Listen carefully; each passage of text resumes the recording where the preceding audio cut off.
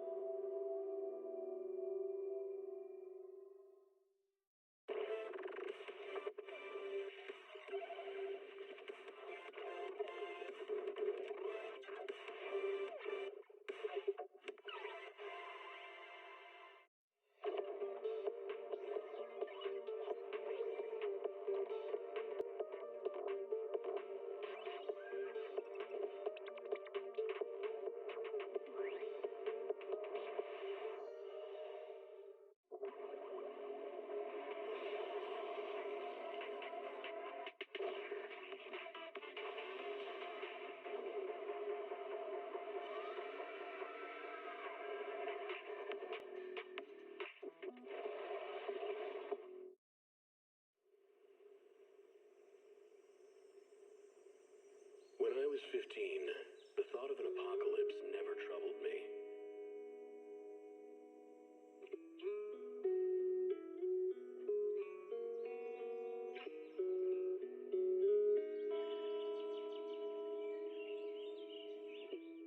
The only thing I couldn't give up, even in the face of the world's end, was the sunset on that beach.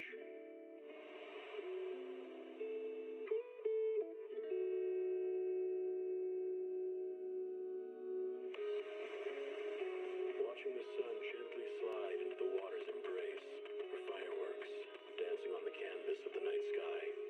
Even if tomorrow weren't better, it wouldn't be worse, I thought.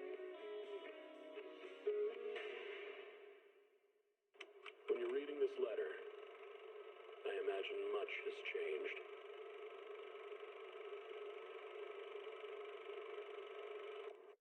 Whether it's yourself or the world. Read a hollow warning. What disaster supplies should you buy? Don't know the escape route? Don't panic! The answer's here. Bang knows. Bang knows. Bang who knows. Energizing combo sets. Hearty noodle.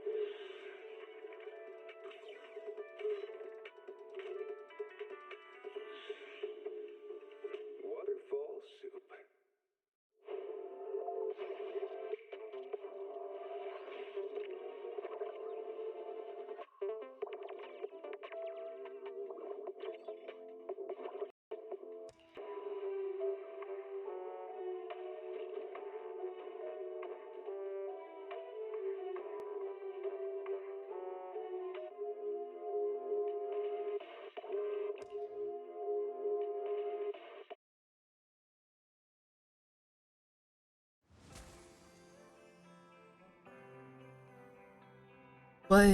What is my bike not? Good morning.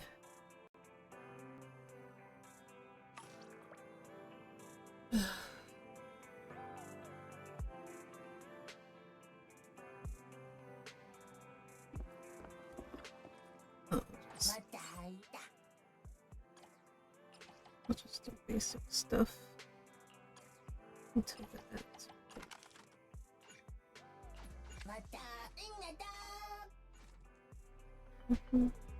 So cute.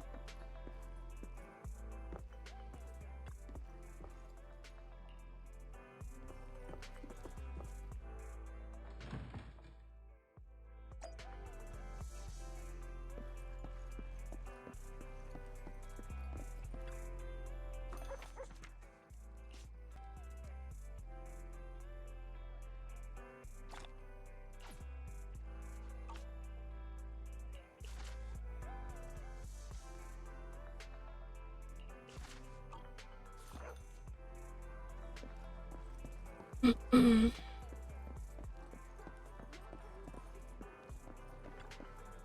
beats caffeine on a lazy afternoon. Stopping to take a break can... I have 800. It's crazy.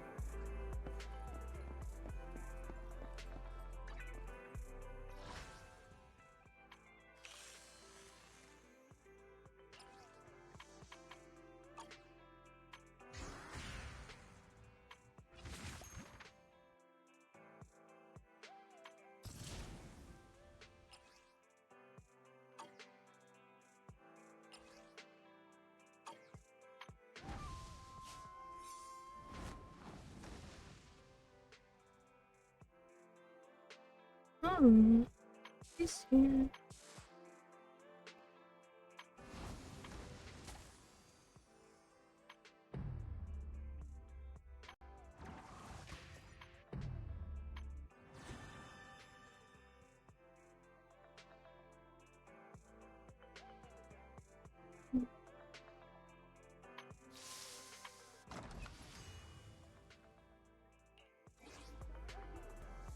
Who's it? It's morning. You guys know I take it straight. I've got a lot I want to do. Oh shit! Not even sales. Not even sales live. Oh god. Let's see. This is why I don't stream.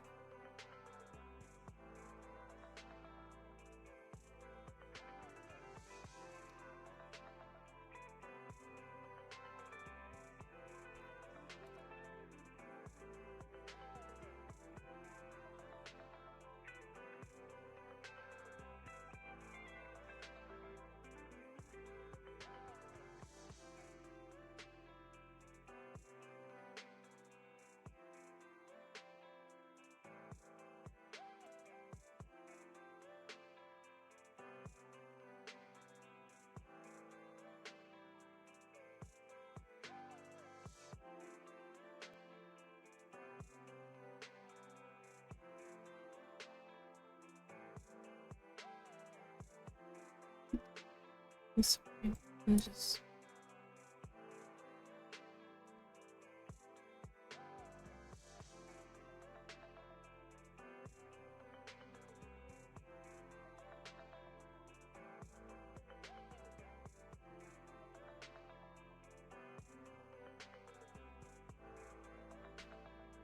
I just.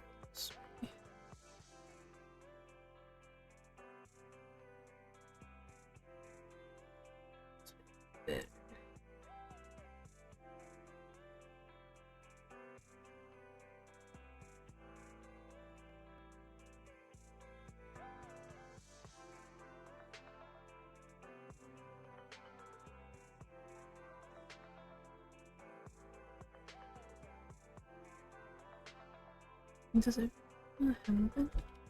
I could have sworn it did. Am I hallucinating? Is that it? Am I hallucinating? Let's see.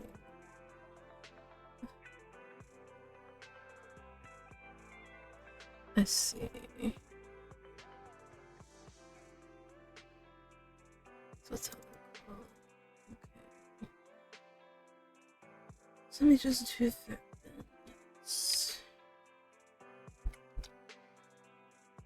There.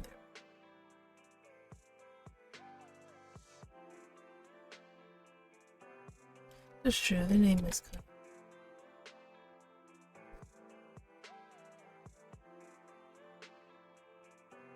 I didn't copy this there, did I? Oh.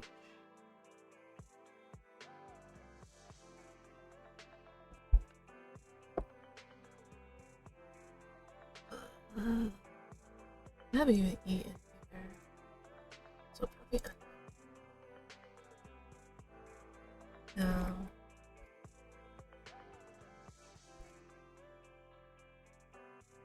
Also at some point so I can go eat. And it's like, why didn't you eat before you started stream? Well,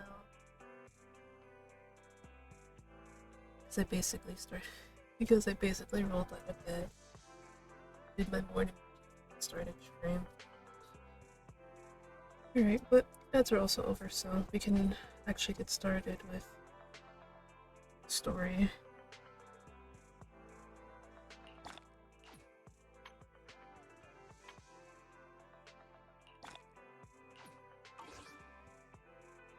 Hold on,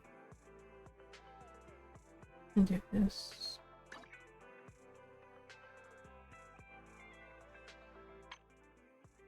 So many announcements.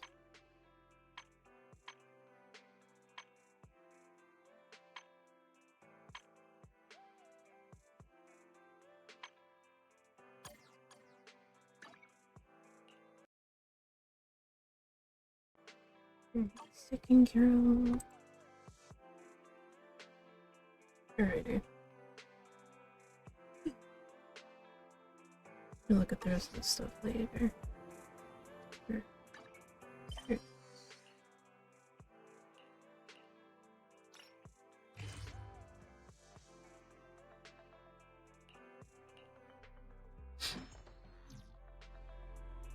Where do I? Oh, there she is. Why? So Vivian was in the store just. Oh, wait. Nope, I read this yesterday. Yes.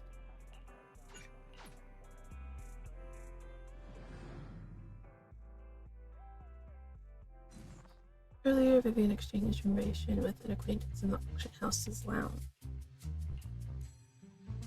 Shawl, I didn't expect you to be working here. Perfect. I was just covering someone's shift. The screening here is super strict, and I was afraid the supervisor would realize I was new and subbing for someone, so I hid in the control room during the supervisor's inspection.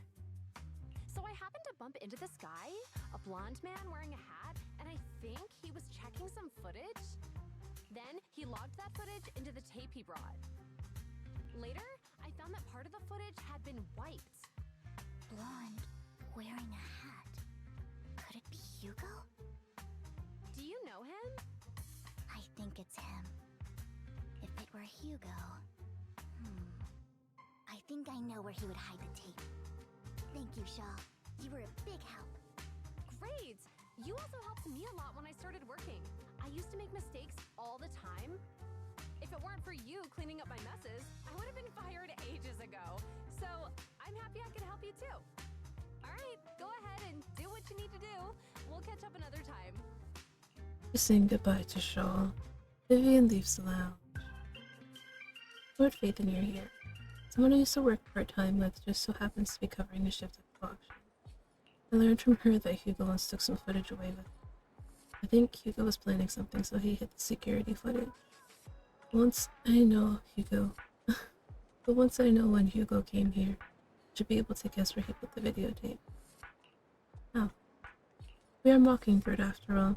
It shouldn't be surprising we have subtle ways of communicating information, should it? Once on a mission, we couldn't use communicators, so Hugo trained a few birds and put trackers on so we could communicate. But after that mission ended, we let them roam free.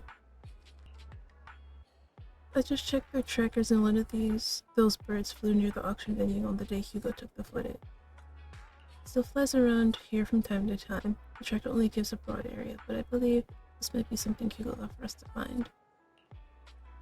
If I'm not mistaken, the videotape is hidden wherever the bird is. I can't be sure which bird Hugo used this time. But all the birds he originally trained had at least some black feathers. Lord Phaethon, let's put up and search the area. If you see a bird, you can send me a picture of it. I should be able to recognize it.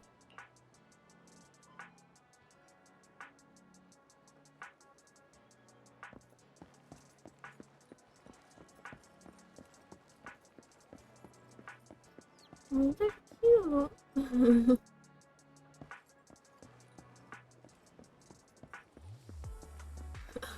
Pingu.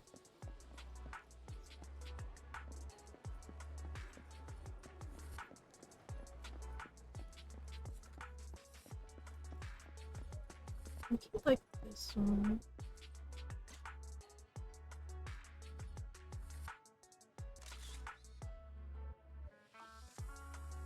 like crows in a dark alley. Seems a bit cliche, but this really is a good place to hide something. Let's take a photo of this crow and send it to Vivian. After receiving the photo, Vivian quickly responds, "That's the one." She quickly comes over. "That's the one." Well, thanks to Lord Phaeton, we found them so quickly. If it's here, then Hugo must have hidden the videotape among those boxes. You look through the boxes and find the recording, but it's been damaged. After discussing with Vivian, you decide to head back to the store together to repair it and check the contents before making your next move. No, I did it again.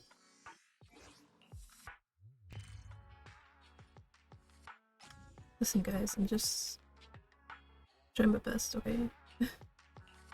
I'm trying. I'm not used to being on stream so early.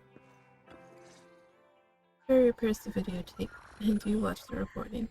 The content leaves you shocked. It's a conversation between Hugo and Camille. If I'm not mistaken, you and Vivian share the same goal. Silence is no good for negotiation. I just don't want Dina to reach a point of no return. Hasn't she already reached that point with what she's doing? The formula for the Landon serum was lost, but a batch survived, and Dina was able to develop a substance that can be used for mind control. She's trying to combine the two to make sacrifices that would obey human commands. If the dormant sacrifice and the remaining Landon serum are destroyed, we can put an end to this.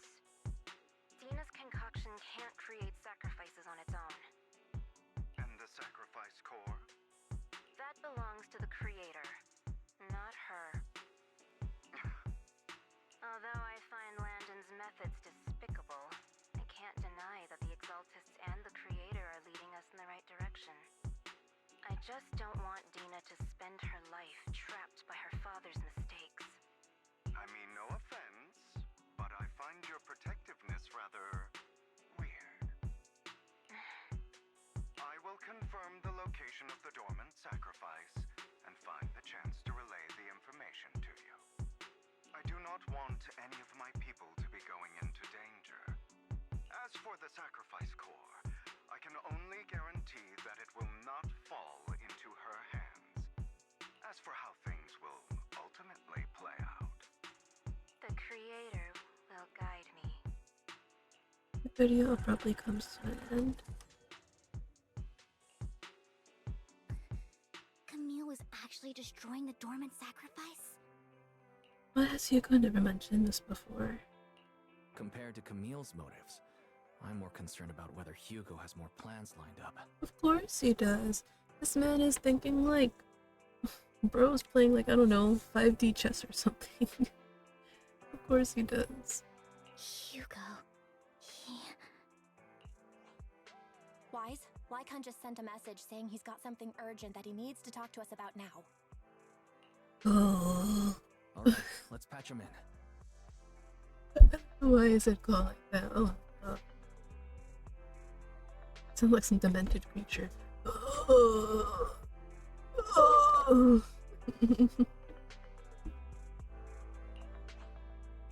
Master Proxy, I apologize for disturbing you. We have just learned that the Ravenlock family will host a banquet tonight.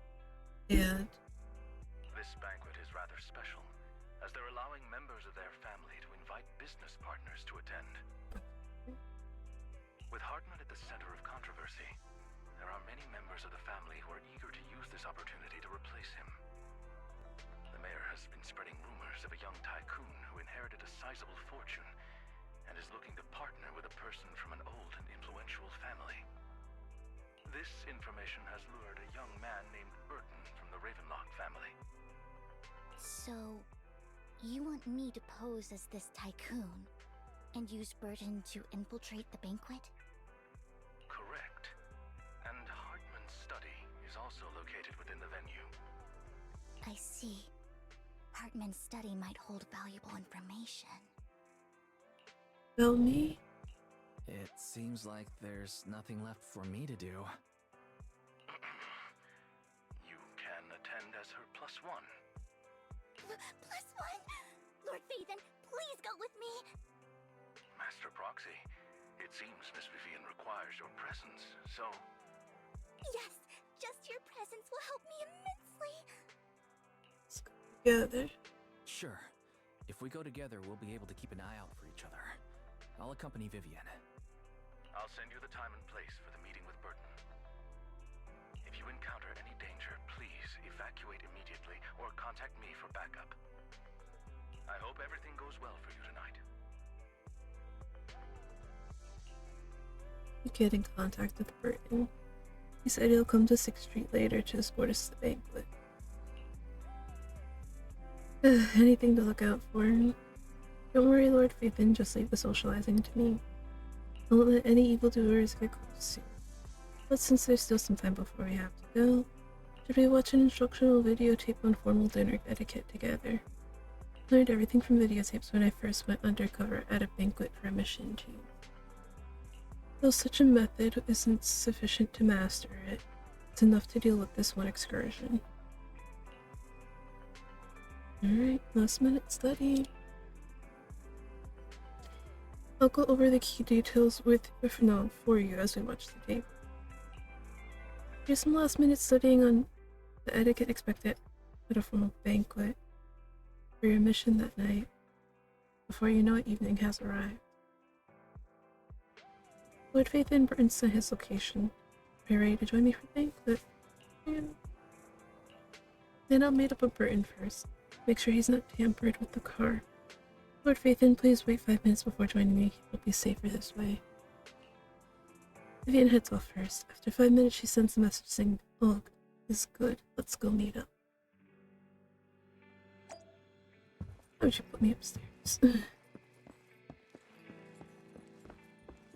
Make me walk down all them goddamn steps.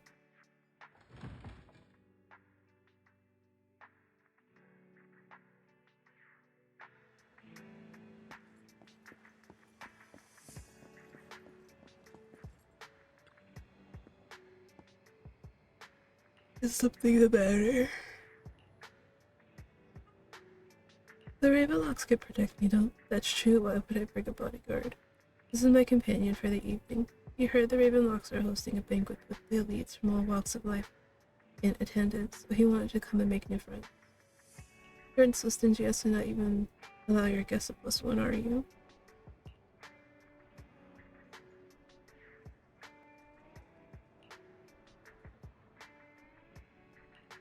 About an hour later, you arrive at the Ravenlock Manor. With Burton's guidance, you go through numerous security checks before finally arriving at the banquet hall. Miss Banshee, I believe I've shown you my sincerity. Now how about you? Sincerity? My presence here is a show of sincerity. If we're to work together, Miss Banshee, you should drop your pretentious act. I am well aware of the ways of the Ravenlock family. If I were to come empty-handed, I probably wouldn't even be able to make it out the front door tonight. Since I agreed to come with you, and even brought along my most precious companion, does that not show my deepest sincerity? No need for such an off-color joke. Our door is always open for those coming or going. We both know what's what, so let's cut the small talk.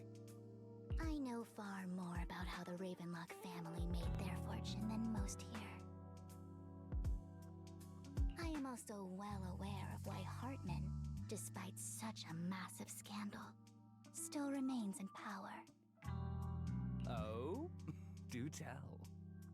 Exaltists, blessing, sacrifice, Landon. Where would you like me to start? How did you know that? No, who are you? Don't be so tense. If I'm not mistaken, it's about time the banquet began, My companion and I are practically famished. Is this how you treat your guests? By letting them starve? Perhaps when we we've had our fill, we'll remember where the sacrifice is hidden. You know where the sacrifice is? So, can we go get something to eat now? And I'm also looking forward to receiving a special dessert from you. We can discuss what you wish to know while we enjoy dessert. Of course. I wouldn't let such an important guest discuss matters on an empty stomach. As for dessert, I will prepare it myself, and I guarantee it will satisfy you. I'll come find you later. I wish you a pleasant evening. And Vivian seems to breathe a sigh of relief. These kinds of people are exhausting to deal with. I really don't know how Hugo used to put up with it. What do you mean by dessert? Was there a special meaning to the dessert you mentioned just now? I thought he'd stay for longer, but he left once you said that. Hugo taught me that bringing up dessert in such situations is a way of telling the other party they need to offer more. Fortunately, that old fox Hartman is terrified of losing power. He's definitely keeping the destruction of the sacrifice and the fact that the sacrifice core is fake hidden from the other family members. Otherwise, Burden wouldn't have been so willing to raise his offer. Lord Phaethon, let's find Hartman's study when the banquet is at its busiest. Alright, plan. Alright. I've already taken note of the surrounding terrain. Once more people arrive, we'll enter the garden through the door in the corner of the banquet hall. Wherever you go, I'll follow, Lord Phaethon. In accordance with the plan, you head deep into the manor after sneaking out of the banquet hall with Vivian. It doesn't take long for you to reach Hartman's study, and with a gentle push, the door actually opened. Isn't this going a bit too well? Let's contact them. The security outside of the manor is really strict, but maybe it's more lax on the inside? Just in case, though, let's contact Lycon. Right.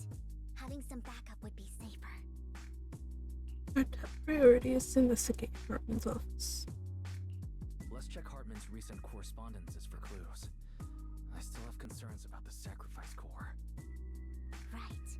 Though the core he gave Dina was fake, Hartman might have left a trick up his sleeve and hid the real one.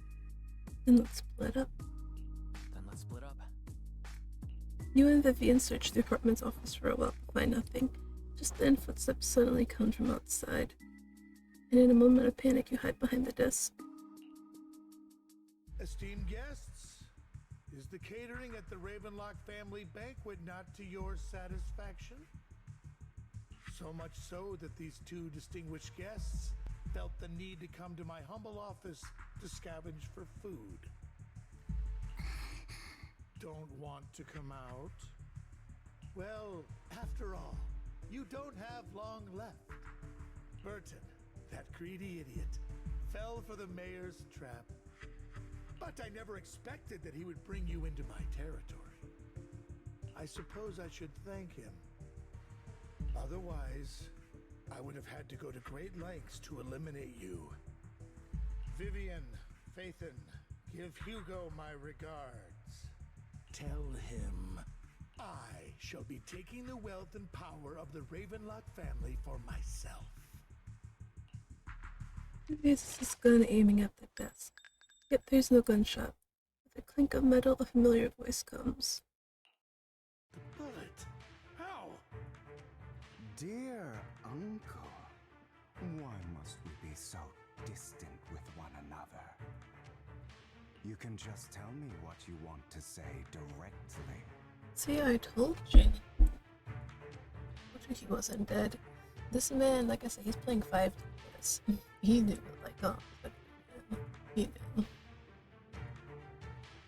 Hugo! Impossible! You're... Uncle, you must know a Ravenlock will never stop until they get what they want. Did you really think I would be defeated so soon? When I have yet to trample you into the dirt. You filthy bastard! You only know how to resort to these petty tricks! Petty tricks? Perhaps you'd like to know what I managed to accomplish using this faked death of mine, my dear uncle.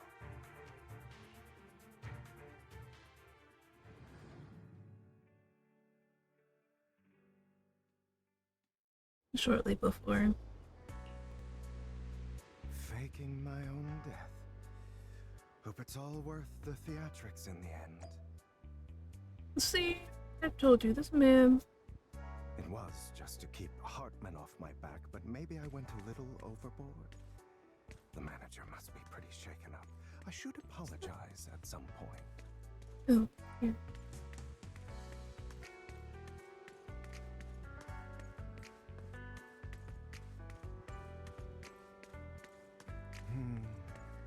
Guess I'll also bring Lycon along. He's my partner in crime, after all.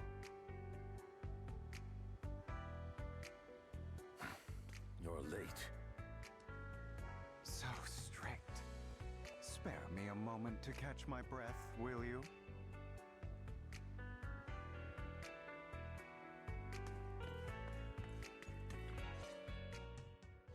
You're taking longer to rest than I expected. Lycon, you think too highly of my physical capabilities.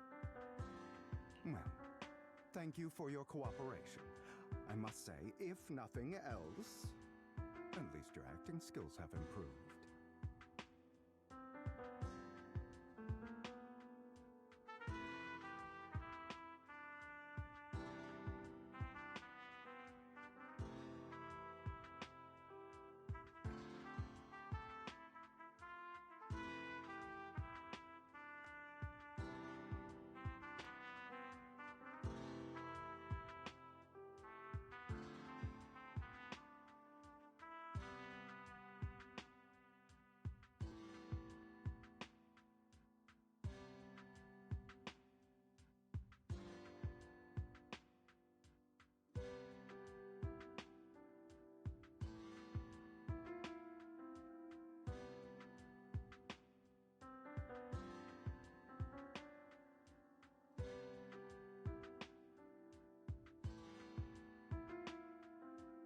And the cat's being needy.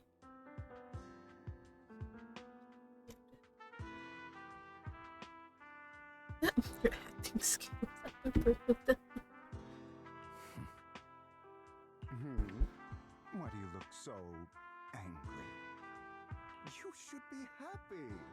We pulled that off together with flawless teamwork and managed to fool everyone. Drop your foolish facade. I'm glad you still remember the code we set all those years ago. And thank you for ensuring your sleight of hand didn't deteriorate. Oh, right. I should also thank the blood bag hidden in my clothes and our other props. Do you remember when we last used this trick? It was probably ages ago. Sometimes I really don't understand you. Have you never thought about what the consequences would be if I didn't understand your code? If I decided against helping you? Or if I just couldn't control my strength properly? You'd understand it. Of course, if things really did go awry, I had alternative plans. You wouldn't be so arrogant as to think I'd bet everything on you, would you? You're insane. Aw, I'm flattered. So what exactly is the purpose behind all this? Surely after going to such great lengths to erase your own existence, you don't just plan to hide here and reminisce about the past with me. Don't try to brush this off. I've already helped you enact your plan. Tell me the truth. Don't get your tail in a twist. I have more plans that require your assistance, so naturally I would not hide anything from you. Simply put, as things stand, whether as Hugo Vlad or as Mockingbird, I am doomed to die. Seems you've made quite a few enemies. As a member of the Ravenlock family, I negotiated with Edmund and managed to obtain resources from Tops for my future plans. I also confirmed what attitude they held toward your master, the Mayflower family. Meanwhile, I used my identity in Mockingbird to strike a deal with Hartman and gather information on their collaboration with the remnants of the Exaltists. That's where I got my intel on what Bringer left. Oh, by the way, the crime declaration letter that your dear mayor received, that was also sent by yours truly. He's probably figured that out by now, right? Though I'm not sure if he told you. The mayor learned about the sacrifice attacks through his own means, but lacked an opportunity to take action. That warning letter was precisely what he needed. You aren't hopeless yet. How delightful. In short, I'm more well-informed than your lot because I get around, dealing with all these different important figures. But of course, it comes at a cost. It's only fair. After all, you can't hide the smoke from a wildfire. Rather than trying to carefully tame it and risk setting yourself alight, it's better to let it burn free. When I helped you put on your little act, killing you in front of everyone, you left the sacrifice core to Hartman. That was intentional too, then? Oh, yes. And it worked like a charm, didn't it?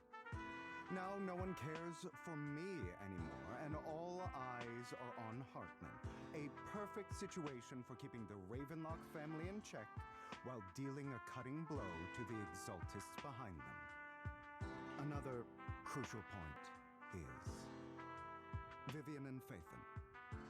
I must sever any ties they have with me or Mockingbird. Although I feel bad for Phaethon about what happened, but it had to be done. That's the only way they would be safe, allowing the plan to continue. I noticed that you never turned your blade toward Master Proxy. So, those words you said back then were also... I will bloody my hands. I will carry the weight of my sins. I will become the Abyss. Obviously, it was all an act. My acting has always been impeccable, as you know. Hugo, you're taking such a tremendous risk. Why? Would you believe me if I said it's for justice? But unfortunately, it's not. I want revenge on the Ravenlock family. And I will make sure that despicable excuse for a human being, Hartman, suffers a slow, torturous end. Of course, I also promised Vivian that I would help her investigate the whole thing with the Exaltists. That's all.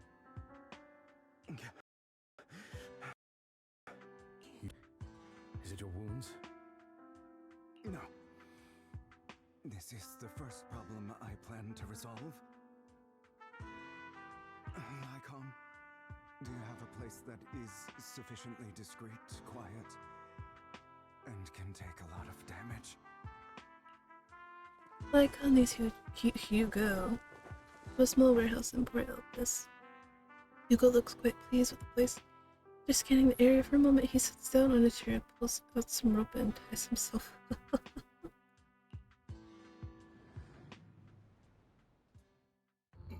What exactly are you doing? Don't look at me like that. If I didn't have to do this, I wouldn't. Who wrote this? Who wrote this? They know what they're doing. Hartman recently obtained a bizarre substance, most likely from those crazy Exaltists. After use, it allows control of the victim's mind. To some extent. You were dosed with it.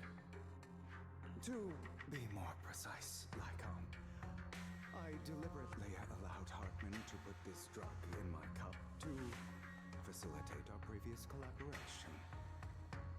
Hugo tells Lycon what happened back in the private suite when he was negotiating with Hartman. The only reason Hartman agreed to work with him was because of this, because he had drug that red liquid. After that, every time Hugo and Harmon met up, the latter would always add a small dose of that drug into Hugo's cup and ask questions attempting to glean information. After finding out about it, I quickly found someone to help analyze its composition. The good news is he gave me a very low dosage, perhaps because he was afraid I might notice. There's a different medication that can delay its onset, preventing me from actually being under his control. I simply need to put on a show in front of my dear uncle. The bad news is that currently there is no antidote. When I delay those effects, however, they will accumulate and erupt when my body reaches its limit. It may even break my mind. And that's exactly what's happening now. I need to endure those accumulated consequences. So, I will lock myself in this room for however long that takes. I've tied my limbs to prevent me from smashing this place or accidentally hurting myself. Anyway, after you leave, do not open this door, no matter what you hear. I recommend seeking professional medical assistance. Well, where's the fun in that, Lycon? This is advice I received from a doctor. Or are you saying you don't believe I can make it? So, Lycon, come find me here at the scheduled time. All you need to do is smile and await my victory. What if I want to stop you? You know you won't succeed. You never have. And you never will. Well, time is short. Let's begin. Why did you say it like that? Let's begin. I understand. Don't die, you stupid bastard. After who knows how long, after enduring seemingly endless pain, Hugo finally awakens. The ropes that bound him had come undone, though he didn't know when that had happened. Hugo checked himself over. Thankfully, he hadn't injured himself that badly while he was going crazy. After some time, Hugo straightens out his attire and tidies himself up, then opens the warehouse door. Is this because the side effects haven't worn off yet? Lycon's late. I'm surprised. Or is something wrong with time itself? Looks like someone's over there. Might as well go ask.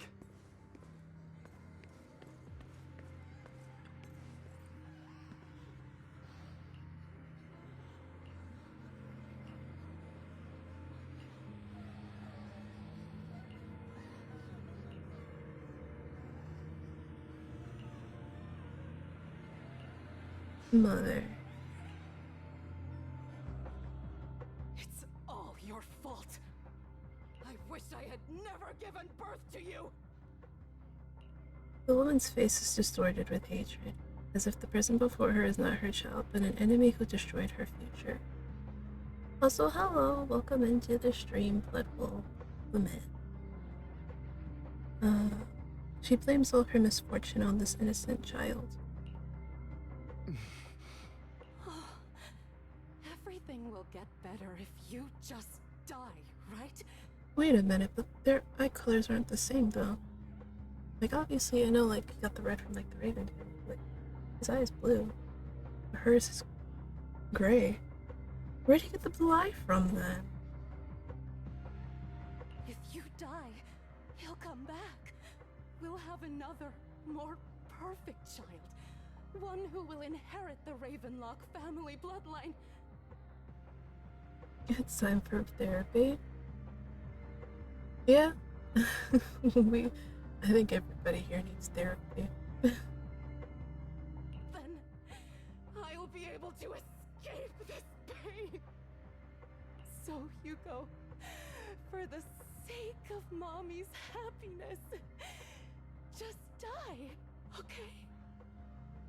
She raises her hand to reveal a pair of scissors, the tip gleaming with a chilling light. She thrusts a sharp point toward Hugo's paler eye. Then she suddenly vanishes, as if she had never existed at all. So, I wasn't awake yet after all. That's because you don't want to wake up again. I mean, honestly, valid. Who are you?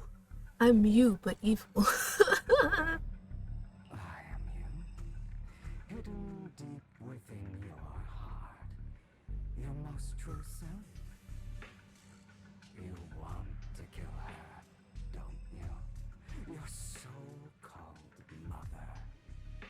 Every time she beat you without reason, when she tried to gouge out your eyes, when she sold you into that hell, laughing all the while. You wanted to be the one to end her life. Why not admit your hatred? As you are, you can hunt her down and make her pay for the living hell of a childhood she made you suffer.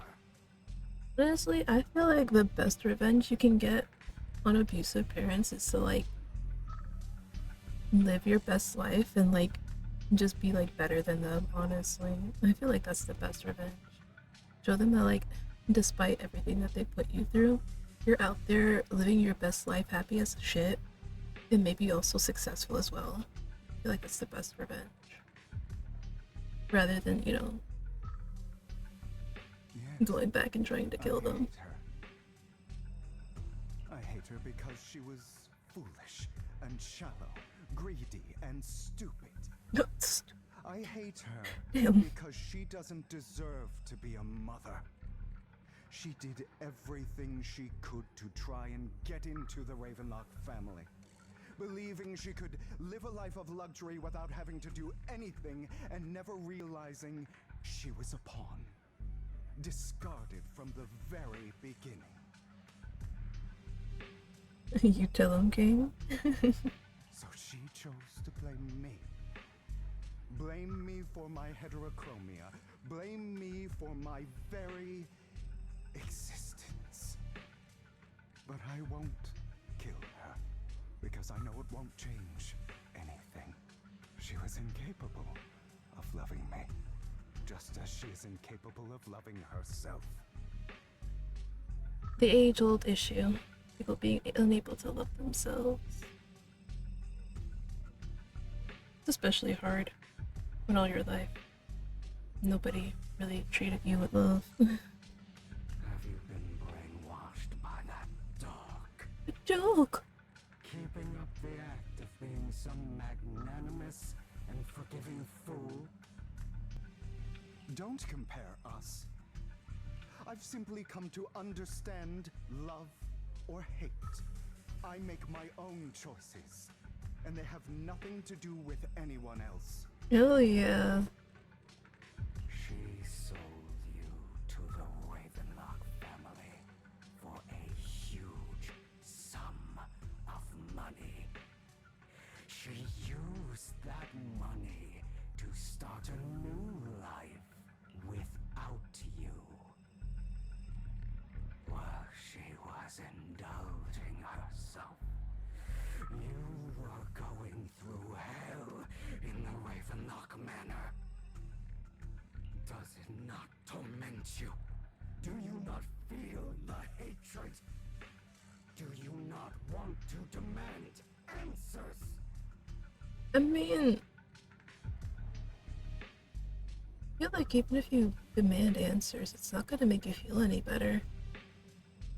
I feel like for something like this, not knowing is honestly just better. Cause like he already pretty much like,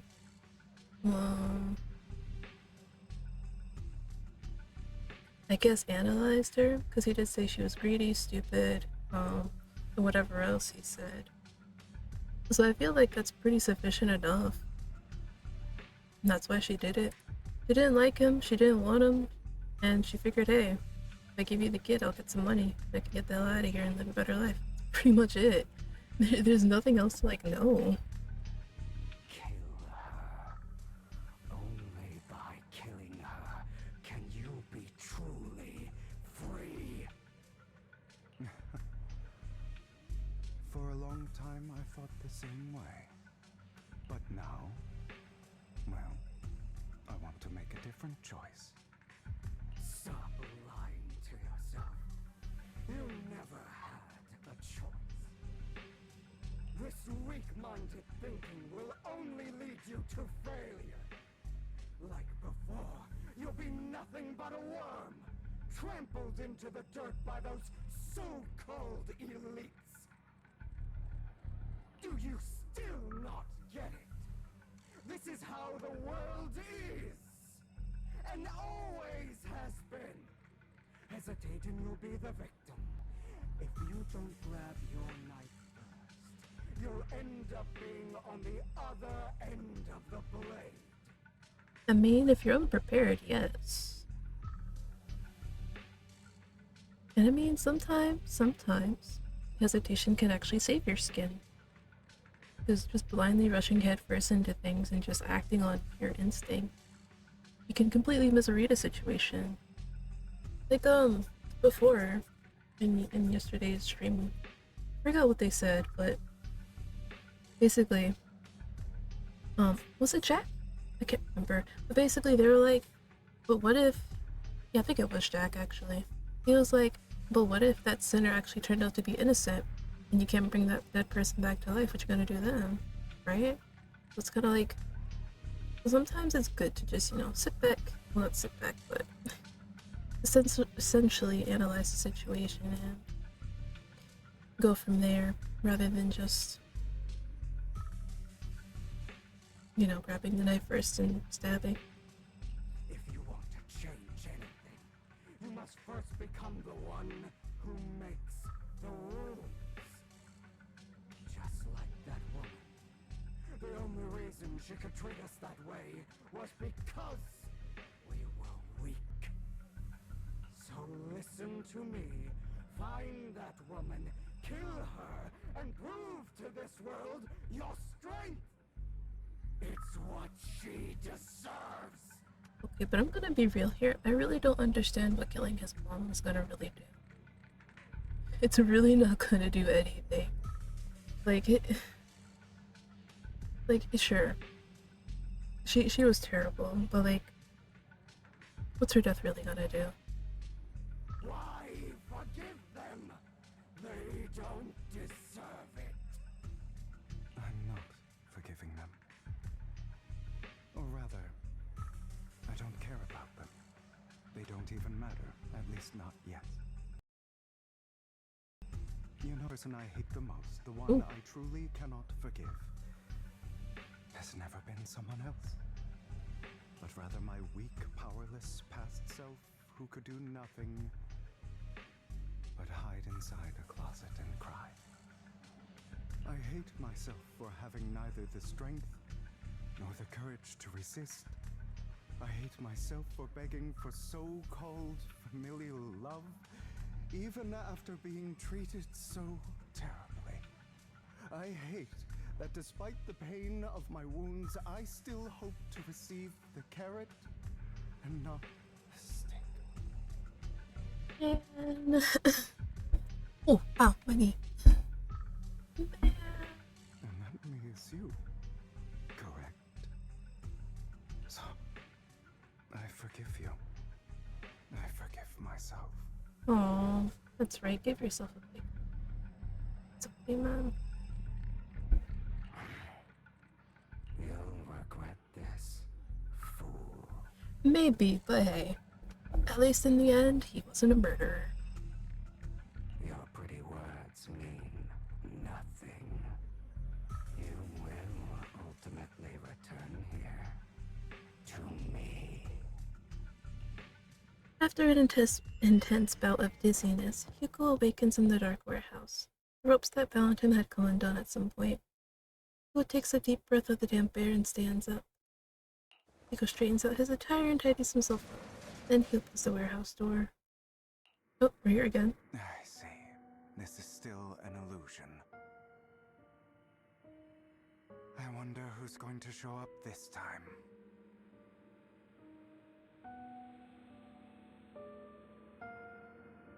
Brother! Hugo, let's play hide and seek! I'm already hiding! You'll find me, right? Like you always do! Serena. Oh. I thought they were actually going to make me find her. Well, I guess not. Here I was a little bit excited that I might actually get to do something. But nope. Not this time.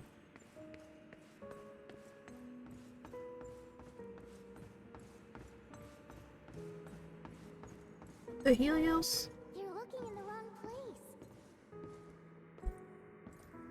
I mean, I kind of figured. I found an even better hiding spot this time.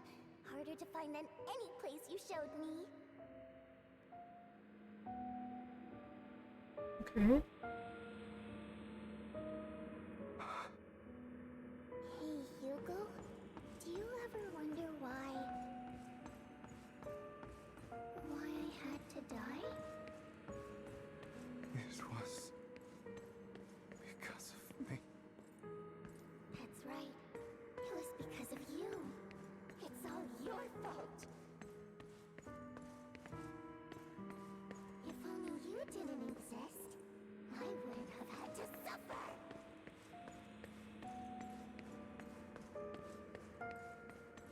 Wait, wait, I was just over there. No. Still looking in the wrong spot. I can't believe you still haven't found me after all this time.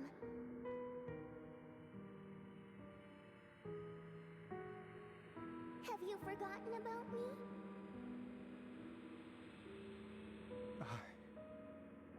I haven't forgotten. It's okay. I'll forgive you. I'll still be nice to you, just like before.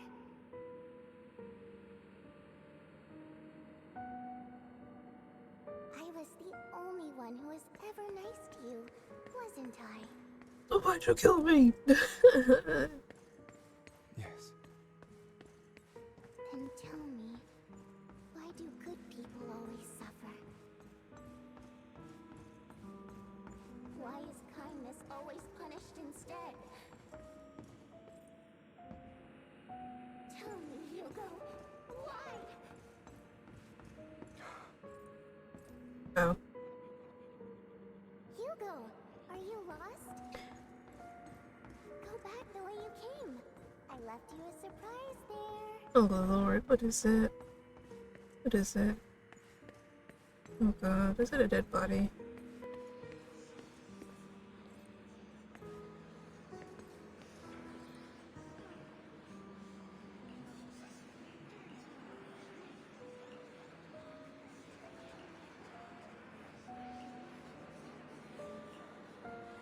The big poo's on the box. So short. Pierces and insults encircle Hugo, piercing his skin like frozen knives. The mockery and rage form a wave that crashes through him, threatening to drown him.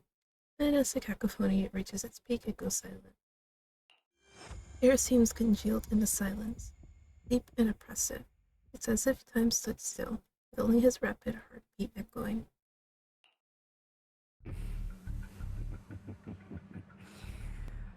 I told you that you would eventually return. We meet again, my friend. I told you, I am you. A side of you that you've always tried to deny existed. Of course. I know.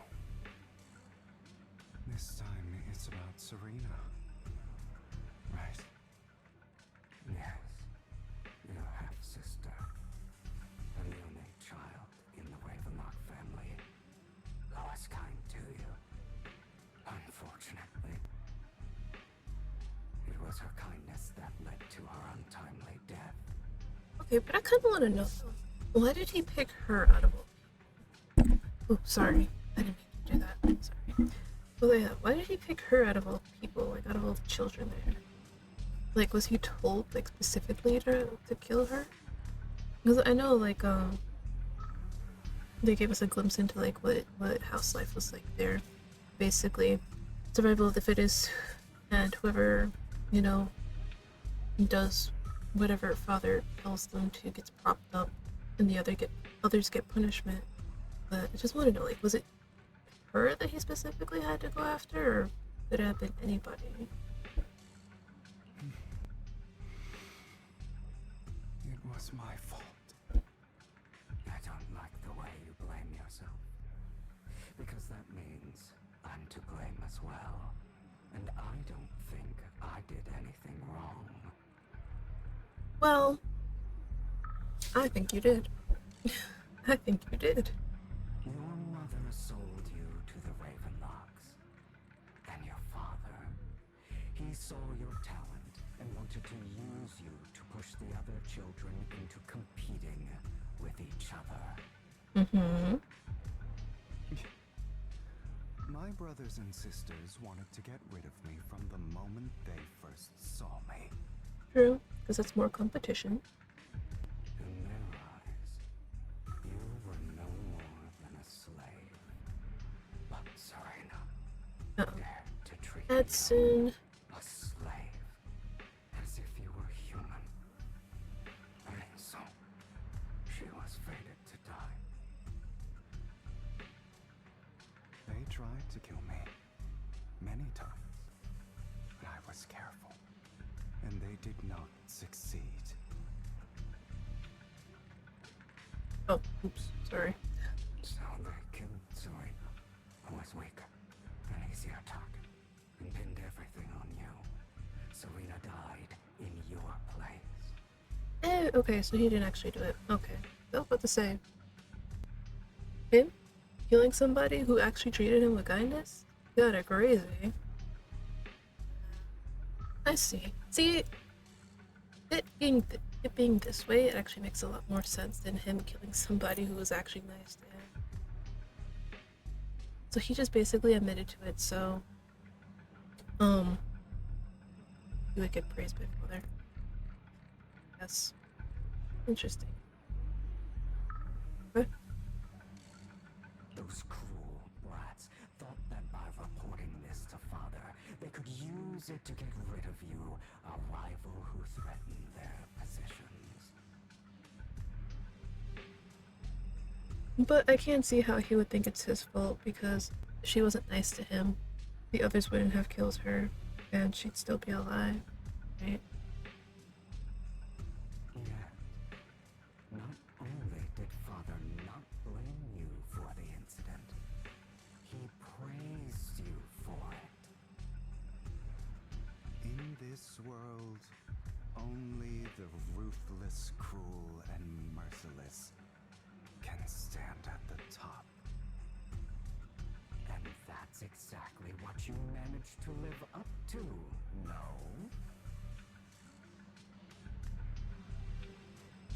You found a perfect opportunity thereafter to catch the ringleader of the group who framed you and almost beat him to death. Ooh. You did? I think you should have beat him to death. I'm kidding. I'm kidding. Oh god, please don't. Don't actually kill him. That's bad.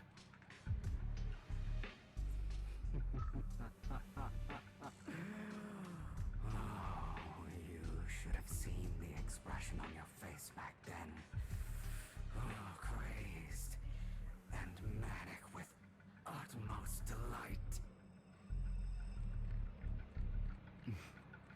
I don't remember that.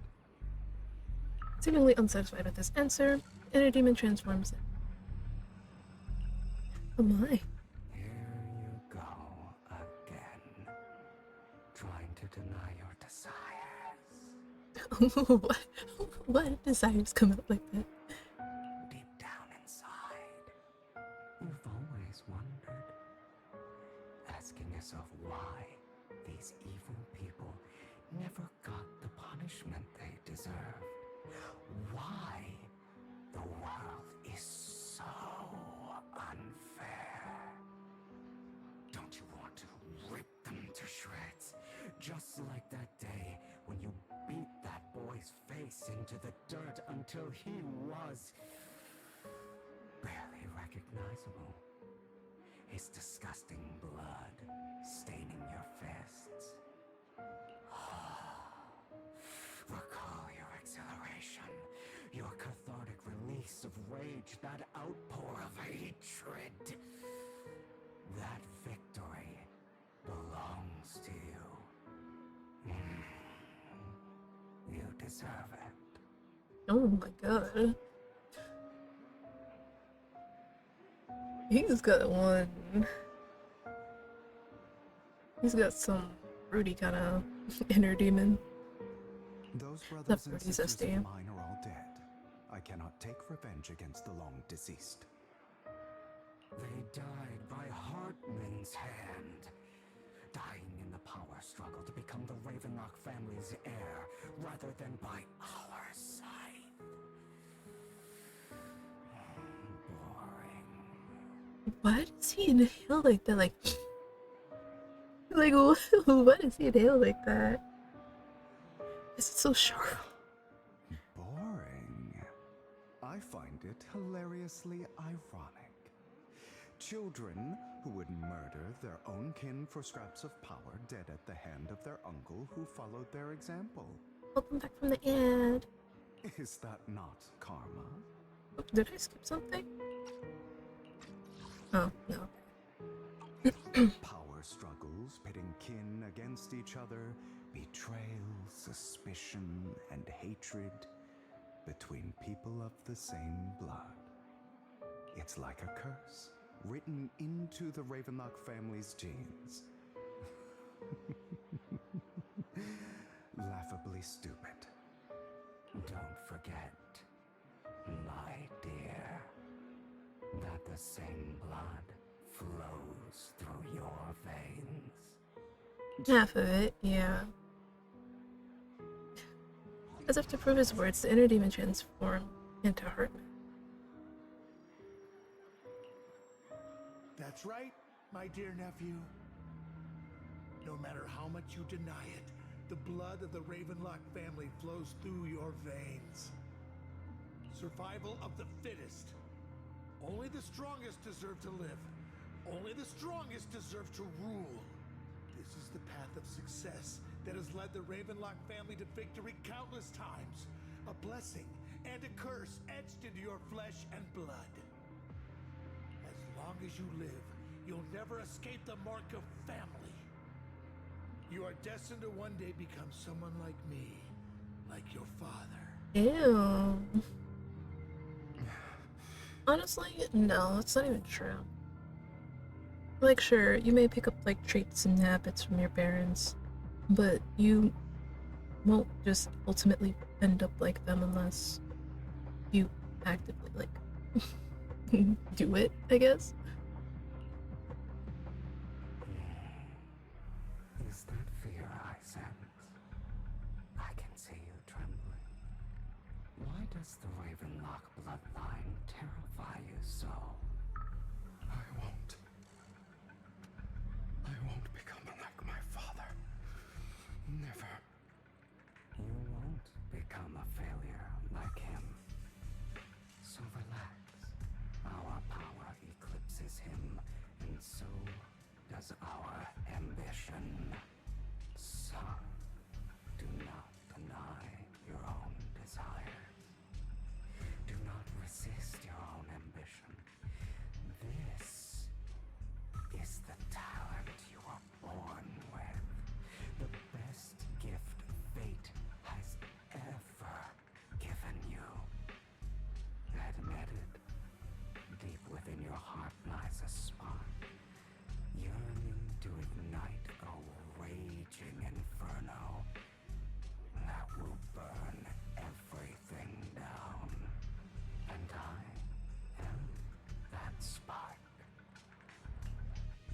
After an intense bout of dizziness, Hugo awakens in the dark warehouse.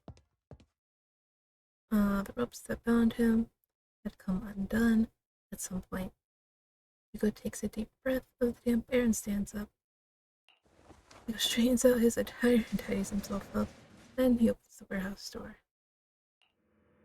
Lycon. Never thought I'd be this genuinely thankful to see you.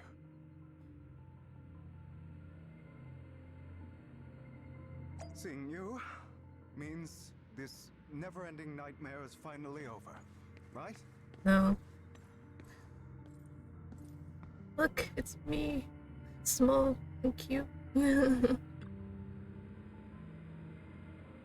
Why did you break our oath? Why did you use me? My eye and these legs, they're all your fault. You know, you are exactly like your father.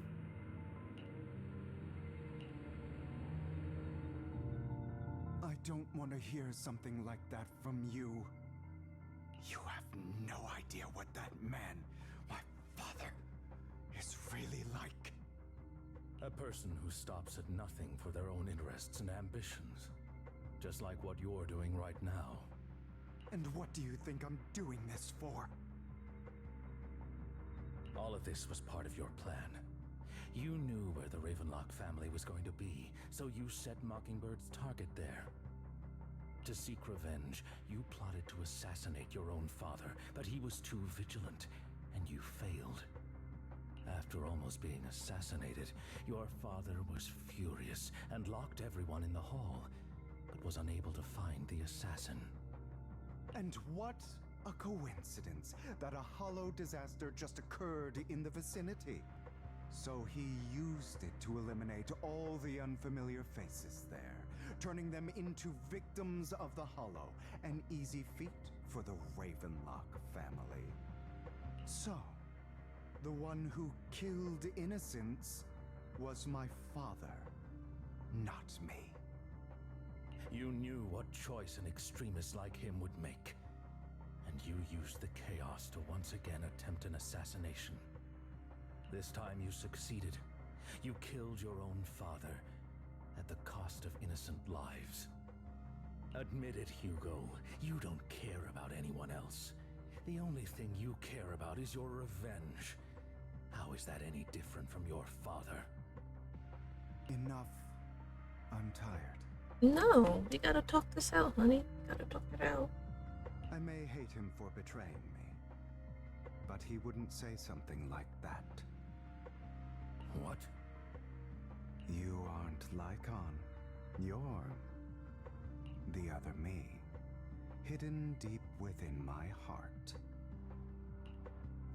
Hugo takes a deep breath and slowly opens his eyes. Lycon is gone, and in his place is that familiar figure. Without a doubt, he is still within an illusion. I've been waiting for you, my dear. It seems you've already grown accustomed to this place, even turning the tables on me. Just as you said, you are me, and I am you. There's no such thing as having an advantage over oneself. We are ultimately one and the same, forever inseparable. Then you should know what I want to say. When you and Lycon split, you didn't even try to clear up the misunderstanding, didn't deny or argue against what he said. Because you realized that deep down, he was right about you. You just hadn't acted on it yet. Some people live only to bring more suffering into this world. Sometimes, murder is what brings justice back into this world. For that, I must stain these hands in blood. That's right. Just like what you said before you faked your death. Were those words really just an act? How cute that his inner demon is a bang thing, though. Like, imagine fighting your inner demons and it's just this cute little robot bunny.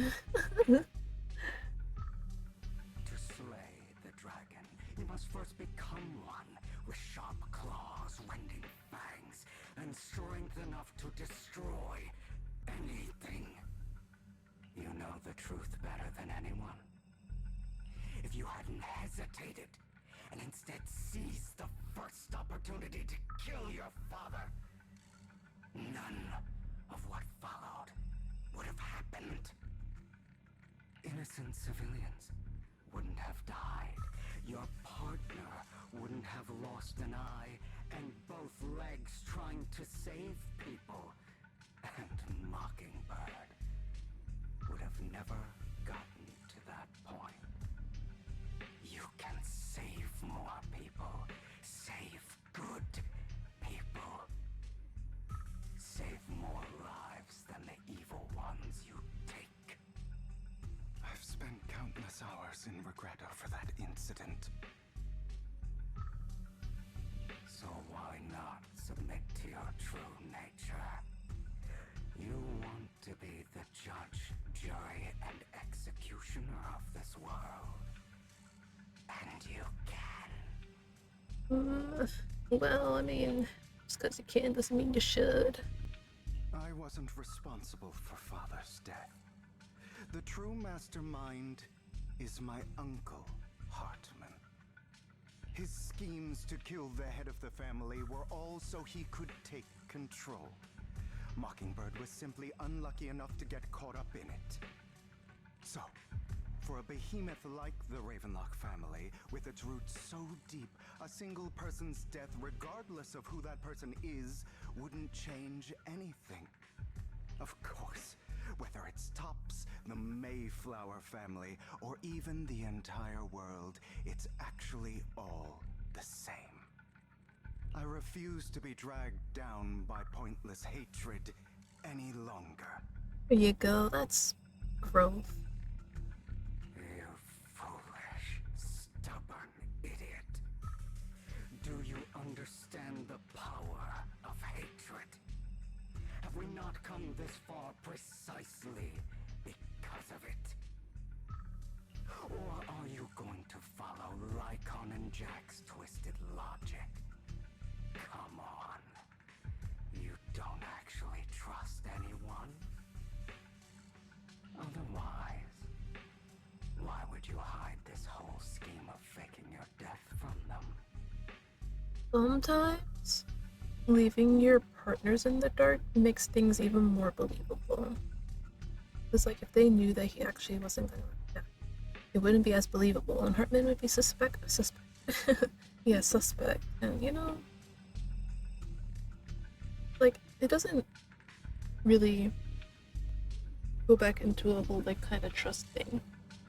Like, sometimes yes, but I feel like in this case, it worked better if they didn't know.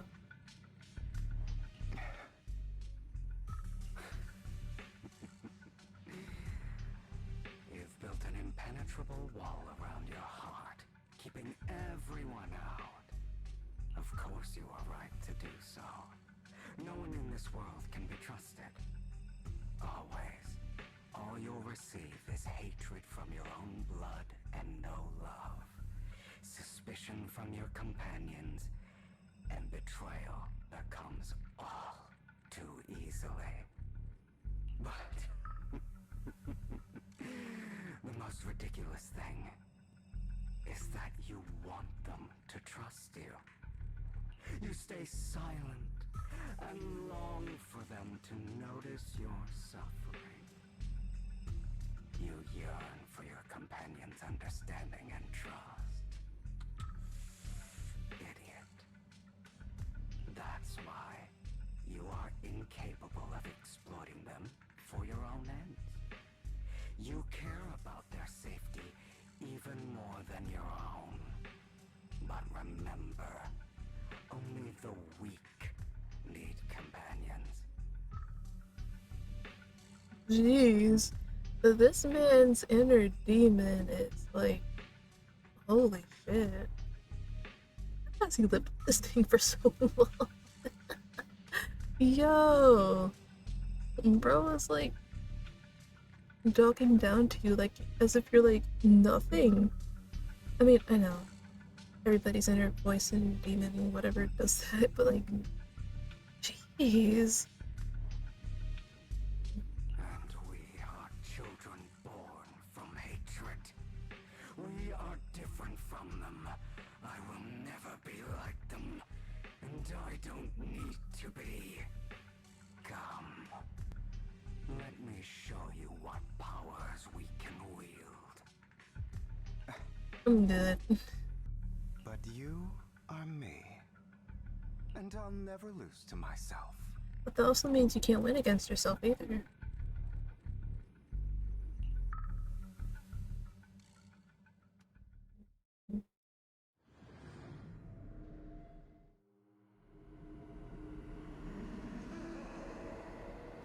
Mm-hmm.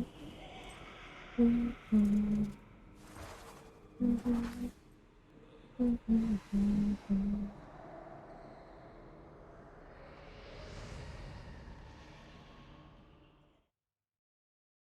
Oh, they want me to fight. Was not expecting that. Okay. It's okay. Enough waves to go. Think about all the injustice you've suffered. If you choose to forgive, you're betraying yourself. You know that. Letting you consume me would be the real betrayal to myself. Oh god. I forgot how much he likes to dart across the screen. You're just afraid to admit it. Oh my god, I'm trying to dodge here. Why are you not letting me dodge? You're too scared to face your true self and what you truly desire.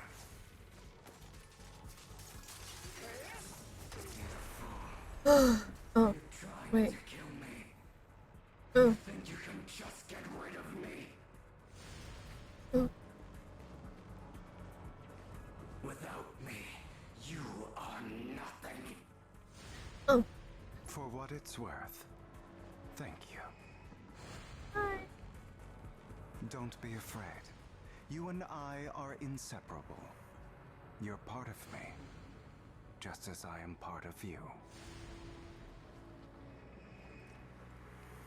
Fancy words won't change anything. No.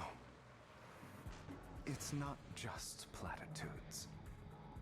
I finally understand now. Some pain only fades when it's seen. When it's accepted. So I won't fight you anymore. I won't hate myself anymore. Weakness, hatred, malice, strength, forgiveness, justice.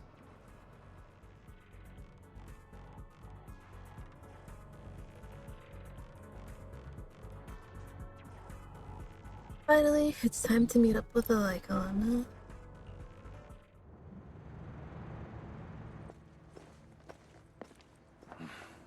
Hugo, it's time.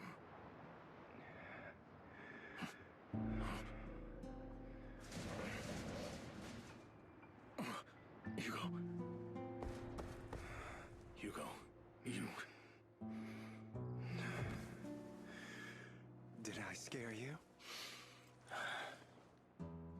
I made it through. I won. No praise from me, my dearest partner.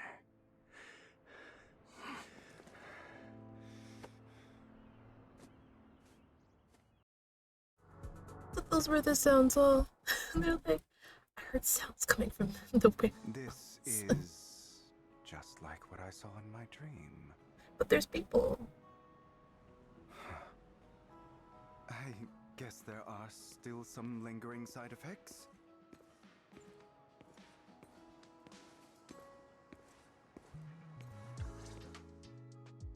Ah, my former partner. You're still as punctual as ever. sure you're fully recovered? How about we fight? And I'll show you how recovered I am. I refuse to fight someone who is in need of medical attention. Icon falls silent for a moment and eventually hands over a coin. Now, looking at the packaging, it's not a coin, but a familiar chocolate. How thoughtful. I'm touched. Or perhaps is this simply part of Victoria Housekeeping's professional care? I'd rather you not starve to death. Hugo takes the coin. After a moment of silence, he eventually eats it. Not to your liking. I'm fairly certain this is the same kind as before. No. I've just gone too long without food. It feels a bit uncomfortable. Either way, thank you. Now tell me, what exactly happened in the warehouse? Well, it all started when I closed my eyes. Just going a bit crazy from... you know what? Were you expecting anything else?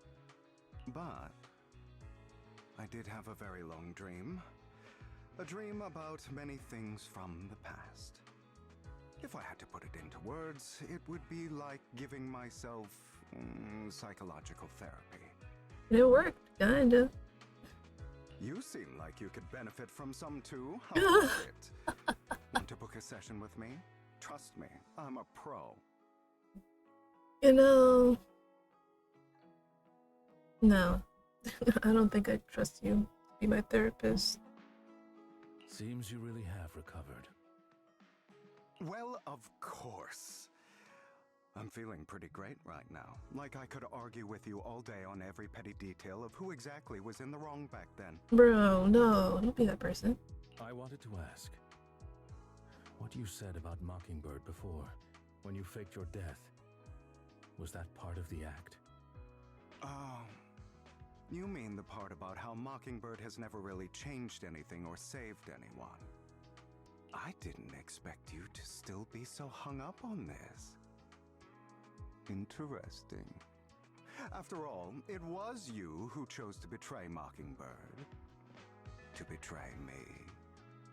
Just as I said before, I never considered Mockingbird a failure. Perhaps Mockingbird deviated from its origins, but it has its value. You shouldn't reject the things you've done, or Mockingbird. I have contemplated this before. Yes, Mockingbird has helped some people and has genuinely managed to cause trouble for those who abuse their positions of power for evil. Yet those in high positions still possess immense resources, and the people we helped remain destitute and suffering, willing to become slaves to those in power for scraps. But just as you said, even if what we did was childishly idealistic and flawed, as little as we actually achieved, even the slightest change is by no means meaningless. Nothing holds more value to me than Mockingbird. Hugo stares out at the ocean. A gentle breeze lifts his golden locks. The sunlight glances off both of his eyes. All right, let's catch up later. I still have things to do and need to wrap up my plan. I thought you would rest up first. As much as I would prefer that.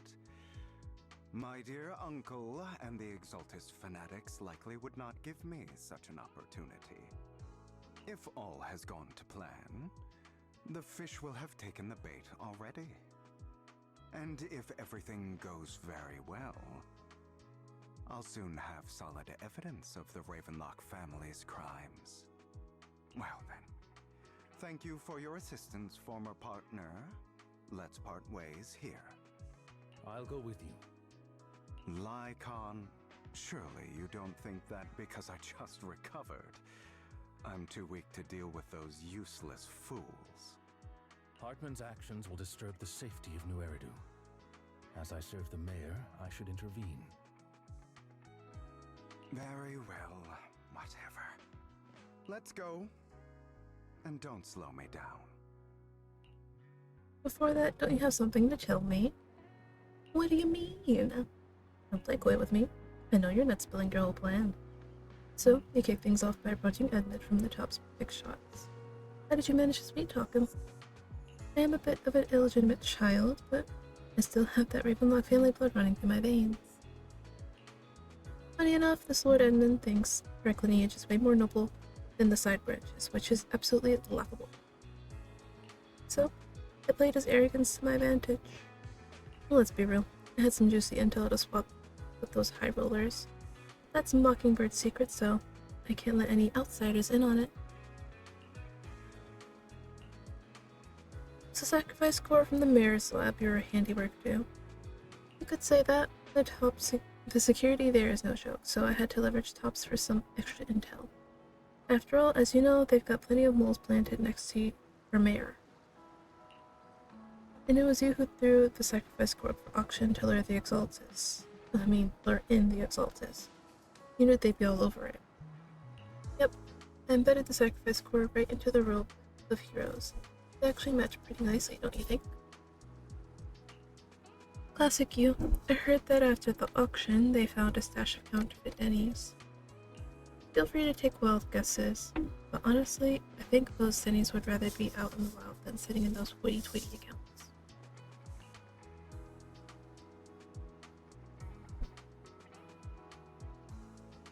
Then you found Hartman and talked him into a partnership, getting your hands on more intel on the sacrifice and the Exaltus. With that, you shot that crime warning letter to the mayor, giving the city a legit reason to spring it. Yep, that was spot on. Look at you, a real genius over here. In the end, you faked your own death to pull yourself out of the mess, and you used the whole show to redirect everyone's attention to Hartman and the Ravenlocks. Oh, wait, one second. Sorry, I had to sneeze. Keeping the Exaltus on their toes. Hold on a sec, if that's all there is, why did you let Hartman slip you the drug? You'd have a way to dodge that kind of thing. Lycon, I've got something I've been keeping under wraps.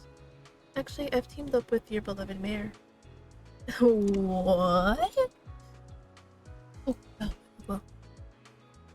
When it comes to stopping the Exaltus, the mayor and I are on the same wavelength. So we can totally collaborate. What you should be wondering is why he didn't clue you in on this.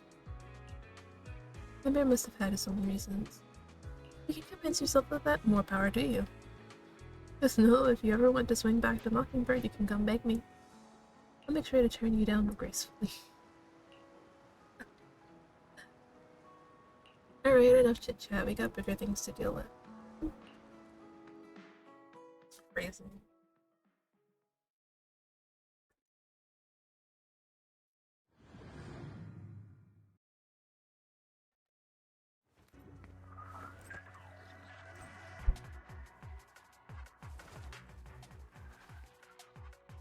I'm sure you've heard about the missing workers from companies under the Ravenlock family, too.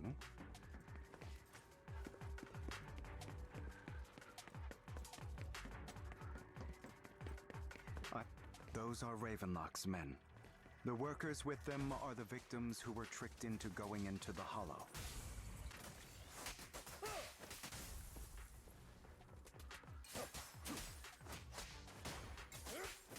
Come on, let's get them out of here.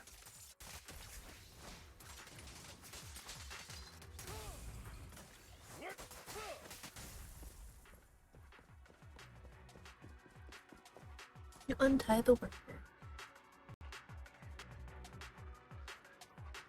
You're welcome. So could you tell us what those Ravenlocks did to you before they ran off?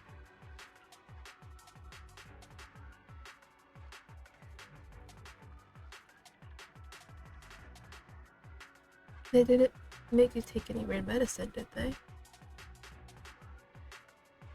I see. Here, take this carrot. There's an exit nearby. You should get out of here as soon as possible. Let's go, Hugo. We must save the rest of them. You sure are eager. No way, I'm going the wrong way. Oh dear.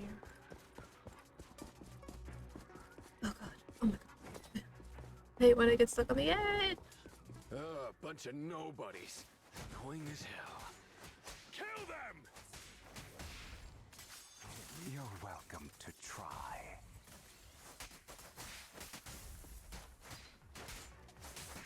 Take this.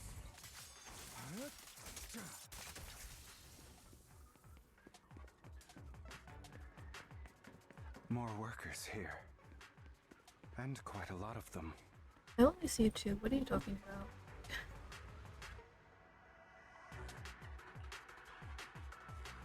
Your savior?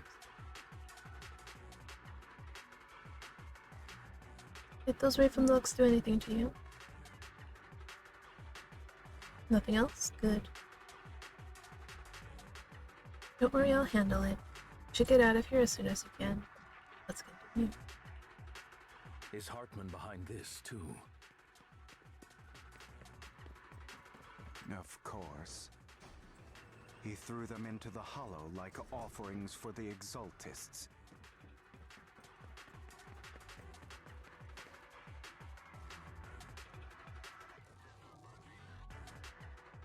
There's more over there.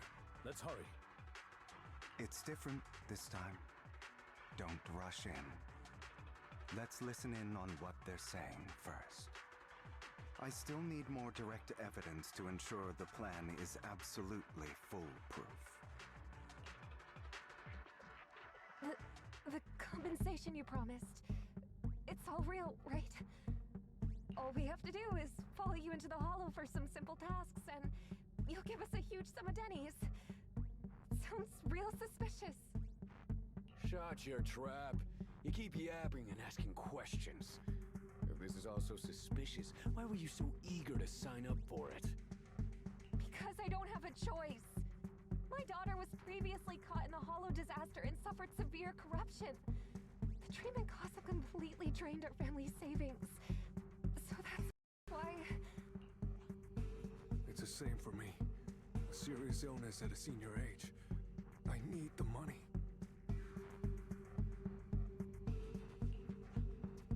Who would risk taking a job like this unless they were desperate?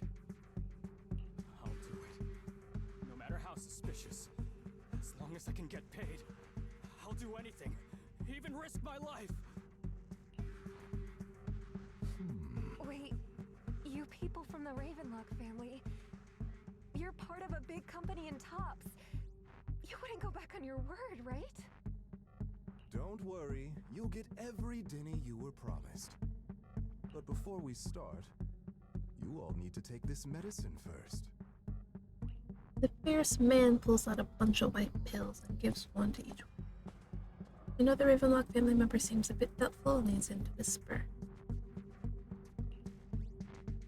Bro, should we really be doing this already? These workers keep talking. We're wasting time like this. And the sooner they take it, the sooner it'll be over. Consider it an early release for them. What? You didn't say anything about having to take pills before. Look, this is good stuff, alright? It'll increase your ether aptitude. There's tons of people who'd kill for something like this. Exactly! You'll be working in the Hollow for several hours. This is essential medication. You have to take it before we continue. If you refuse, then you can forget about the job. Of course, you won't receive the compensation either. Lycon, what are you doing? Rescuing those workers, of course. There's clearly something off about those pills. We can't let them take them. Now is not the right time. As I said, we need more evidence to ensure the plan works. And as I said many years ago, you can't exploit innocence to achieve your goal. So that's how you see it.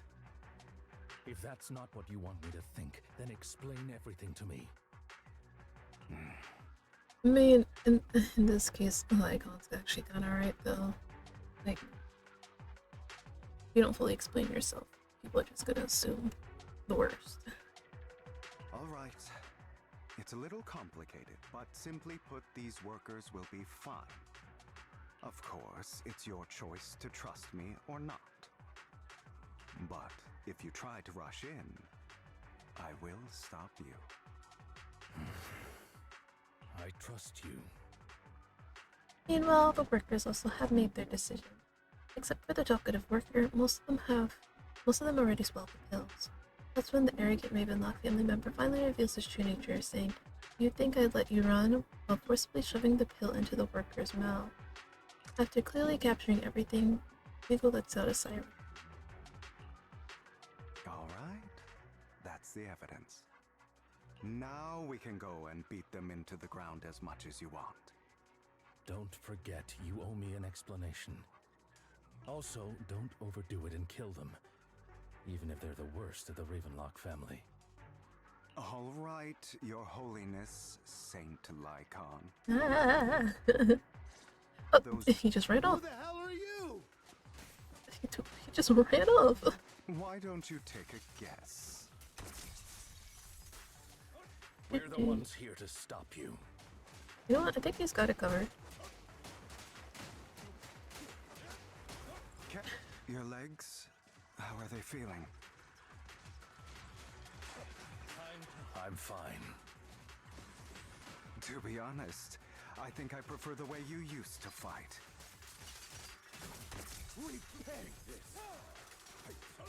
You had a lot more aggression.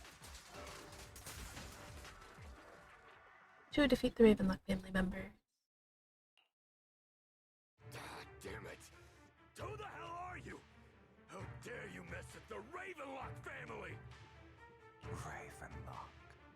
Savor the name while you can, for it will soon cease to exist. My nose. What's that supposed to mean? It means exactly what I said. I think this might be good for you. Sever your ties while you can. You still have a chance to walk your own path. The family's honor comes above all else. Is that really what you think? I saw the compassion on your face just now. You're not from the main family, right? That's why you were assigned to these trivial tasks. But in reality, there's no need for you to keep playing this boring game for them. I don't have a choice. From the moment I was born into the Ravenlock family, You always have a choice, if you're willing to act. He's so right, though. There's always a choice. There's always a choice. Alright, let's end the small talk here. Hugo delivers a swift chop to the back of their necks. You know what? Yeah, send it there. Don't worry, Lycon. I didn't hit them too hard, just enough to keep them quiet. How's that? My acting's pretty good, right? As always, a certain someone should take some lessons from you. I'll leave the rest to you then. Okie dokie. The workers carry the Ravenlock family members away. But only Lycon and Hugo remain. Okay, now can you tell me exactly what's going on here? As you can see, that worker just now was actually an informant of mine. The pills were swapped out with vitamin tablets. Outside of this batch, some workers have already taken the actual substance Hartman has. But rest assured, the antidote for it is already in development. I found the best in the field to help, and with the data I collected before, we should have results soon. I wanted to ask. The reason you decided to lock yourself in a room and endure the effects of the drug. Besides getting evidence, it was also to collect data on this drug in order to create an antidote, correct? It seems you're not completely beyond hope. I thought you were just being stubborn. Sometimes I wonder if you know me at all. He does not. Then I have one last question. Why did you never tell me any of this back then? The truth is, I heard everything. That entire conversation between you and Jack. Before he passed away in that small attic. When Jack called you aside and gave you those warnings. When he told me you might go down the wrong path? That's right. You never said anything. What would I even do? Scream and rage over your suspicions, or get on my knees and beg for you to trust me? You know there's no way I'd allow myself to do such a thing. Besides, back then, even I was confused about myself. Jack, he... It's all in the past. You don't need to explain anything to me. Enough. We should get going. If we're going to reminisce over the past, we should find a more suitable location. Like a, you know, a cafe with some outdoor seating. After leaving the hollow, the two arrive at a place with nice scenery. Nikon? That incident back then. I didn't do it. It was a scheme Hartman devised to take over the family. It was Hartman who killed my father, too. I only discovered the truth long after the fact. I did indeed attack my father, and I thought he was dead. But he wasn't. I couldn't kill him. And even before that, if I hadn't hesitated, none of what followed would have happened. Even now, I still think they deserve death. But I no longer care to personally deliver that fate. They're beneath me. And I have more important things to do. You... I know we may never agree on that point, Lycon. I once wanted to fight against those ugly truths that defined me, but I discovered that the more I rejected them, the more painful it became. So, I could only accept that crazed, hateful, and malicious side of myself. As long as I know I will never become like my father, like Hartman, that is enough for me. You've changed, but I think that might be a good thing. Don't patronize me. You've changed a lot too, compared to before. I still disagree with Jack's words, and I won't forgive your betrayal. I will walk the path I believe is right, even if I must tread over thorns and through the mud. But I will also allow you to walk your own path, Lycon. Should I say thank you? You're welcome. Come to think of it, we haven't talked about your legs and eye. It was just an accident, not your fault. I'm doing well now. I hope you are too. On the contrary, perhaps I should be the one apologizing. I misjudged you. I used to think you wanted power, that everything you did was for your own ambitions.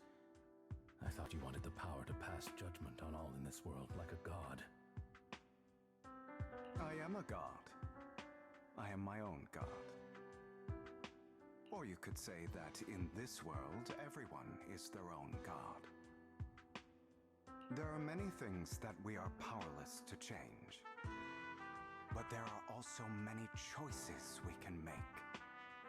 Just as I said before, I am the only one who can kill me or save me. I'm glad you think that way. Let's go. I still have one last thing to do. To witness the end of Ravenlock. Hey. I mean, He's not wrong. I mean, granted, other people can kill you, but you would literally have to stand still in order for somebody to basically you just have to not be able to do anything in order to get yourself killed. Anyways, as Hugo recounts the process of gathering evidence, Hartman, unable to listen any longer, slams the table in anger. You really think you can take my place if I die? Never, you filthy bastard!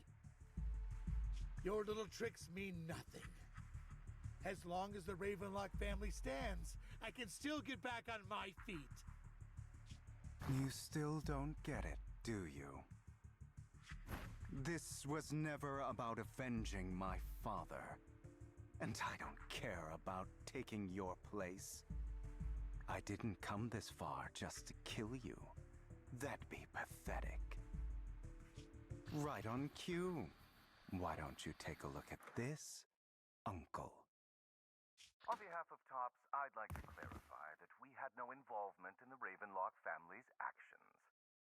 TOPS is officially terminating all partnerships with the Ravenlock family, effective Wait a minute. immediately. We will have no further affiliation with them. Wait, can we see his face, please? I bet he looks good. God. Are you I really wish I could see. What the hell do you get out of ruining the Ravenlocks?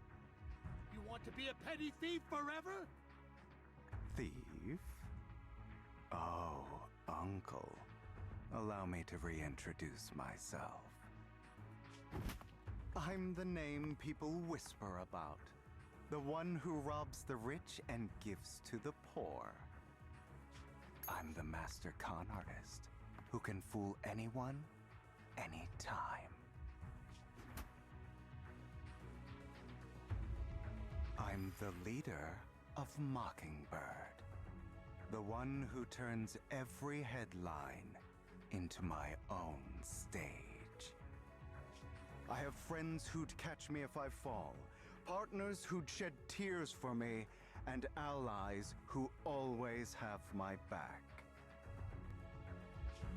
I am Hugo Vlad.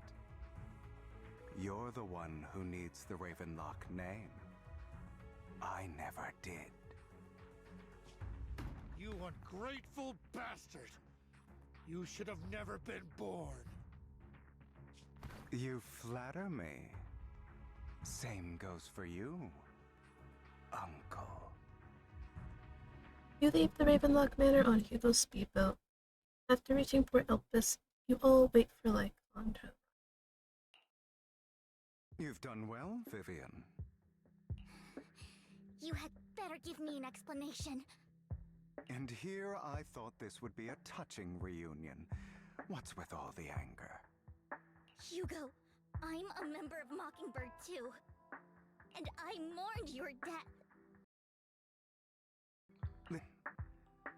I don't want you or the people you cherish to get caught up in danger because of me. I've always been selfish. So I don't hesitate to use you all as variables in my plans.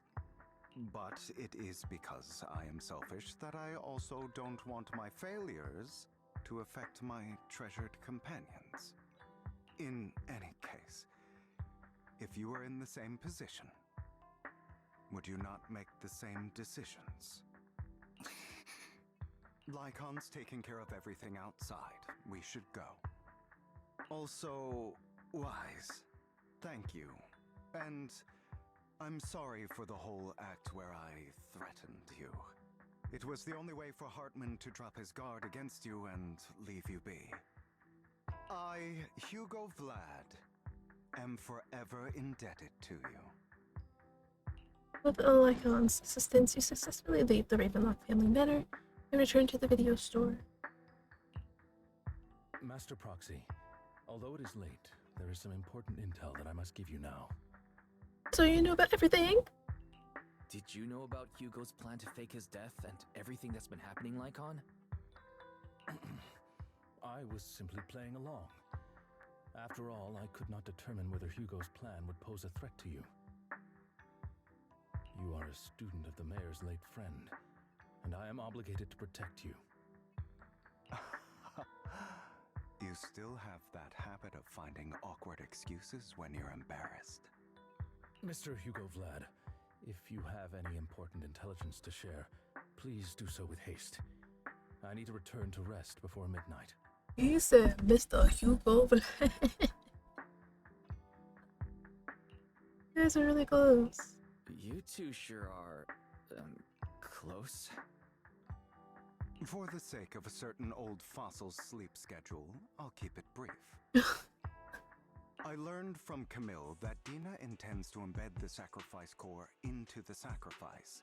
Apparently, it will make the sacrifice much stronger.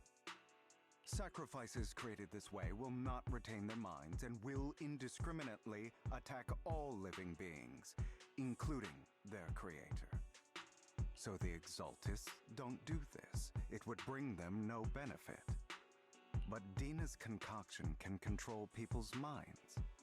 If a person takes the pill and is injected with the serum Landon left behind, the sacrifice would be under its creator's control.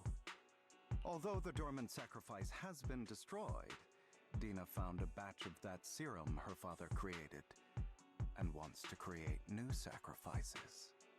You have no idea where the real port is. Putting aside the sacrifice for now, Hartman's sacrifice core is fake. We don't know where the real one disappeared to. The real core has always been here. Here? In Lord Phaethon's video store? Vivian, do you remember when I suggested you give that collectible to our dear Proxy? I remember. But that was just an ordinary pendant. And I've met the person who submitted it. She has absolutely no connection to the Exaltists. How about our dear Proxy take out that pendant so we can take a look? After finding the pendant sent by Vivian, Hugo takes it and gently presses a hidden clasp. The pendant flicks open from the middle. Inside is the sacrifice core.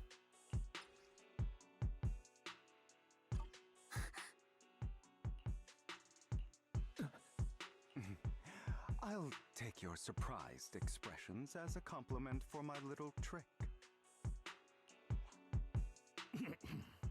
I will hand over this core to the mayor as agreed. Since he fulfilled his promise to protect Vivian and the manager while I was pretending to be dead, I won't go back on my promises. No wonder the mayor would promote rhetoric favorable to Mockingbird.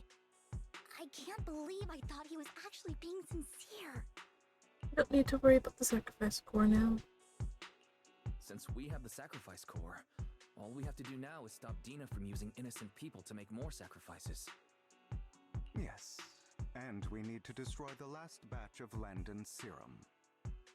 Hopefully with no options left, Dina will give up her obsession.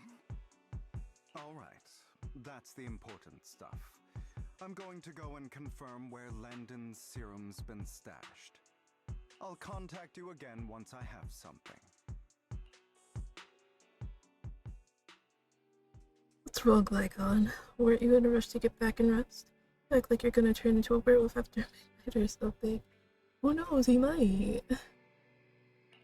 How are you feeling now? Relax, I'm not kicking the bucket just yet.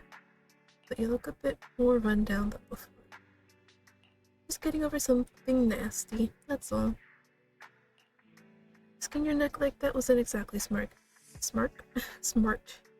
Maybe you should have. Lycon, remember what I said back then when I faked my death? For permanent and absolute victory, we must endure the pain of cutting away rotten flesh, and persevere through the darkest hour before dawn.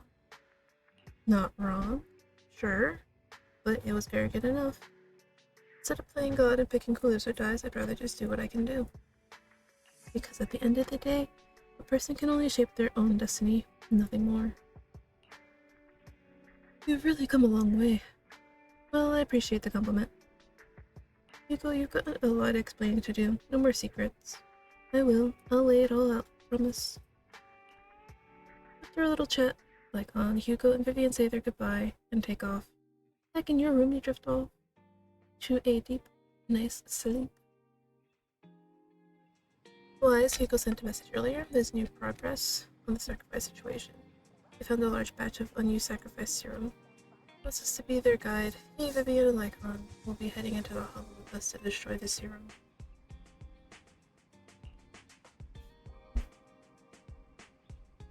And I'll use the HDD system this time to head in with you. When you're ready, give me a shout, Wise. Remember to bring Eos with you.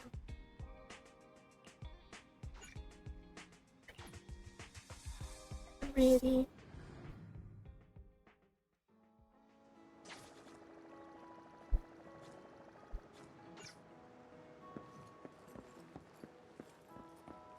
Hello? Hey managers, you're here. Heading to Lord Vapen's leading the way for me. Must be the luckiest person alive. We'll be counting on you too, as, according to my intel, this is quite the large batch of serum. My guess is that Dina wouldn't put all the serum in one place, so we may need to split up. Just to be safe, we'll be counting on both of you to guide us. Once you're both ready, let's head into the follow. Let's go.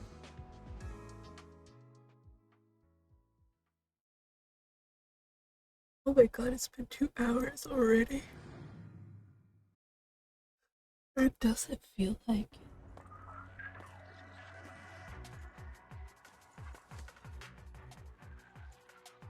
Landon's stash should be somewhere nearby.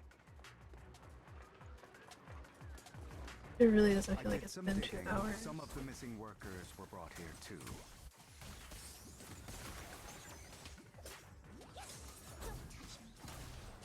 Dina's getting ready to make her move. Don't worry, we'll clear them out. Oh, wrong spot.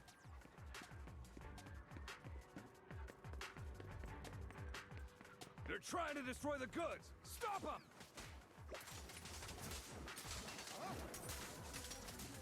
We need to take care of the guards first.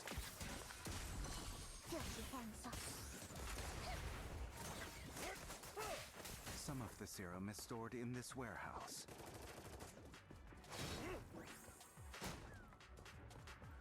You're not taking anything from here!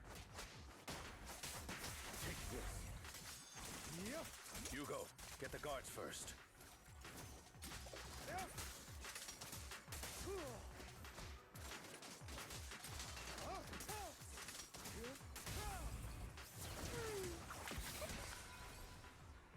You just stepped into your own grave!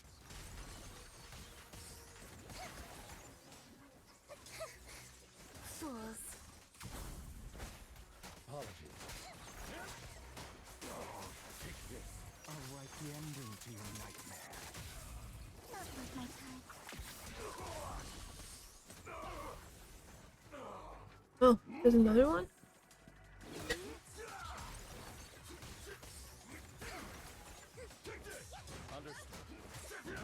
What a coincidence. Freeze all evil! I'm part of Mockingbird. Truth is a beloved. I was like, why is the way not opening up?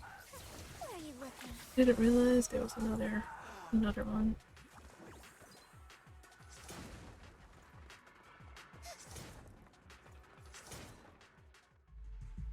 More of Landon's serum survives than expected.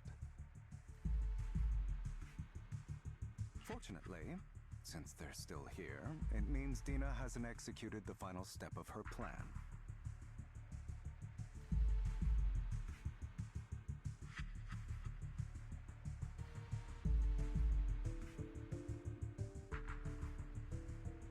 Sorry about that.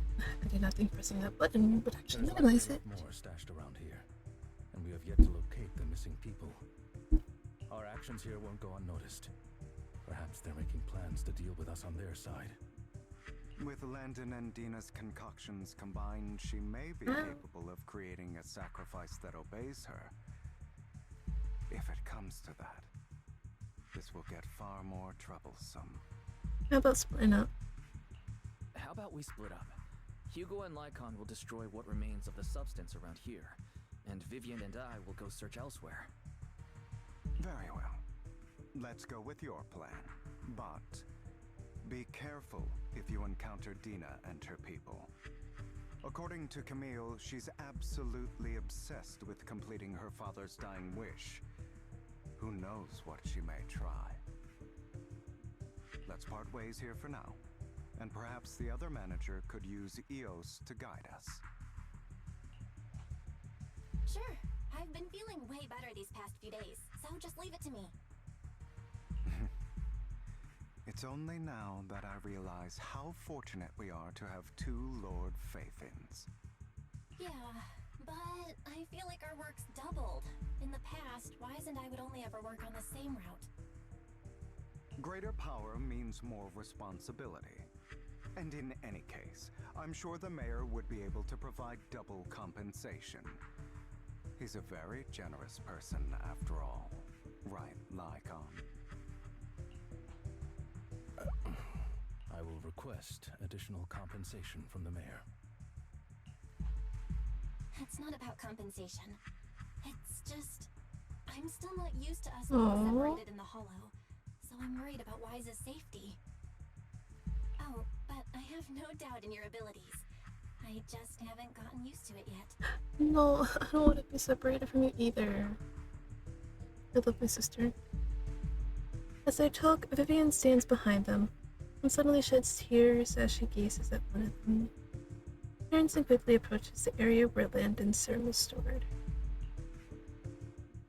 Vivian recalls the tears she shed when looking at Phaethon and the destiny she saw then.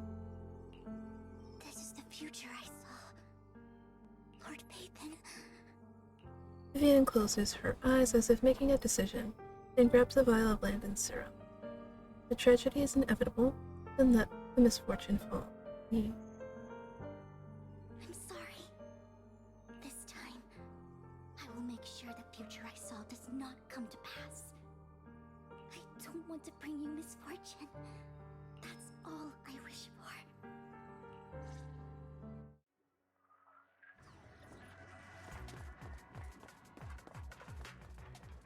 Leave this to me, Lord Phaethon.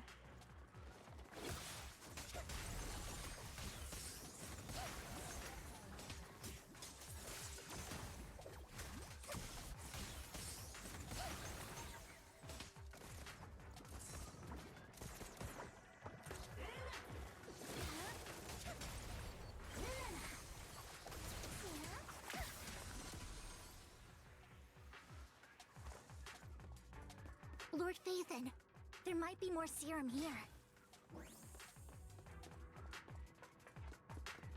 How dare you steal from Lady Dina? 'Cause I can. I'll try to go easy on you. No promises. Come here.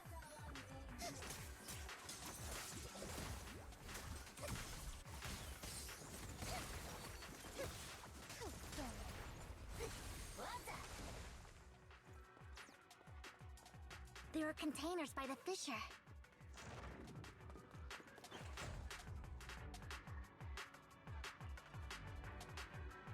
We're here to save you. Are there any other captives?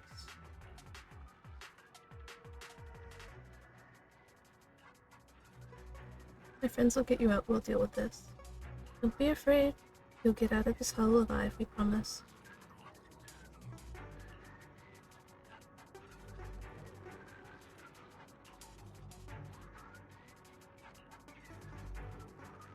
Hush, say no more. My friends will get you out. Leave the rest to us. After contacting Hugo and Lycon, they quickly arrive. Eventually decide to have them first take the civilians to a safe place, while Vivian and you continue to search for any overlooked serum or victims. Shortly after they leave, a familiar voice comes. It must have been tough for you to find this place. Vivian, if you had stayed out of it, I wouldn't be so eager to get rid of you. Those people have been taken to safety. You're all out of options. They're just mere test subjects. So what if they get away? There will always be people consumed by greed, and therefore, they will come willingly to me. In any case, what are a few sacrifices in comparison of Father's grand ambition? Dina, you deceived those people. They didn't come willingly to you. You tricked them, just like Landon did back then. Deceived? Father gave hope to those who had everything taken from them by the Hollows. Vivian, you once rejoiced at the hope Father offered you, too. Before Father took you in, you were no more than an omen of disaster that no one wanted. It was Father who gave you shelter and a purpose for existing. Do you remember the first time you bestowed a blessing under Father's guidance? How did you feel when that person looked at you with adoration and gratefulness? That was the first time you felt hope. Like your existence had a purpose, right? Don't forget that it was Father who, through what you call deception, gave you hope. And you, what have you done? You basked in Father's attention and everyone's adoration, only to destroy everything. Do you think that by leaving the Exaltists, those people will live better lives? Of course not. Those who suffered under the Hollows will only continue on as walking corpses, without the hope Father gave them. Do you really think you're some sort of savior, Vivian? In the end, you're just an ungrateful brat who brings misfortune to those around her. It was you who destroyed everyone's hope. Not everyone wants to live in false hope, Dina. You say it's because of greed that people willingly become your sacrifices. Perhaps those people aren't entirely virtuous. But that greed is just wanting to live a better life beyond the Hollows. What you and Landon have done was never about giving people hope, but exploiting it. Stop lying to yourself. Deep down, you know what Landon did was cruel. No. Back then, when Landon wanted to inject you with the serum, the fear in your face was as plain as day. I saw it all clearly. If all of this is as righteous as you claim, then why did you make such an expression, Dina? Don't look at me with such pity! Father did nothing wrong. All of this is to make something of the Hollows other than disaster. That's everyone's only hope. Dina, it's not too late to stop. Stop living in this lie. You know what would happen if a sacrifice loses control and escapes the Hollow. It's not the Hollows that are to blame for those people's deaths, but the hope you keep talking about. That will cause more despair and claim more lives. That is merely the necessary sacrifice to accomplish a greater goal. No one deserves to be a sacrifice. Your hypocritical magnanimity disgusts me. I can always go and get more test subjects if they've escaped. And I will be able to replicate Father's serum with enough time. With you gone, I'll be able to complete Father's gift to the Creator and fulfill his last wish. Camille, release the failed subjects. Lady Dina. Camille, are you going to do what you did before? You keep saying you'll follow the Creator, but it's all lies. Lady Dina, the Hollows took my family from me. I understand that there's no way to get back what I've lost. It was Lord Landon who told me that the Creator would guide me. One day, Hollows will no longer be disasters. Everyone will be able to survive inside them. I look forward to the day when this hope becomes reality. I watched you grow up, and I know that you've always looked up to your father. He gives you hope. And I destroyed that hope with my own hands. I know the pain of loss, so I've always felt guilty. I want to atone for the hope I destroyed. But Dina, I don't want to ruin more lives. And I don't want to continue watching you destroy yourself. Vivian is right. Not everyone wants to live in false hope. So, please, stop stop. Camille, are you abandoning me too? I'm not abandoning you. I just don't want to see you go past the point of no return. The point of no return? I passed that point ages ago. No, Dina. You can still turn back. I'll be your way back. Where are you going, Camille? I made a deal with Hugo and the mayor. If someone needs to take the fall for this, let it be me. I did it. All of it. I've been forcing Landon's only daughter, Dina, to research how to create sacrifices. I colluded with the Ravenlock family for my own gain. Everything Dina did was under duress. Since I've kept her captive for so long, she doesn't have the skills to survive as an independent member of society. She'll need a caretaker and teacher. Someone who will look after her and educate her. No! I refuse, Camille! I refuse to accept this! Dina, I'm going to dispose of those failed subjects. I won't allow it! You'll die! I won't allow it! You can't leave me. I command you! You've always followed my orders, and you will follow them now! It wasn't your orders that I've been following. My younger sister, who was stolen from me by the Hollows, also had such beautiful red hair. When Landon told me the Creator could bring me hope, you were standing there, right behind him. I was certain, then and there, that this was the hope the Creator had given me.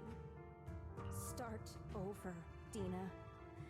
You still have so long, so much time. You'll make friends, find people who love you, and make many beautiful memories. That's not what I want! Camille, you're not allowed to die! I won't allow it! I won't allow it! Goodbye, Dina. And I'm sorry, Vivian. I'll leave the rest to you. Resolutely walks toward the fissure, as Dina stares after her disappearing figure. After a moment, she also walks forward. Vivian is about to stop her, but Dina uses the controls to open a container door. Ethereals surge out, blocking the path. Let's take out these ethereals first. Oh, sorry. Notice me. We can't let Camille's efforts go to waste. The wind is perfect today.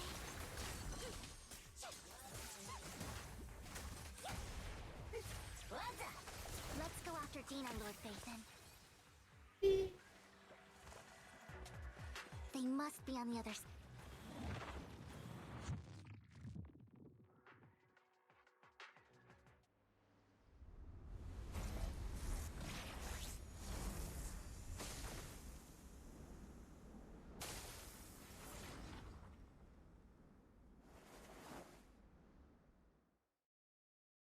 Are you satisfied now, Vivian? You were the one who brought yourself to this point. Honestly, yeah. You have nobody to blame but yourself. You're saying this is all my fault? Losing my father, losing Camille. Okay, maybe losing your father wasn't your fault, but losing Camille, yes. I wish you had never come into my life. At first, when Father brought you home, I was happy. There are so many Exaltists, yet Father never allowed me to get too close with any of them. I never had any friends either. But when Father brought you back, he told me to take good care of you, that you were my first friend. I was also so happy the first time you took my place in helping Father select a person to receive the blessing, because it meant you were different from all those other people. You could stay with me. But soon, I grew jealous. You took the attention that should have belonged to me. You even took Father's love from me. It's only because of my ability that Landon... I know, but Vivian, jealousy is something you cannot control. Of course, the same goes for fear and hatred. I was terrified that one day you would look at me and shed tears.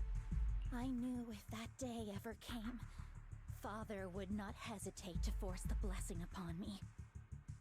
And when that day did come, I hated you for causing my father's death. Tina, you knew everything about what happened back then, so why are you still defending Landon? And why didn't you tell me back then? If I had known earlier, maybe I could have found a way. Because it's the only thing that makes me more special than you, no? It proves I had Father's trust. I was more useful to him. Vivian, you said you wandered without a home ever since you were young, hated by anyone you encountered. You were happy to gain recognition from everyone and help Father when you were among the Exaltists. But in the end, you discovered you were being used, so you felt betrayed and hurt. Then, what about me? All I ever had was my father. I've never known a life outside of the Exaltists. Ever since I was young, my only purpose was to help Father select who was to be blessed. The only purpose I had was my father and the Exaltists. I've never been taught anything else, Vivian. It is what little value I have and have ever had.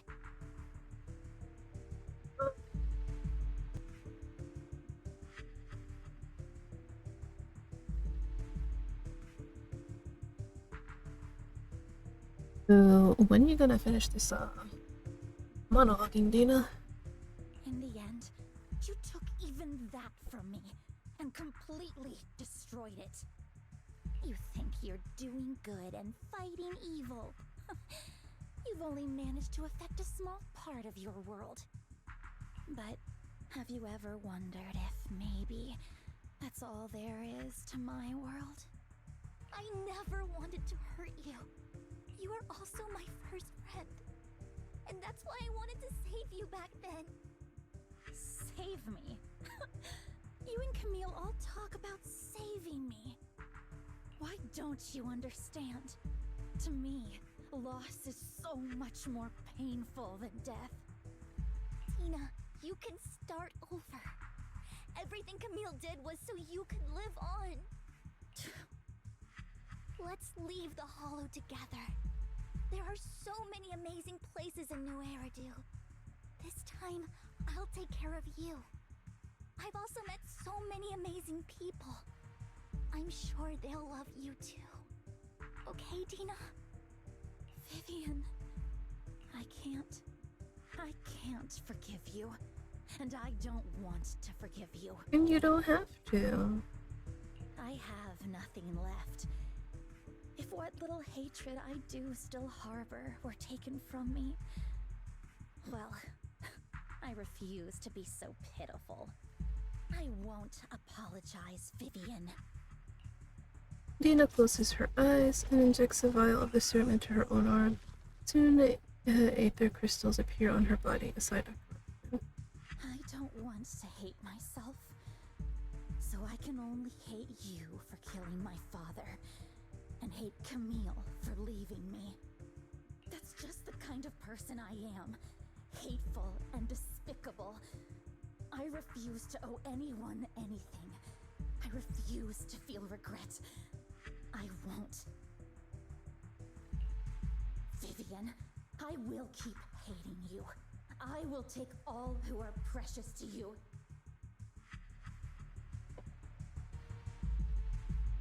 Sorry, hold on. I will also hate Camille, so I won't do as she wished and start a new life. Vivian, if you had never existed, if I had never, you would be...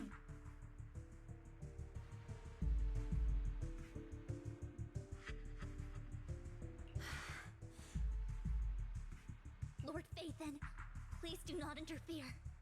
Girl, what you think he was gonna do? She was my first friend. I'm going to bid her farewell. Literally, what do you think he was gonna do? He can't fight. Bro was weak as a stick.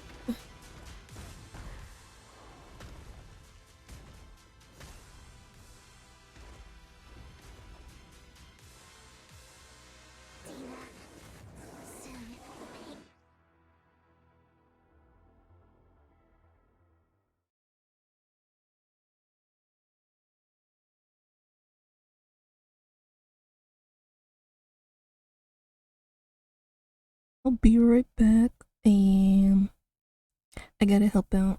So, yeah. Give me like, I don't know, 30 minutes? Well, no. 45. 45 to like an hour.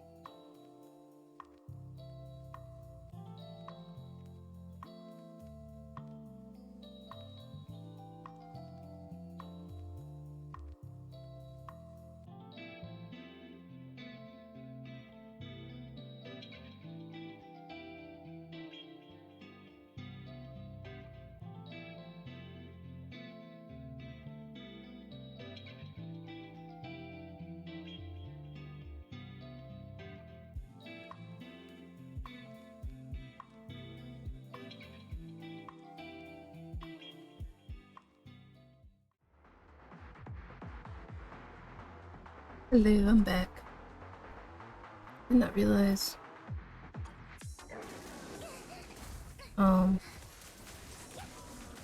That she was going shopping today.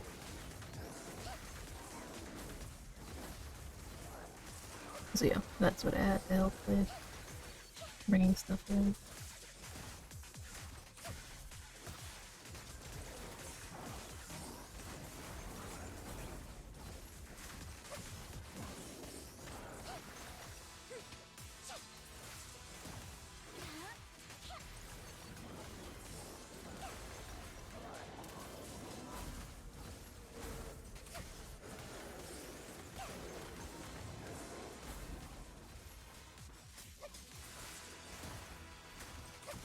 This isn't even Dina though, that's the thing.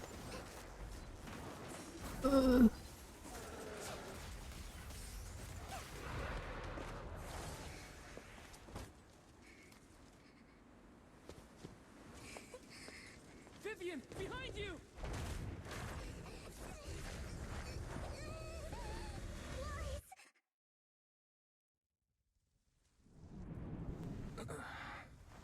What happened? What the...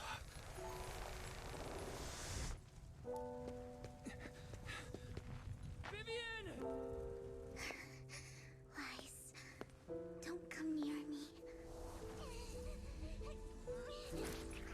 This is my own choice.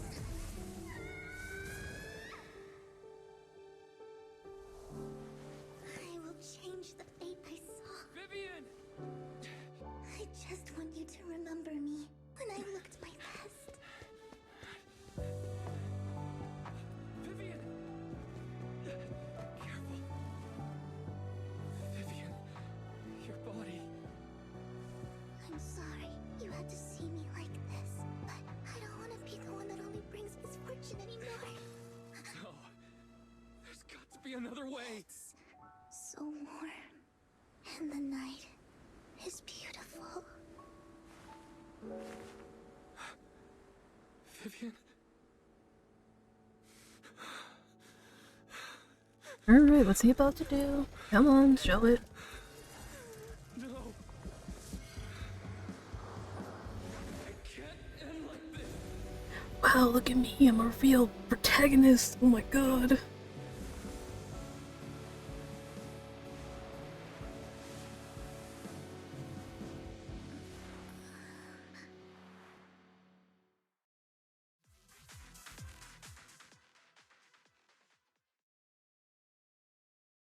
It feels as if you had a long dream where you saw your teacher again with her familiar smile. But soon the environment and your teacher both dissolve in the water, like behind a misty curtain, blurring, then vanishing. Wise. Wise. Wise, you're finally awake. I'm at the store? I remember I was with Vivian. Wait, she injected herself with Landon's serum. Is she okay? Hugo and Lycon brought you out of the hollow. You scared me to death. Thank goodness you woke up. And you said Vivian used the serum on herself? But she looked fine to me, bar a couple of scratches. Hugo sent me a message earlier saying he got her checked over and she was alright. Do you remember what happened? They were in dire straits. The situation was dire, so Vivian used the serum on herself to defeat the ethereals. I saw the crystallization process starting to occur. I can't describe exactly what happened. I saw something blurry, but I just wanted to stop Vivian's corruption process. I don't know exactly what I did, but then I lost consciousness. What happened after that? When I let Hugo and Lycon there, it was just you and Vivian lying there on the ground. We couldn't wake either of you. Let's put that aside for now. Do you feel any discomfort-wise? Dizzy. Dizzy. I'm a Oh bit god. dizzy, but otherwise, I'm fine. Don't worry. Phew, that's good. You should rest for tonight. Hugo and Vivian said they'll come over tomorrow, so we can discuss the details then. Okay. Okay. Sorry for worrying you, Belle. Good night. This time there are no strange sounds or sights in your dream, and you sleep peacefully throughout the night. Shortly after you wake, Vivian, Hugo, and Lycon arrive at the video store. Lord Phaethon! How are you feeling? No headaches? Leg pains? Heart palpitations? Loss of appetite? Vivian? I was just so worried. Sorry. Anyway, Lord Phaethon, I'm so glad you're okay. What happened this time was all my fault. Not your fault. Things were dire, and you did what you had to. Plus, if it weren't for you, we wouldn't be here now. So what happened? Wise said he saw the crystallization process start. But I didn't see anything through Eos. Hugo? Lycon? Did either of you guys see it? Allow me to explain. What happened was... Miss Vivian told us what happened after she awoke, and the mayor arranged a full medical checkup for her. Based on the results, Miss Vivian indeed shows mild corruption sequela. But if the crystallization process had already started, the lingering effects should be far more severe. To be precise, if the process had already reached the point of mass surface crystallization, it should have taken no time at all to become an ethereal. So, the mayor theorizes that it was the etheric energy within Master Proxy's body that affected Vivian's condition and the surrounding etheric particles, causing Vivian's corruption to recede. Essentially, corruption is a reaction between the etheric particles inside the body and in the surrounding environment. Therefore, it's not necessarily irreversible, just that currently our mainstream method of defense is prevention. My etheric energy? I'm having a hard time believing that, even if it's coming from you, Lycon. It's almost like you're claiming I can manipulate etheric energy. Master Proxy, you are special. This is a gift your teacher left you. What's that to do with our teacher? A gift from our teacher? How come I never knew about it? I don't know all the details, so I cannot explain everything to you. My apologies. However, Miss Yixuan might be able to answer some of your questions. She will visit you sometime soon, so please feel free to ask her any questions you may have. She has quite an eccentric personality. If she causes you any inconvenience... I'm about a complaint. Can I file a complaint about her with you if she does? Master Proxy, you have always been a people person, so I trust you will handle things just fine. Now I'm even more worried. The way you said that just makes me more worried. In any case, the mayor has asked me to give everyone his most sincere gratitude. Unfortunately, the mayor could not come personally, but has promised everyone a favor. Provided it's within his means, he will offer his unconditional assistance once. There is no time limit on this favor. Unconditional, What if I wanted his position as mayor? If that is what you desire, then the mayor and his subordinates will be first in line to vote for you in the next election.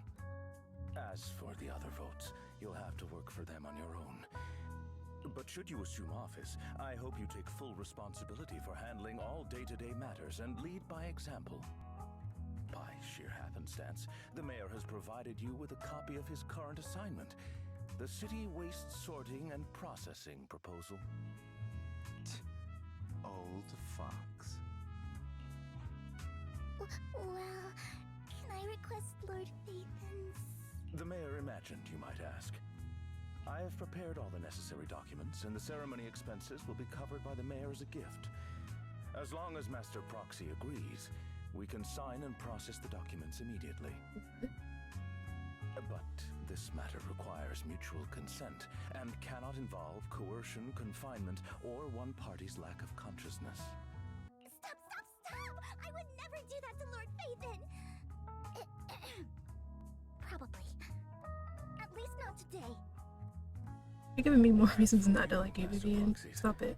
The mayor has some sense of what you desire.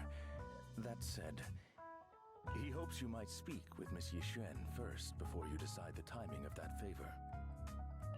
Hugo and Lycon are slipping ring, and Vivian sits to one side, eager and anticipatory. As always, you can smell the aroma of noodles from the neighboring noodle shop. Hear snippets of Elfie's music from her store. Thank goodness. Time goes on, but there will always be friends by your side. After eating, Hugo, Lycon, and Vivian take their leave. Liz, are you feeling alright? But Lycon talked about controlling ether particles. He said it was a gift from our teacher. I keep thinking about it. I feel like something insane is going to happen. No, I can't think about this right now. You only just recovered, Wise. You should get some rest. We'll talk about this later. Nope. Out the door.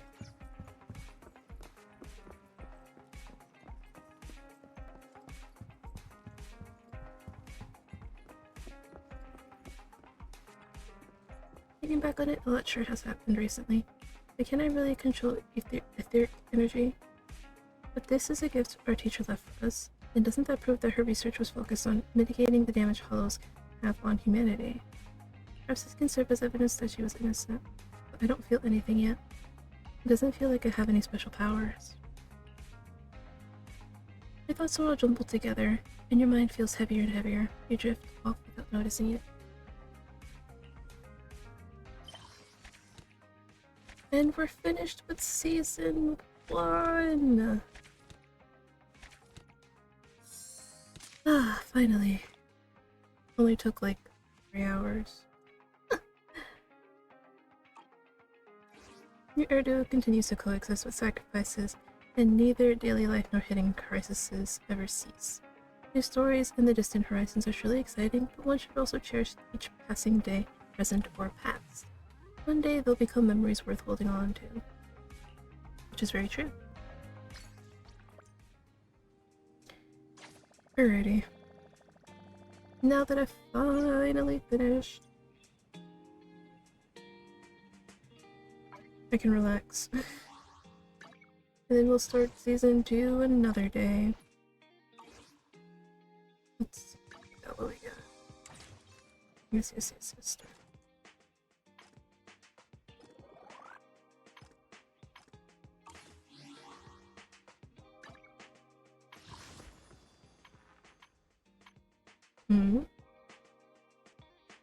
Alright.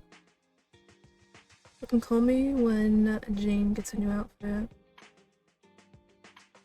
Otherwise, I don't care.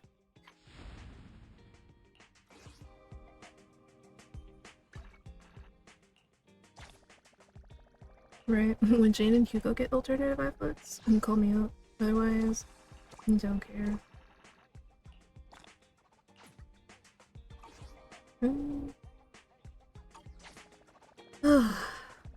Man, this was a long journey.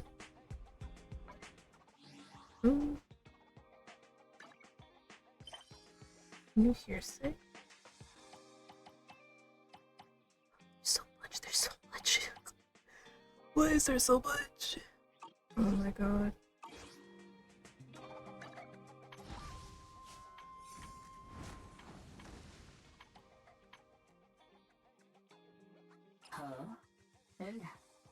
Yeah, I want another weapon. Oh shit, I have a lot. Fuck. Let me see if I can get another one. I mean, I might as well use them. There's like no point in saving them. Dang. Okay. Oh, I have 16. Might as well.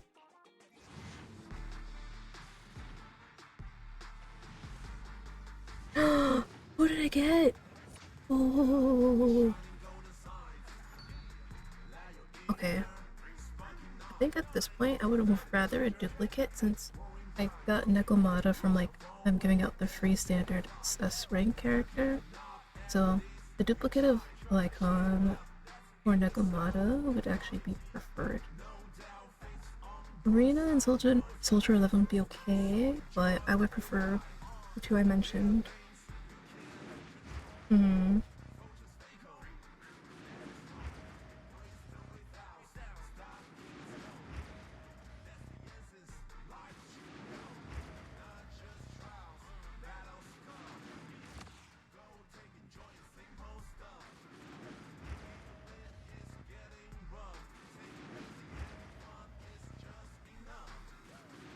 I'm closer. And of course it's Runa. Alright.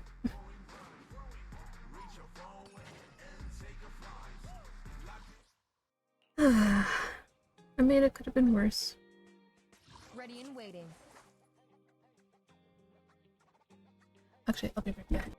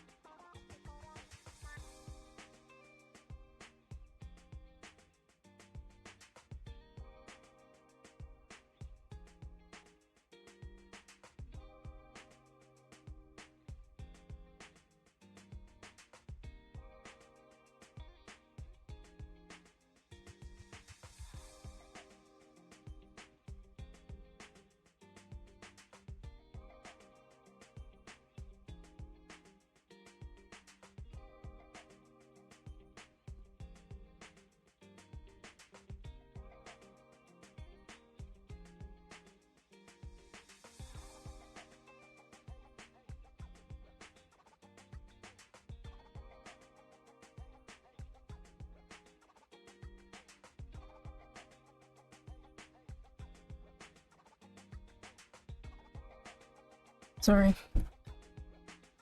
Like I said, I always have like so much stuff to do. It's like a bit cold. It's just... Headmaid Rena, at your service. Oh, that's not the right one. 1, 2, yes, all accounted for.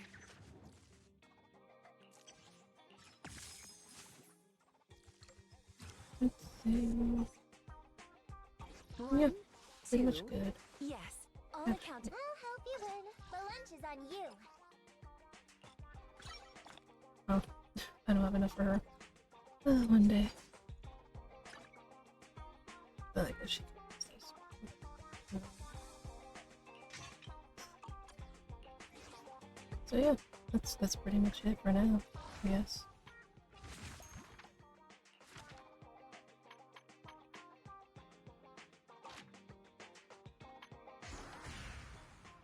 Oh, I didn't mean to go.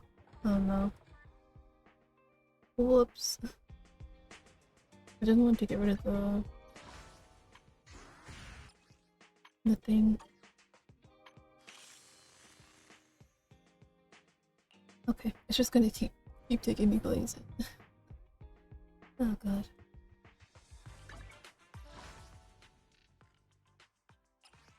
Let's see, through the event screening function, proxies can experience main story content in advance.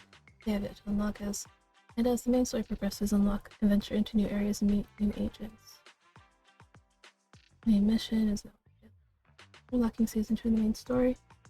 Through event screening, proxies can return and experience season 1 content by completing the commission Sui Beyond Temple Restoration Project and tracking season 1 commission schedules in there. Oh, I didn't finish? Oh, say it doesn't sell. Let me see. Hey, I'm like, I should be finished. What are you talking about? Alright.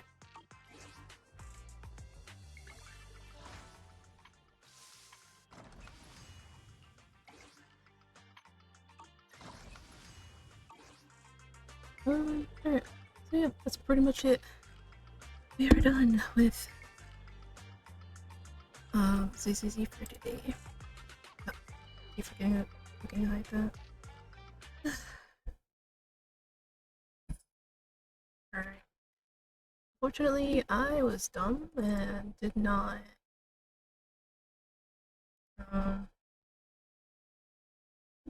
download the demo. Hold on. Let me.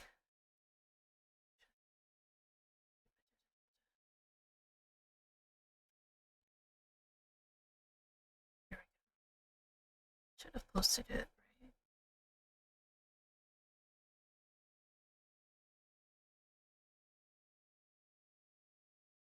Pretty sure they said that the new one is out.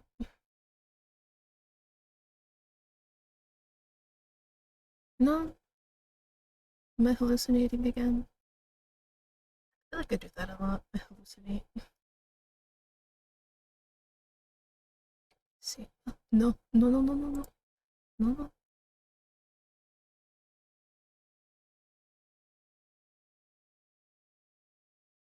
No. Let me click on it.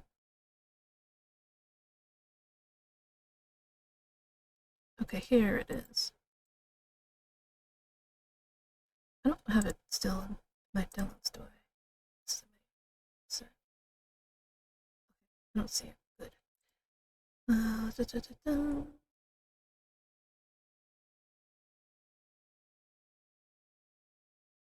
Oh, here it is.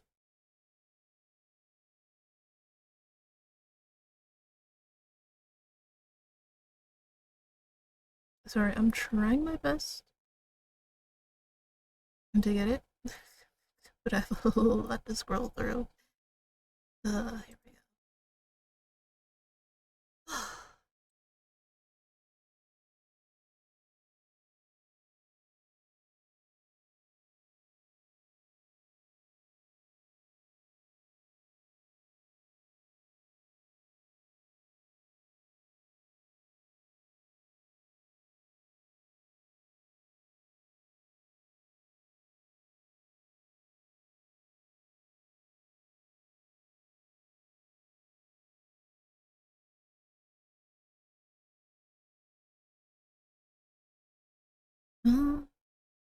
Where was it?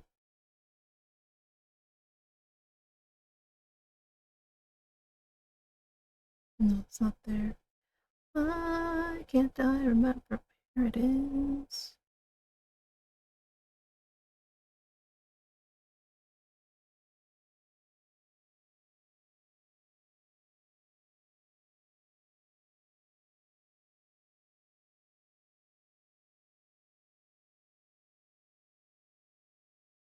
Oh well, I can't find it. So, just change category real quick.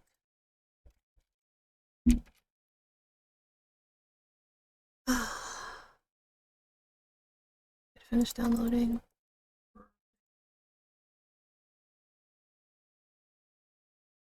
I'm sorry guys, like I said, I forgot to download and unpack this like yesterday. Yes, it's fine, it's fine. So basically it's still Killer Chat, but they're expanding on it, basically.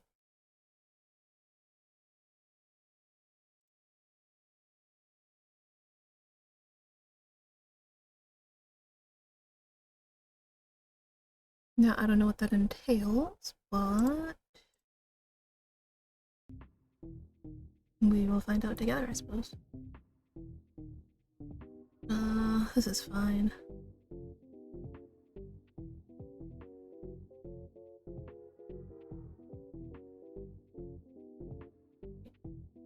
Wait.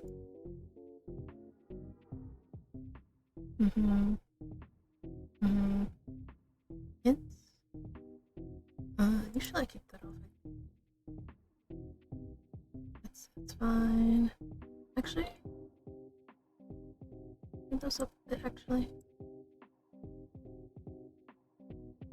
like speed up. Okay, good. I think we're pretty good on this run. Oh, wait. Scooch that.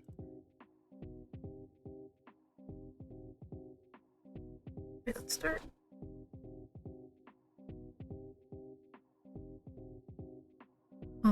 What is this?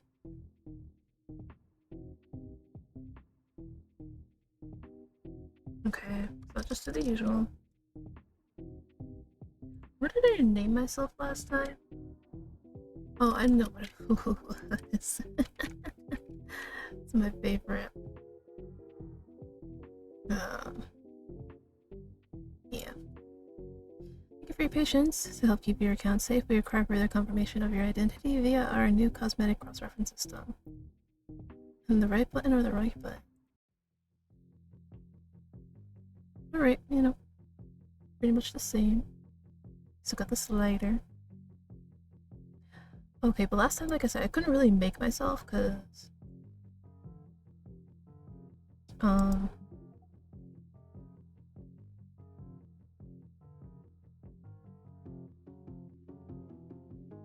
right, because I didn't really have like stuff, I guess. But then again, it's like, you do what you can.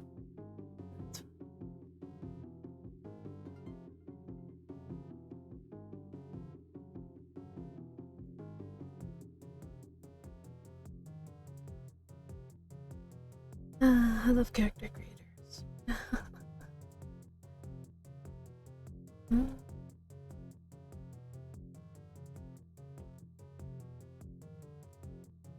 trying to find the mouth that's like very me. No. No. Cheek blush? No. You don't do that cheek blush. I don't have freckles, but I do have moles. Oh.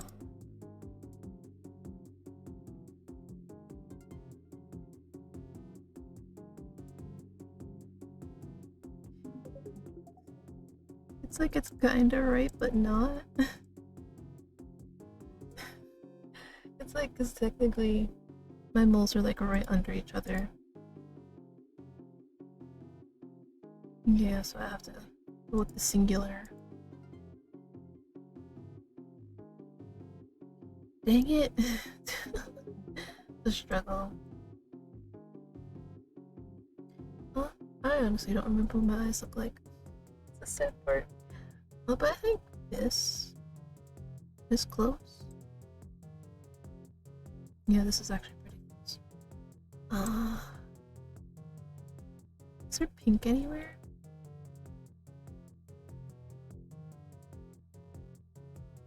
There is no pink. So to do like pink adjacent. Yeah, and then just circles. No. Ears. You can't really see it for the ears because of the.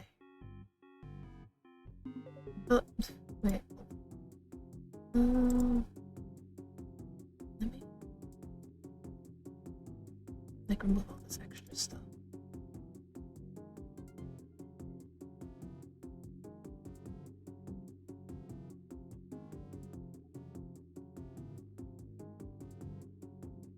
So much extra. Okay, now we can see the ears. Let's see. This is. I see. 6. That's 7. 1, 2, 3, 4, 5. I forgot which ear it is. Now me forgetting which ear. Okay, I think. No. Wait. I don't remember what my model looks like.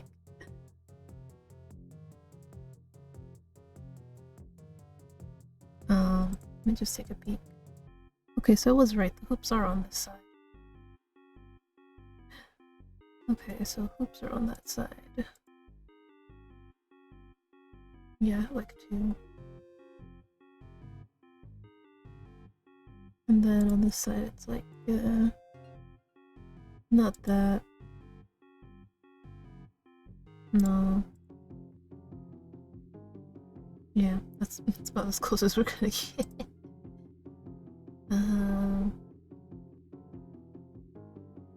think so.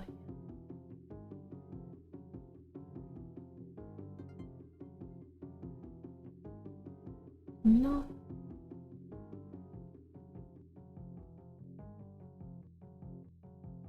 Oh my god, the struggle of trying to figure myself out. Oh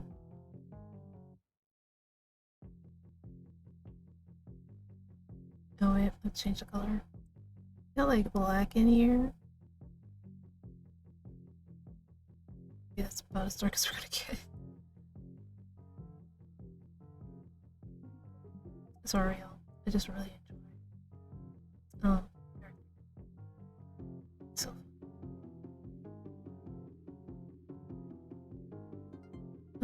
Which one was it again? Yes, that. Oh my god, guys, doesn't it look a little bit like me? All I can say is like a little bit. Because like I got the little. Yeah, it's about as close. Clothing.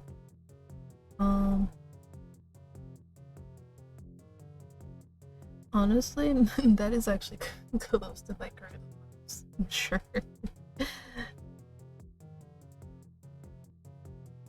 But I'll go with that one.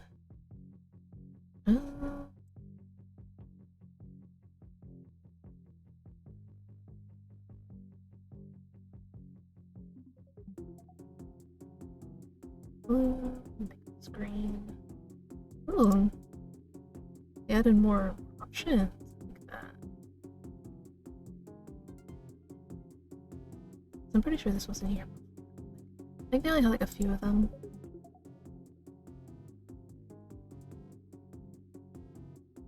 Honestly, let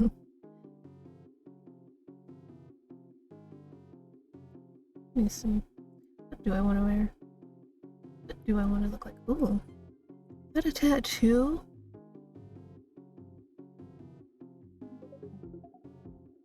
Wait a minute. Ooh, where did that come from? Left ear, right ear. Eyes. Oh god, I'm just sneezing again. Okay, I'm good. Face.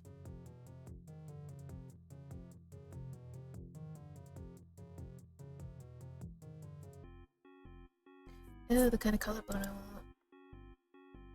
Oh, so this is where it was. Tattoos were not here before. Oh my god. They've really expanded. More options. It's actually kind of cool. That's the thing, if you're gonna have like tattoos on your arm, you can't be wearing like a jacket. Oh my god. It's kind of like, don't you want to show it off? Wait, you can technically have both. Oh.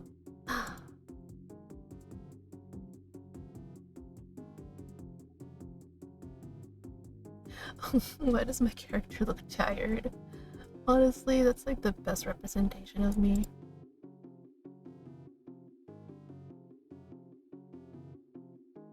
Oh, on my body. Let me take this off so I can like see. Okay, because I see there's a mole on my. So that was 3. Oh, that's on the shoulder. No.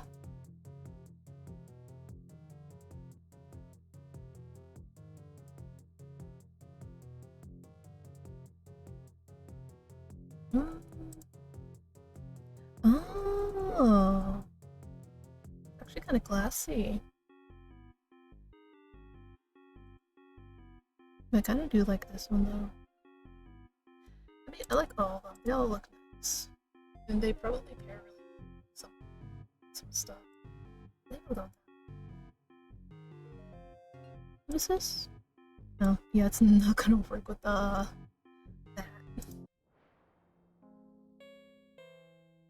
Right. We're still a crime writer. Being an aspiring crime writer hasn't been working out for you. You've been trying to write your serial killer protagonist, but every time you put your fingers to the keyboard, nothing's been working. It feels too shallow. It feels wrong. You're not sure why. Something's just off with the characterization. You can't put your finger on it, so more research it is. What should it be?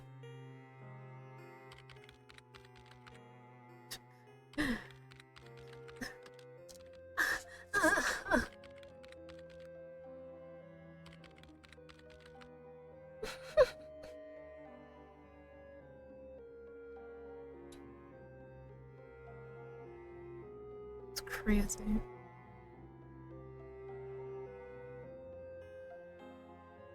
Everything should get better if you're accurate to the facts. That's what's wrong with your serial killer protagonist. Surgical fix with the facts and you're good. Then your novel will become the best it can be, and you can get rich and famous in that whole shebang. Sweet side perk of the job, unlike crime reporting, where the only real side perk was weirdos and death threats. But mostly, you just want to write a good story. This will let you make it.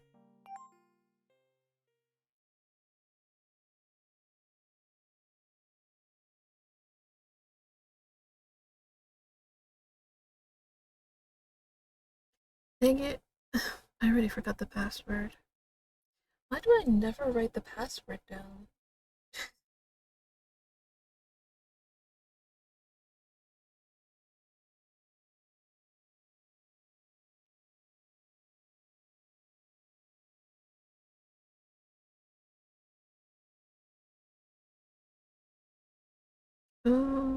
Wait, you're just letting me through? Okay.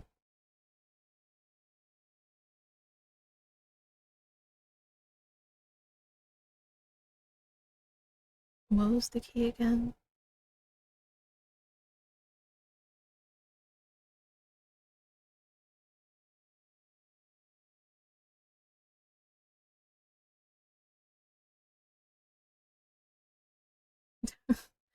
uh, see, chat. Like I said, I don't remember what it is. No.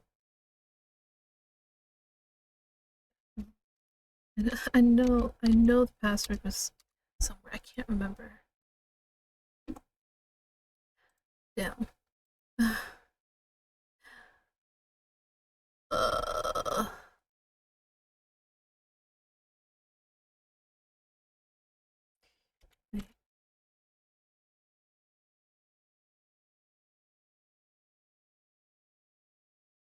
I don't know what the frick he is. Oh my god. I keep forgetting. What is it?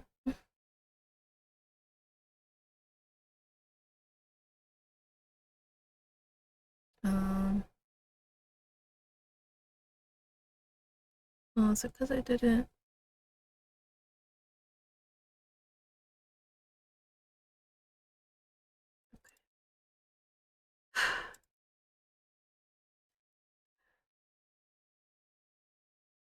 Listen. Is it really? Ugh. No? Okay. E. Capital. No.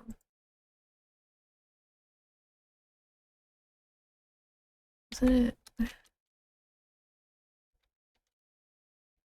Remember. I really can't. I'm just gonna type everything in.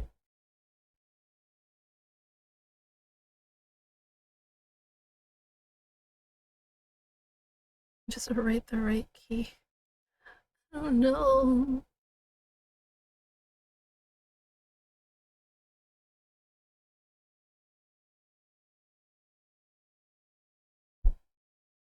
I swear, next time I have to write the password down. I have to. Oh my god. Murder. Oh, okay.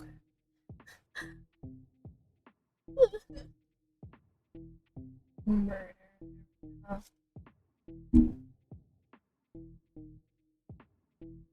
Okay. We'll welcome to the newly. God. It's like I want to do voices, but I also don't. Oh man. Well, welcome the newly christened. Oh my god, welcome to hell. Welcome, hi. Nice to meet you. Hi there, glad to have another one with us. Make sure to take a peek at rules. There's barely anything, but you never know. What is this? It's serial killer chat room. This has to be satire, right? Right? Oh god. Oh wait, I have to do my status. It's my favorite part, making a status. Yeah.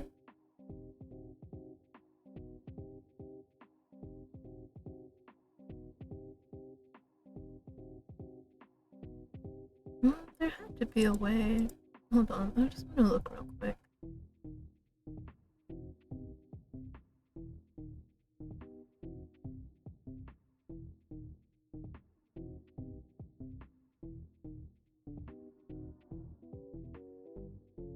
Oh, here it is. And it was.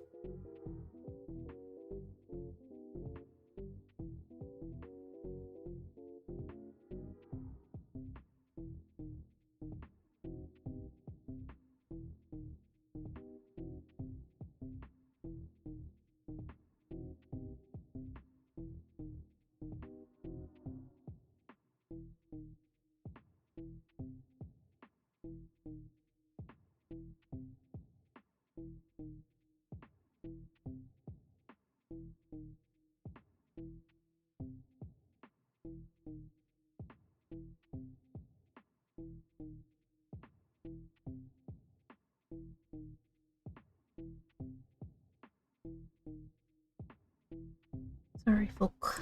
I'm almost done, I promise.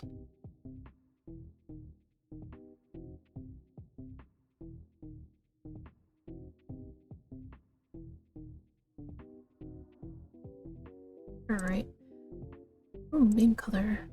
I think usually I go with like the dark blue, right? Oh, it's not even like my blue. Could I like type it in? Oh, I can't type it in, damn.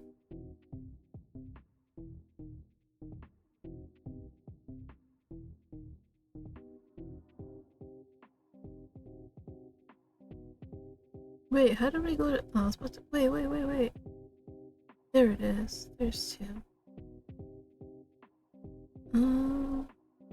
Maybe we'll just do something like this. Let's see my status. Let's see, what do I want to say? What do I want to say?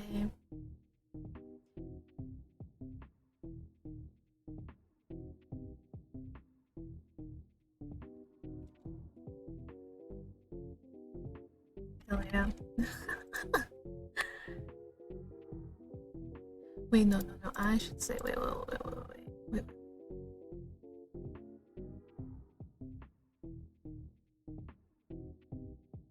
Dang it, I have to type it all again. Yeah.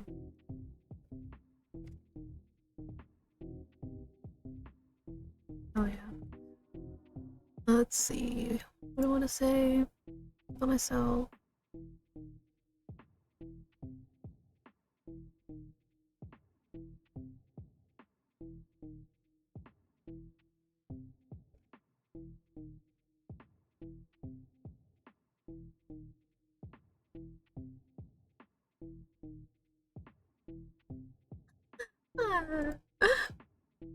Oh, where do I need to go? Oh. Maybe this is just an intense role-playing server. That must be it. These people are weirdos, not serial killers. Weird enough to make a dark web chat room just to roleplay? Alright, I have to go to rules, right?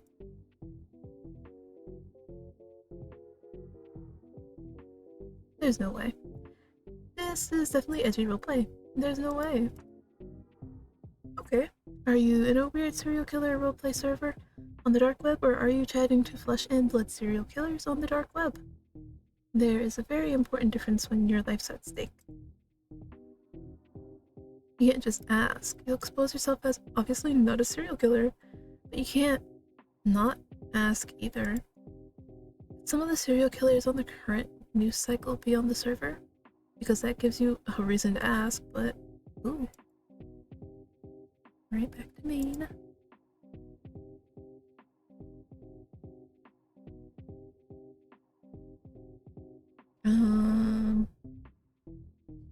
I'm trying to figure out who do I feel like approaching today.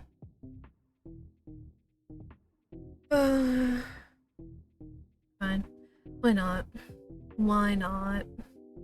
So what serial killer are you, Warboy?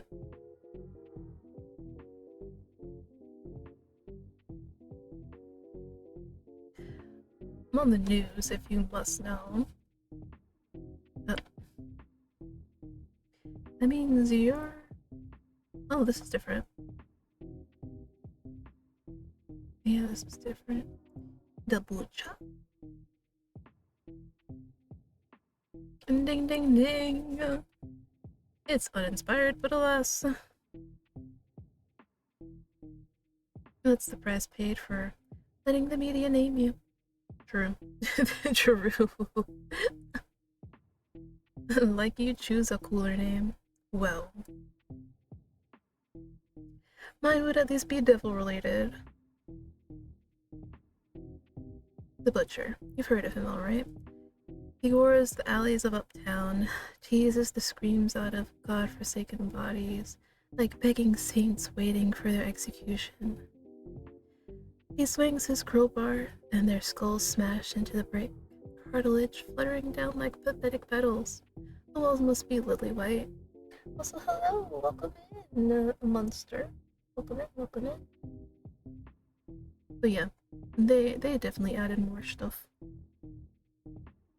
Because, like I said, I played this like 4 or 5 times. And they didn't really give, what is it? Much info about how people view them, I suppose. I don't know how to explain it. So I like this, getting more information. I like that. Okay. Okay, wow, that's horrifying. Still, maybe it's just extremely intense roleplay. Alright, since I'm not using my phone anymore, I can switch to my model. Hold on. Just have to find it. Yes. Please, OBS, work with me. Thank you.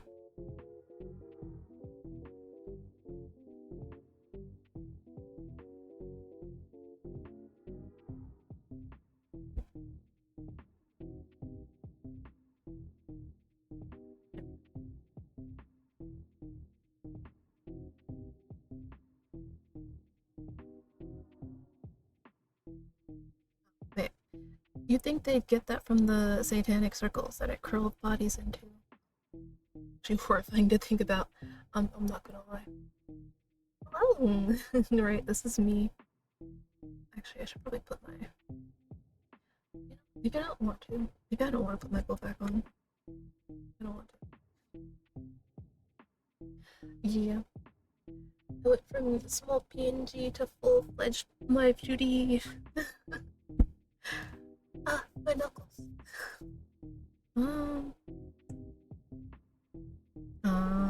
Let me see. Right, can you tell me more about the process? No, ads.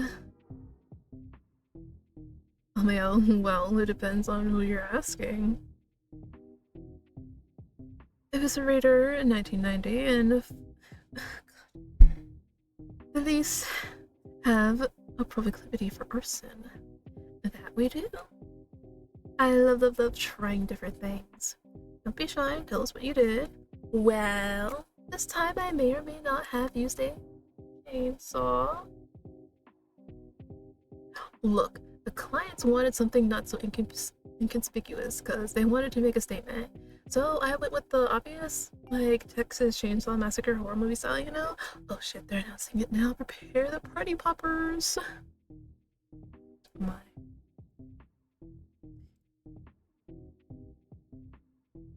Oh, burger just dropped. I guess we'll do this. Too bad we can't check it out. I mean, I would actually want to see it, but it'd be like, you know, like a pixelated kind of thing. Like how they usually do like an anime where like when somebody's like really bad at cooking and it's kind of like mystery food, so they just kind of pick something.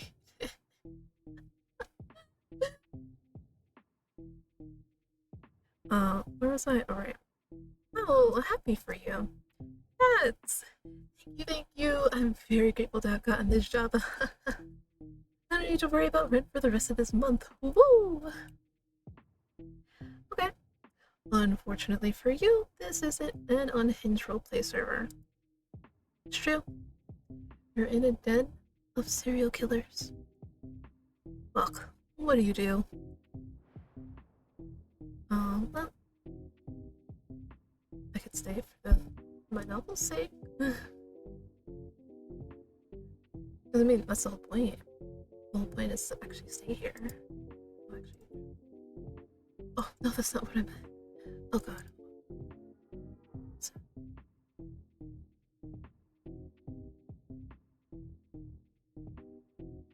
I could have swore it was. Maybe not. Maybe I'm just thinking of things. The extremely bright side is you're in no shortage of creativity. The extremely dark side is you might get murdered if you're found out. That's quite bad for your creativity and mortal body. But you gotta take some risks to succeed. You do want to write the best story, don't you?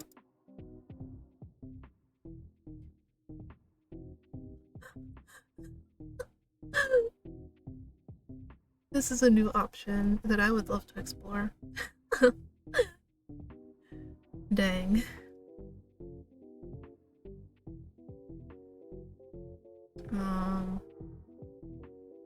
I wonder, what do I want to say? I do not want to say that, though.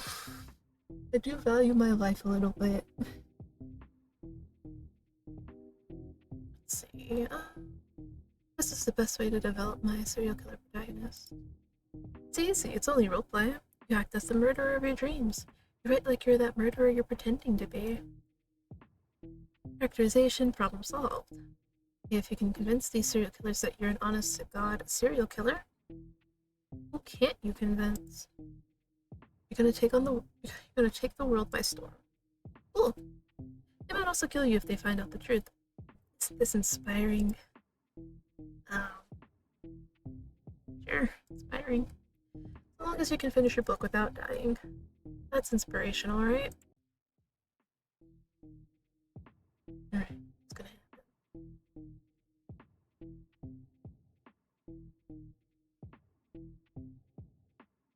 Oh, wait, hold on. Yo, it's been a sec. All good?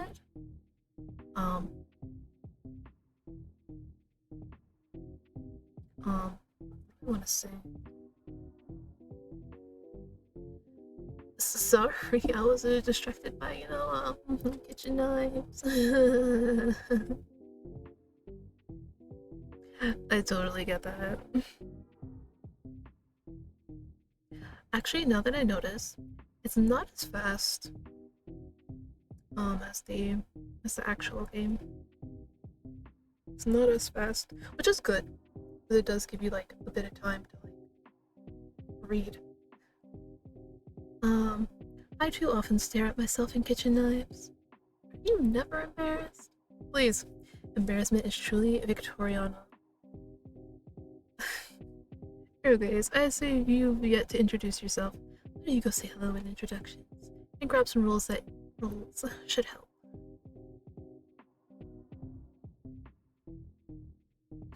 How do I want to introduce myself? How do I want to introduce myself?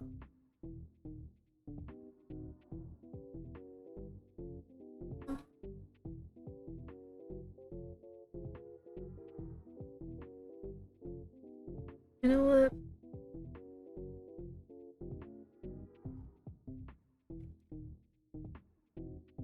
Actually, hold on.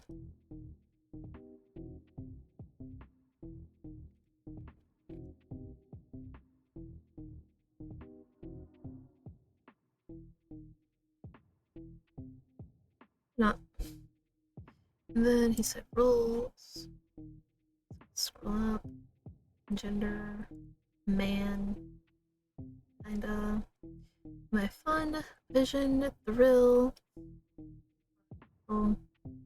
An ego thing. For the greater good.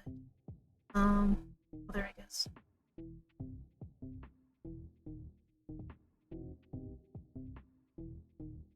Let's see what's next. What's next? Preferred murder weapon. I think, yeah, I went with this one. I'm still gonna continue with that one. I like a little bit of poison. Yeah. I thought I was actually doing it. Hyperfill is just less messy. Sick. Love another freak psycho in the house.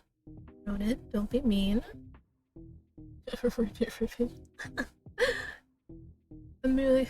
Wait. I'm not. I'm really saying the truth. It's a compliment. Thanks. Ignore Ronan. He's always like this. Wait, what did she say? Happy to have you here. You told him psycho. I mean, hey, sometimes. I mean, listen, I am psychosexual, so this is the perfect place for me.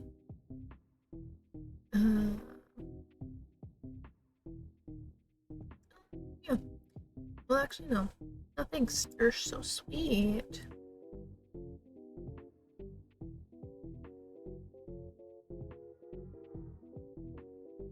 It's true. It makes me so happy to see other killers in the wild. I bet. I mean, there's totally a lack of community in the space. Exactly what I mean. You get it. Oh, will you look at that?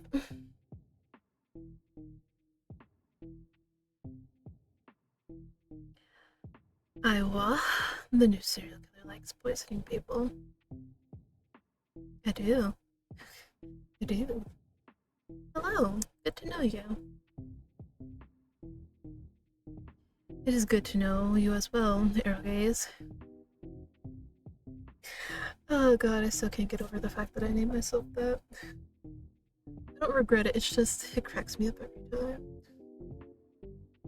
It's so bad, but so good. Holy. Oh, this is new. You didn't get to, specify. Oh my god, I like that. I like it. Let's see. Poison is an underappreciated art between serial killers nowadays. I'm glad you are bringing it to fore. Poison method? Dark. Nightshade, cyanide, arsenic, bleach, monoxide, battery acid, something else. Wait, there are other things I can put. Oh, of course there are. What am I talking about? Of course there are. Huh? What kind of person do I want to be? Actually, let me take a peek. What is? Oh, they're beautiful. Sorry, I just need to check real quick. What Nightshade look like?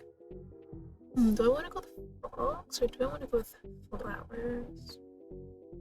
Well, I'm technically a nature being, so I have to go with Nightshade.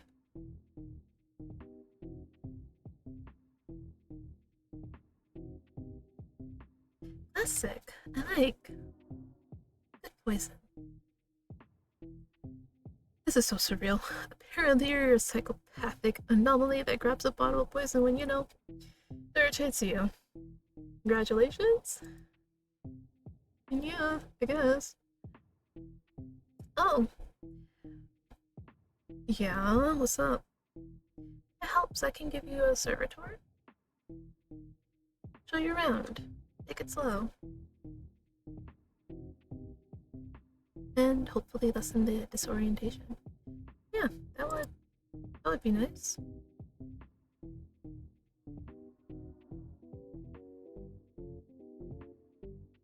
Yay! Servitor time. Yay, yay, yay! And on that note, let's head to killer shit. This is where we gather to chat about our profession. As you can see, some of us are more passionate than others. Whoa, you're being called out. I am passionate. Passionately lacking, says you. So you guys post about murders here? Pretty much, yeah. Well, the ones that kill more often do, of course. Scroll. Me and Fetty, we do a lot of hanging out. Hanging out? Oh, you know, just normal things. Fetty loves complaining about uni life. I don't. Make it sound like all I do is complain. But Fetty, that is all you do? Honestly though, uni life, if you're not complaining about it, are you really experiencing uni? Okay, let's not kill arrowgaze with your rambles. Safe to say though, we're all excited to see for your contributions to this channel. I think I'll hold back.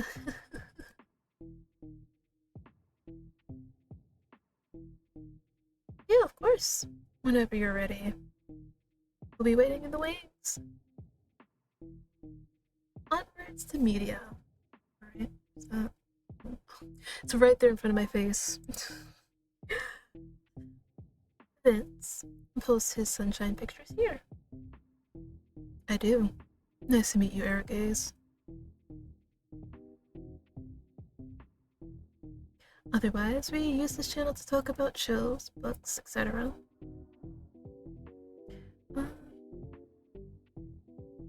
Nice to meet you too, Eviscerator 1990.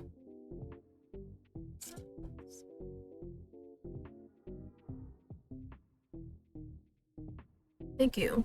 I hope you enjoy my sunsets. Actually, maybe I'll post some sunsets of my own too.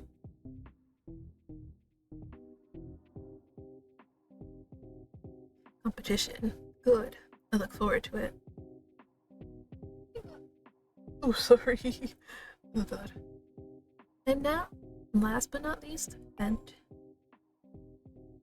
It's all in the name. But if you've got woes, lay it out here. Oh god. Oh. Sure, I guess. Can't promise we'll be able to kill them for you, but we'll do our best to listen. Okay. Thank you. So sweet. What am I? Sir, you can't just ask me what I am. What do you want me to be?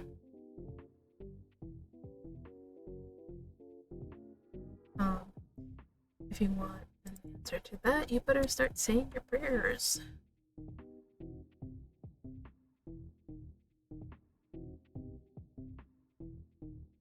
I don't believe I am the one that should be praying. Safety.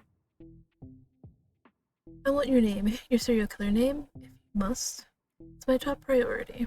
I need to know.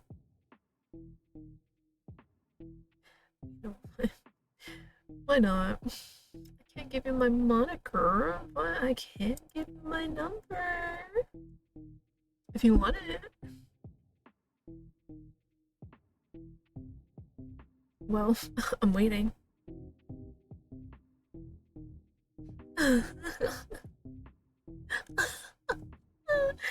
Oh my god, I still love him. I love messing with him so much. Oh god. Now I understand your meaning. I do not want your phone number. I love picking that choice. Right? What's your fave love interest action?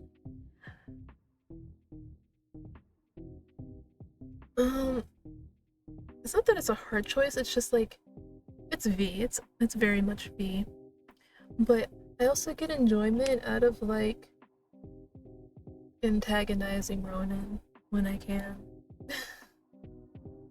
So it's like V, but sometimes Ronan.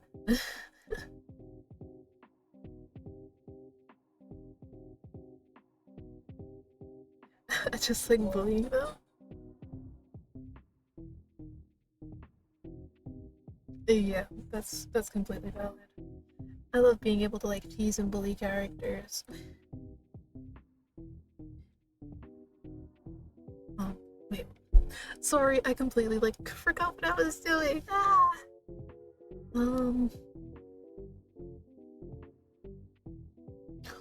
True, wait, actually. To me like I'm a dog. You in? Stop. Oh, boy!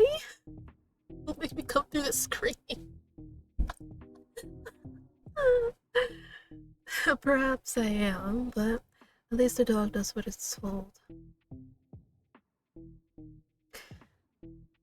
You know what? I know I'm going up against a serial killer, but man, do I want to punch you in the face. How dare you say you're talking to a dog? What the fuck, man?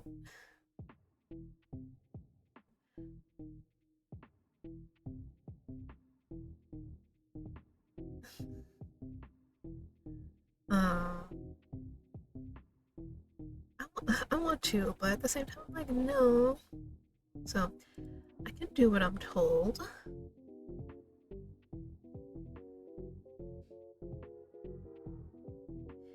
Given how the course of our conversation has gone, I do not believe that.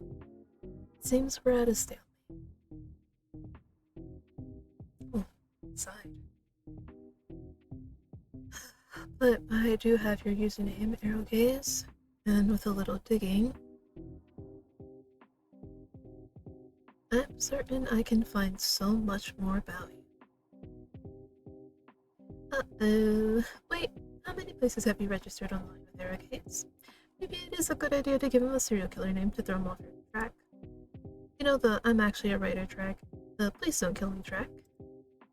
Oh. Sure. I know. Huh? Questionable choice made. That's new. The little pop-up. Like that. Okay, that doesn't have anything. Just making sure it didn't have anything to do with the hint. I don't need hints. I could get through this on my own.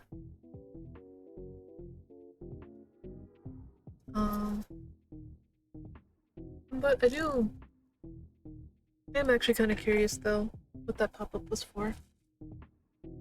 Is it like an achievement kind of thing, or what?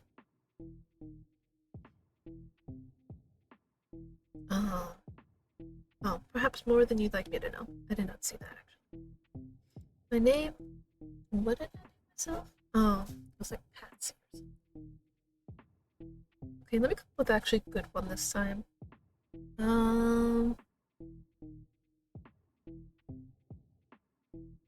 Since I do use like Nightshade, well, supposedly I use Nightshade.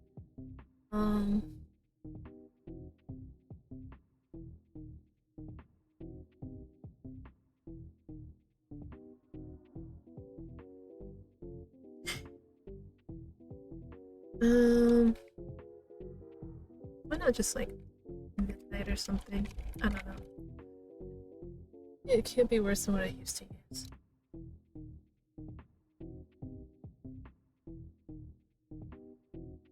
Thank you for telling me. Interesting. There's nothing on you. Meaning you're rather discreet, or you're lying to me. You're curious, Arrowgaze. I'll be keeping an eye out for you. Wow, Not only are you in a serial killer chat room, you're also being hunted by a pseudo-vigilante who's convinced you're evil. Wonderful!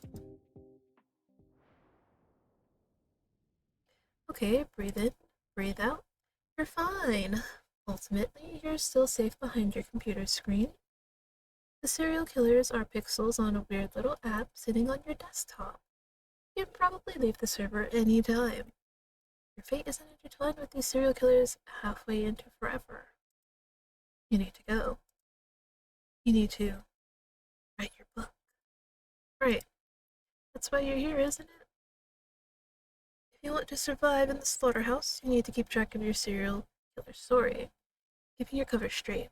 Only then will you be able to blend in with the wolves and keep them from tearing you throat to skin. You should take a break. Yeah, that's a good idea. Right.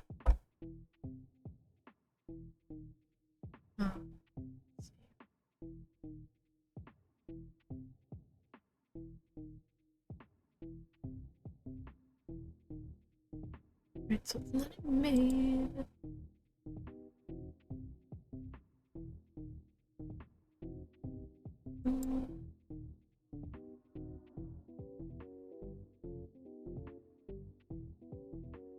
Maybe I should. Wow. Imagine that being a Virgo.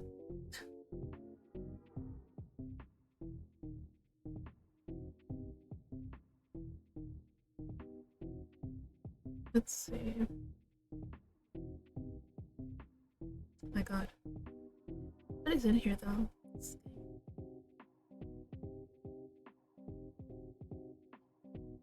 Can't see anything, right? Okay. Sure. Oh my god, I'm in the voice chat. Please stop.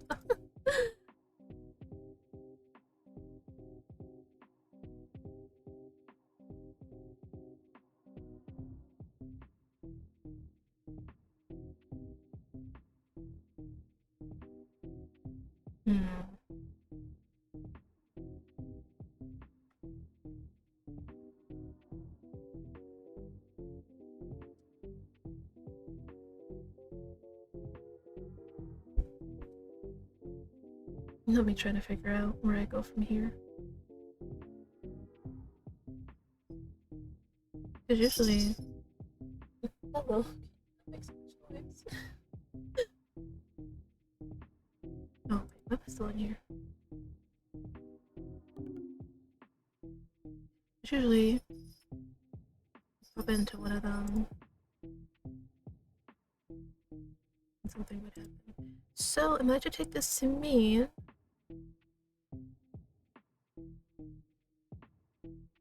No, maybe not.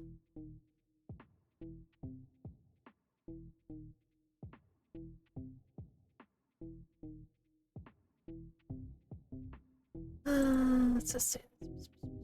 Oh. I mean, maybe.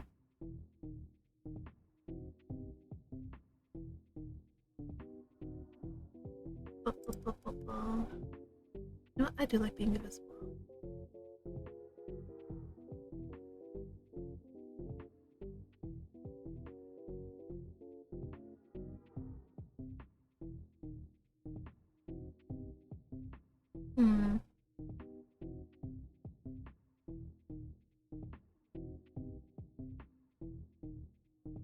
Oh no, am I gonna have to use the hint?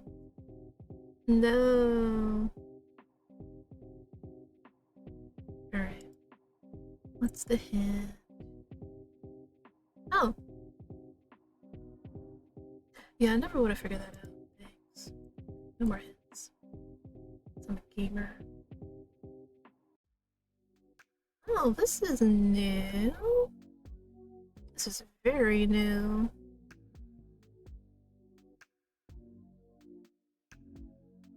Let's see. Oh, so it is achievements. Well. Looks like you found my catalog of questionable choices. Nothing personal, mind you, it's just a little game I like to play. Keeping tabs on interesting people. Present company included. The things they will or won't do. Usually I get a sense of when someone's done something I expect. Almost always I'm correct. And just as a favor, I'll let you watch. Let's see. No, I can't go there. Scriptorium. Your trusty writing software. It'll do you good. Writing will help you take your mind off whatever is going on in the serial killer server you currently happen to be in. But wait, I don't want to write anything yet. I want to play games. Death files? Oh. Okay. Okay. So it takes me to their card. Good to know, good to know. I can't go to the middle. That's it. Right? Okay, at least you can keep track of your serial killer persona on the server this way. Hopefully it'll stop you from dying. Okay. Me? Oh. Okay. So it gives you... Oh, okay. So now it tells you about the suspicion. As a character in a story, you'd be in the middle. At least it's not a first story, right? I wonder what this is. In this horror bar. Oh, for those who can't see, there's a lullaby behind me. I'll check that out soon. So let's see my persona. I can be sarcastic or sweet, flirtatious or innocent, introverted, extroverted, aggressive, passive, awful, chaotic, older. They're really putting in a lot of new stuff, huh?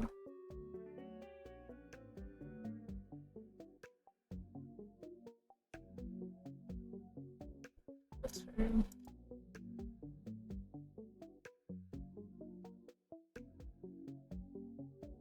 Not by suspicion. Calling card. That'll obviously come later. But I think at one point they did ask like if I have like a calling card or something.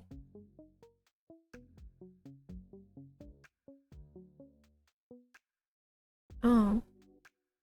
Oh. So I'll be keeping track of my hobbies too. Oh, I didn't actually think this would matter. I did not think this would actually matter. Well, that's my backstory. Here we go. Oh, I'll have to live with it now. Okay. Let's see.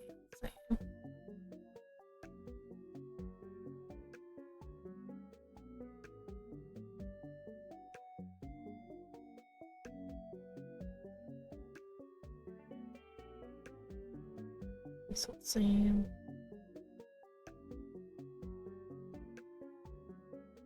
Oh, relationships. Oh, okay. Relationships tab.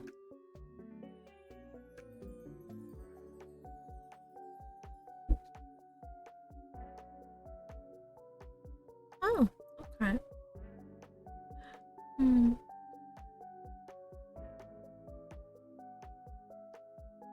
Yeah.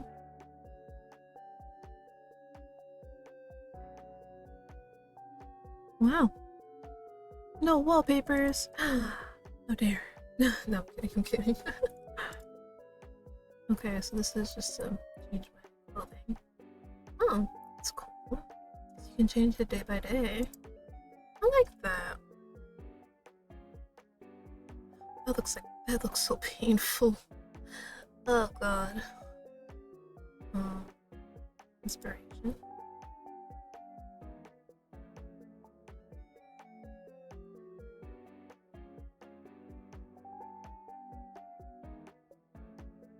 Oh, because I'm guessing it'd have the ladies as well. If I was into that. Okay. There's no games either. No. I'm kind of sad. I was kind of hoping maybe there'd be some games. Letter. Right? Yeah, midnight. Wait, I have a feeling if I changed it, he'd be like, very sus. So maybe I shouldn't. No. Let's see. Writing something edgy. Let's be edgy.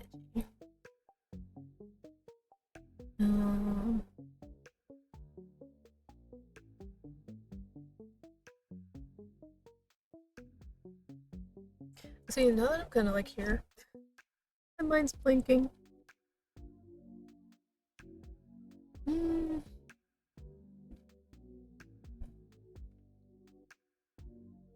What do I want to write about?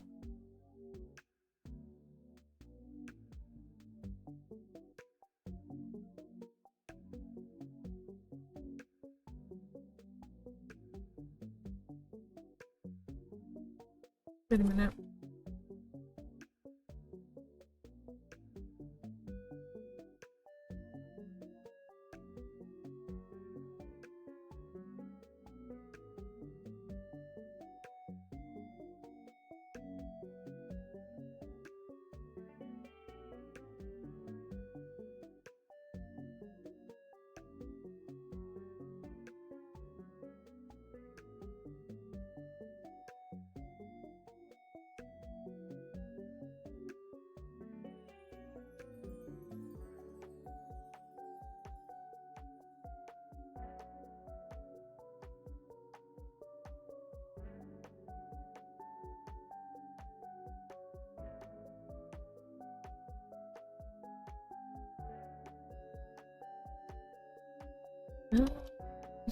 Sorry, I'm like actually kind of into this.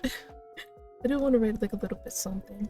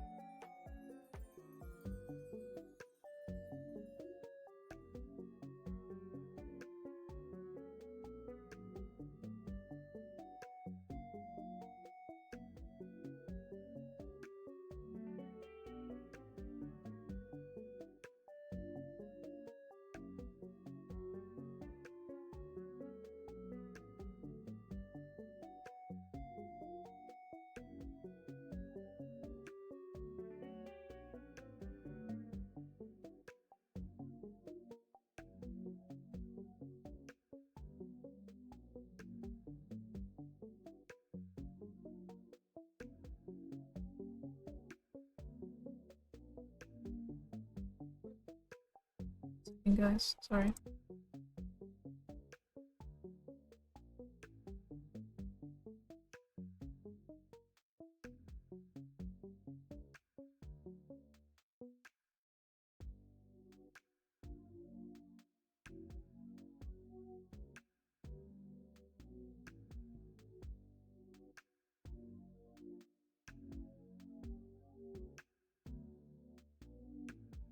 Sorry, Cat wanted to leave.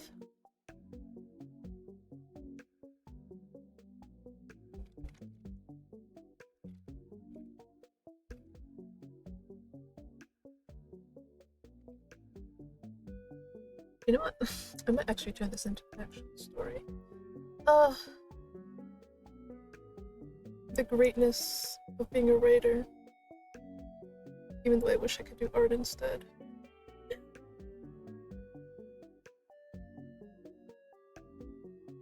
No. Might as well. No letter. Yes.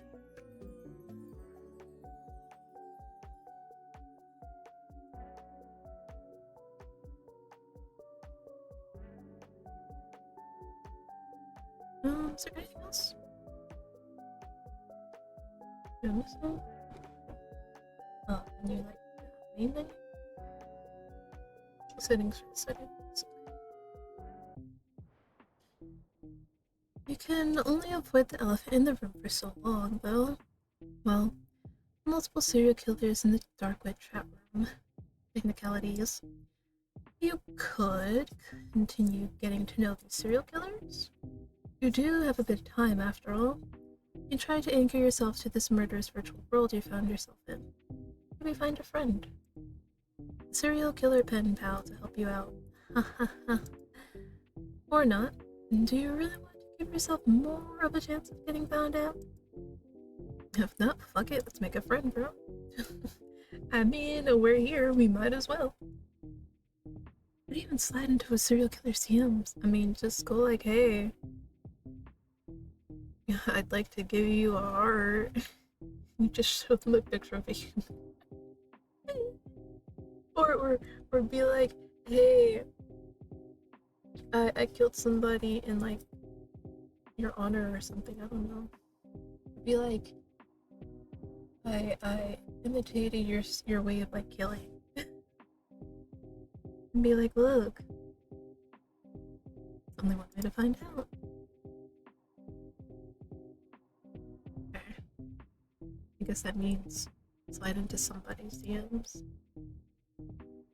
Can it be anybody? Hold on. It can. Okay. Still not. Did I make my status? Oh god. Every time I look at it, I want to fucking laugh.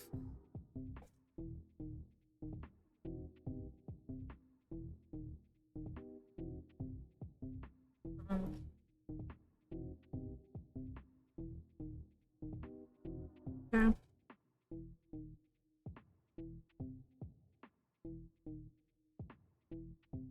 Is it only one person I can speak with? Alright, let's find out.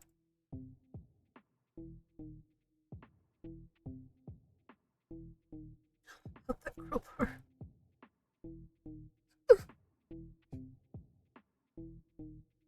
Okay. Yeah, about that crowbar, sure. I mean, I pretty much already know why. So there's really no point in me asking. So, about that crowbar. Are you going to tell me what it's like?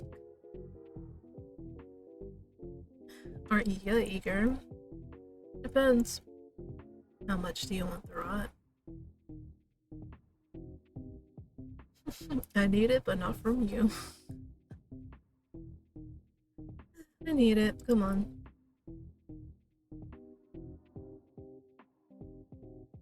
And then you'll have to work for it. You get a taste for it. Soon, anyhow. Now, what was that question you were going on about on Nullnet again? Could I watch you crowbar someone open? That is not a sentence I thought I'd ever read in my entire life. And yet here I am.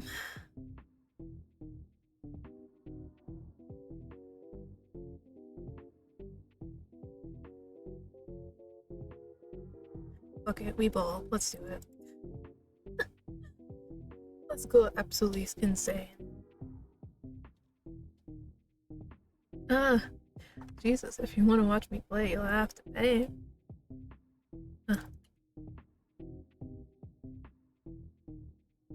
You're acting like I'm your personal red room.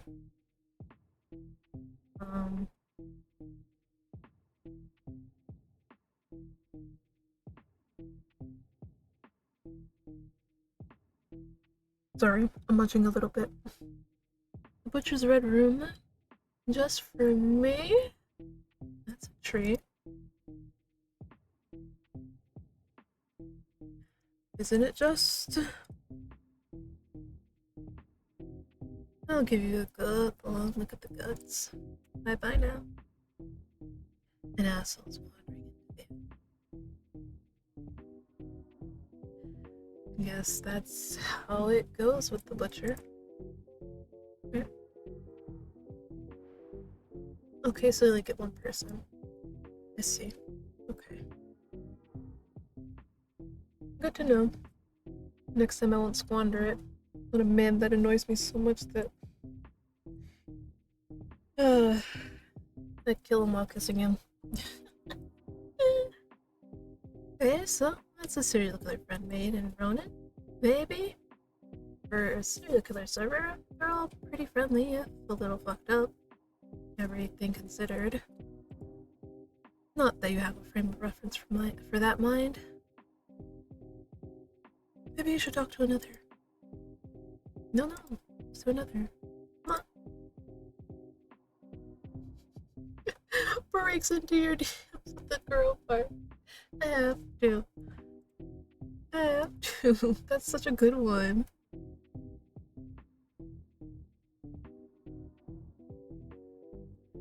Do you exist only to provoke me?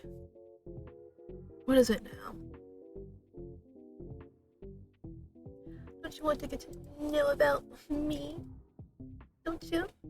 Don't you want me? Sorry. Oh god. I do, but not in the way you intend. Is there anything else? Thanks for entertaining me.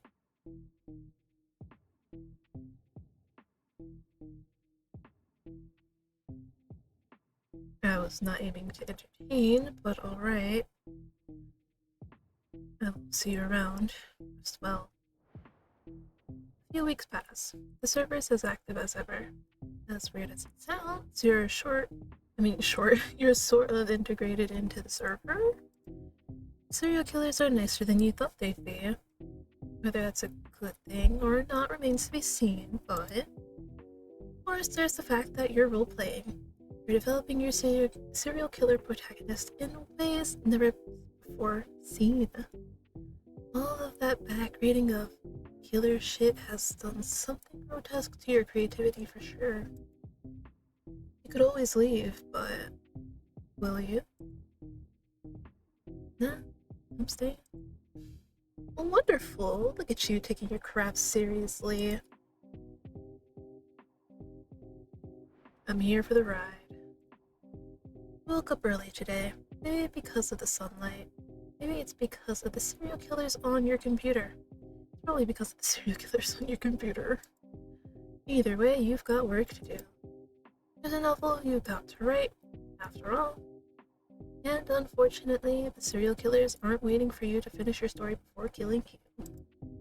They find out about you, that is. So, chop chop, time to get those words on the page. No one wants any dying regrets. I had time today to mess around. What will you do? Alright. I'm gonna save.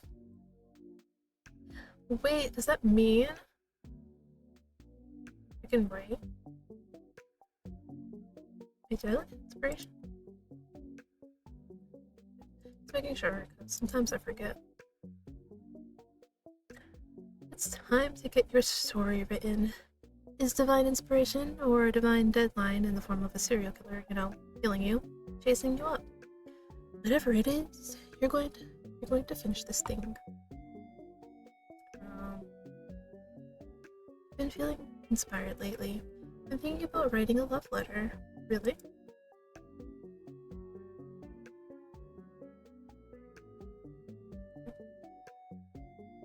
You need to get warmed up to write, or just write another thing entirely.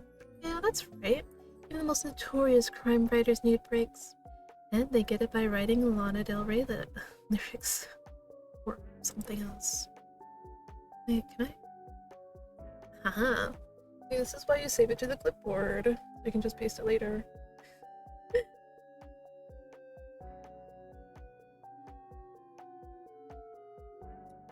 Maybe I'll write a little bit more.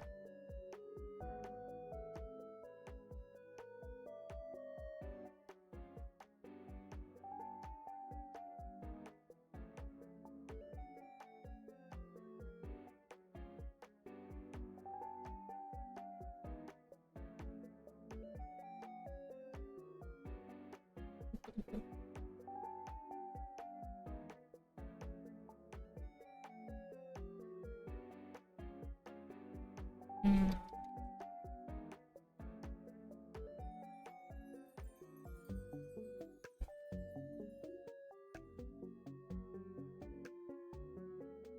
Kinda.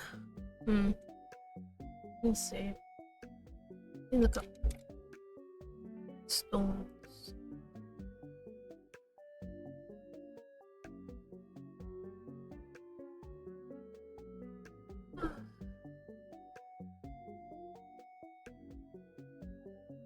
I guess I could go. Why not?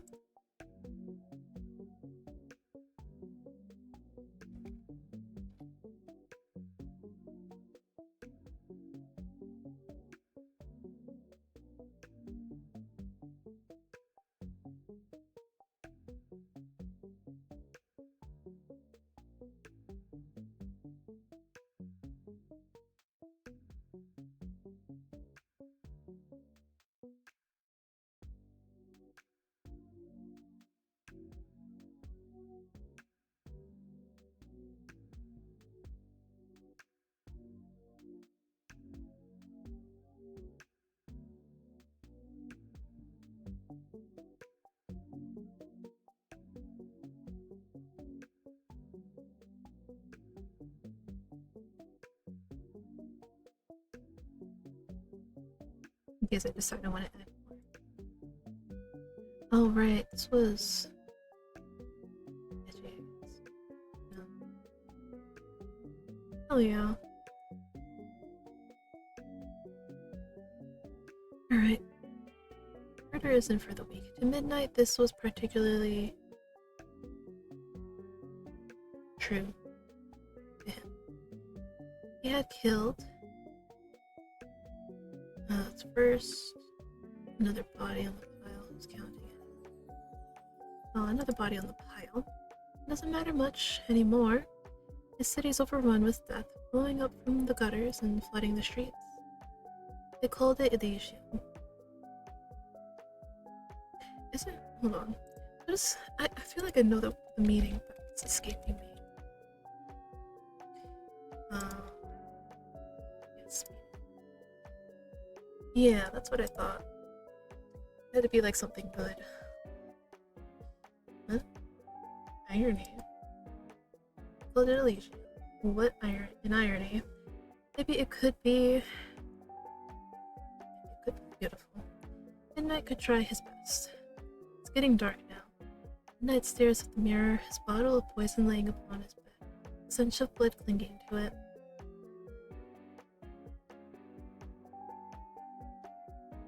He despised reflection. It's unsure.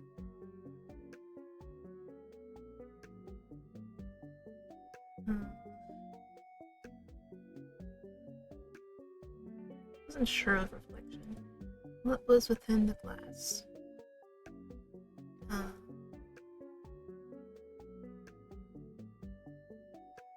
beautiful thing. Oh, I can write more. Okay. Midnight mused upon this, but he couldn't think long. He felt the city tugging at him. It's time to go to the diner. Down. Oh, right. What else do I want to say?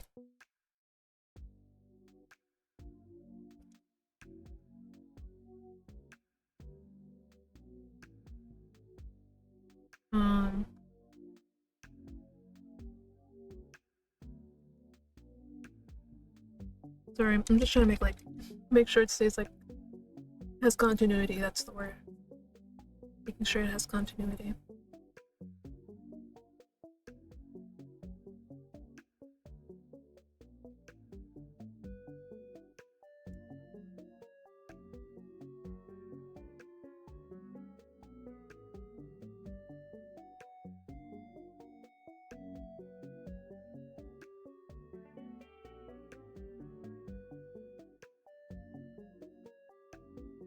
Wait, now I'm actually a bit curious. If I skip the writing... Wait, would it be possible to skip writing? But if it is possible to skip writing, would you still be able to, like, go back and, like, do it? Like, the editing and whatnot? Or would it just be, like... Would it just, like, automatically pick stuff? I wonder.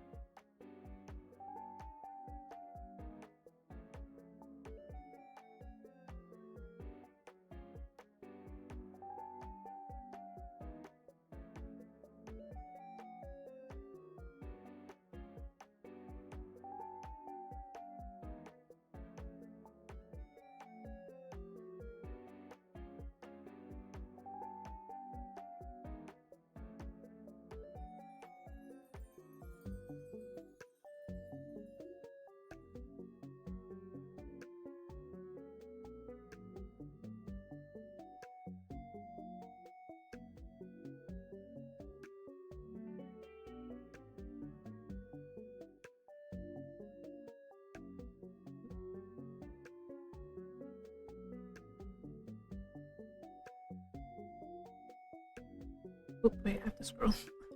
Oh, wait, I can't. Oh my god. You can't see the rest of it. Oh god. Hold on. See, now I lost my train of thought. Start over.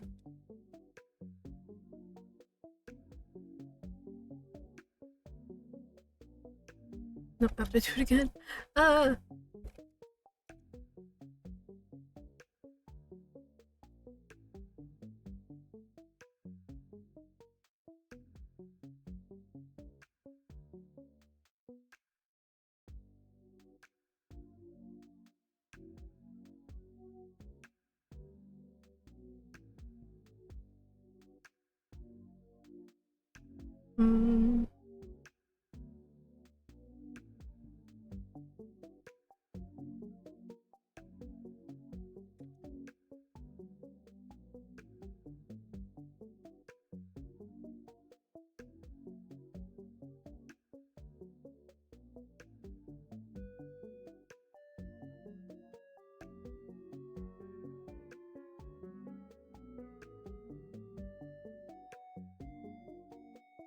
Yeah, that is a lot.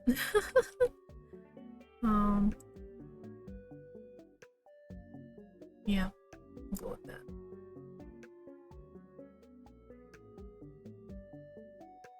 Because at that point, you weren't gonna see any more.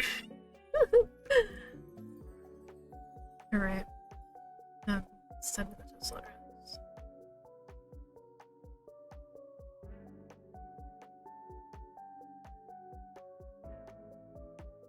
Oh, let's bring it back to hell, right? So let me guess what you've got to say. Just want to see what happens next. Let's start my story. Listen. Yay, that's a chapter figured out. Something about your writing feels off still.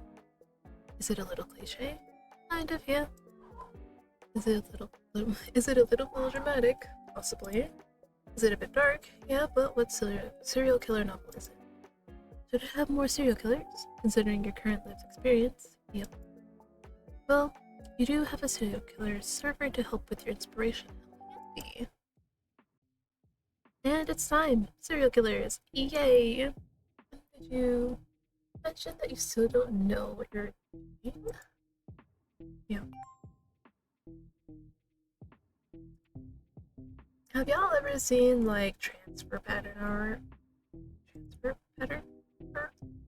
Like, wow, that bloodstained handprint is so sexy. And you know, you're like, oh, maybe we could put this up in art exhibition. You should sell them yourself. You can earn millions if it's abstract enough. That's the whole dream. Dude, you know literally no one is going to take it from me though. You're gonna ask questions like, where did you get this? Is this crime scene evidence? Whose blood is it? What does that suspicious dried blood smell? Well, to be fair, they do know it's blood anyway because abstract art.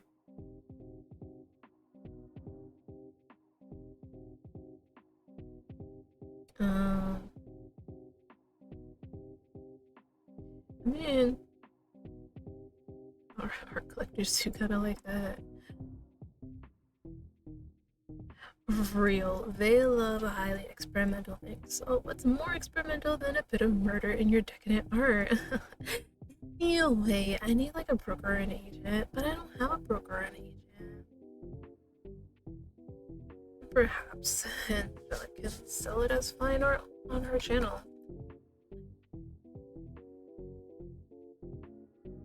My RPM would fall into the abyss. And I'll have to censor the whole art piece because it's graphic plot. Literally and figuratively. Sucks. I could have earned a commission. Who in their right mind would purchase artwork of dried blood? Oh my god, oh my god, oh my god. V sighting, V sighting! K9, K9, my man! And he's gone. Misaki, I love you, but you need to stop scaring him off. Oh my god, fuck. Oh my god, oh my god, I'm also sorry, Aerogaze. I hope we're not scaring you. Oh man, Aerogaze will never use this server again. Oh my god, I felt like me. Please. Bro, you know he could be a crueler murderer than you. Aren't you, Aerogaze?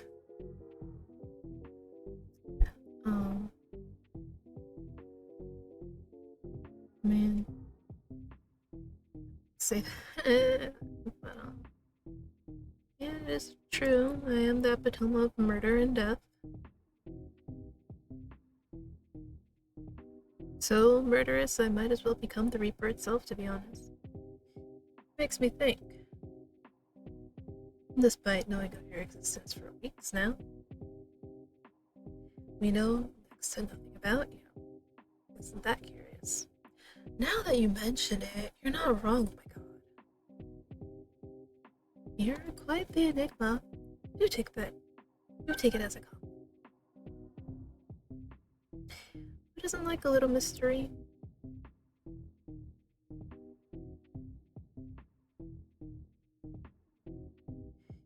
I suppose that is given considering our circumstances. You're something I look forward to unraveling. I would like to see you try. Or I could say good. You know what? I'll just say good.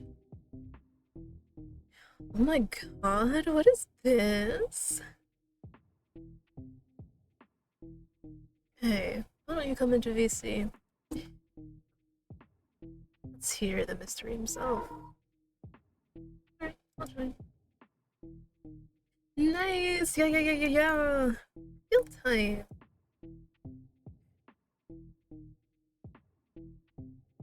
I did turn the voice up, right? Should be louder. Hello. Testing 1, 2, 3. Can you hear me? I can. Your connection's coming from L. That's so embarrassing. I count 6 losers in the call. That's a devilish number. Quite. Wait, holy shit, V! What the fuck are you doing here? I thought you hated us. Oh, it's kind of hard to like get everybody in here. We could do it like this. Yeah. I'm a watchdog. It's my job to keep an eye on your doings. I was not about to pass up an opportunity to hear from the server's enigma myself. Speaking of our enigma, why don't you tell us all about yourself? Come on, hog the spotlight. I want to hear everything. Don't be shy. Go on. Talk. You say talk so forceful. Like, I'm not suggesting you talk, I'm saying I'm demanding you talk. That's the kind of talk that was. Like, it's not a question, it's a demand. Ronan. What do you want to know? I don't know. The basics. Name, age, race, height, gender, ethnicity, birthday, phone, social security number. Bro. What's your body count? Ooh, I want to know that one. How many have you murdered in total? Training wheel murders don't count. Still want to know what counts as a training wheel murder. Where do you operate? A city or somewhere rural? What kind of divine inspiration do you need to make a murder? Okay, I know we're excited, but let's not dog them with questions. Alright, well, I just want the answer to one. What decisions have you made in your life to end up straddling your way down into hell?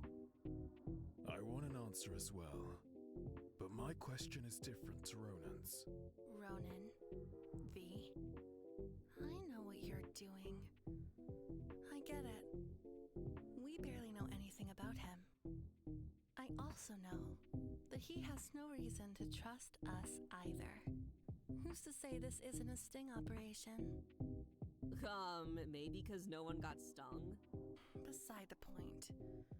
Point is, let's get off his back. He doesn't owe us anything. I agree. It took some time for me to integrate here too, and that was with Angel's support. Give him grace. I'm convinced. Anyway, please, I need more professional opinions on the entire transfer pattern art debacle. Do you think I could actually sell it? You should get out of here.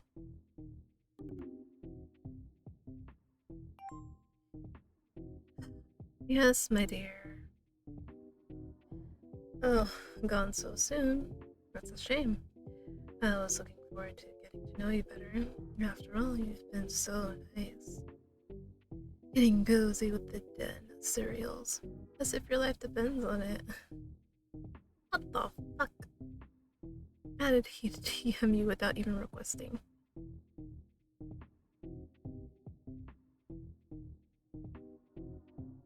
Sure.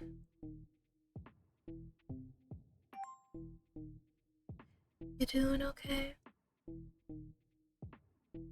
I'm sorry if that was overwhelming. I didn't think they'd dogpile on you like that. I hope you won't let this stop you from being as active and open as you are in the server. Server.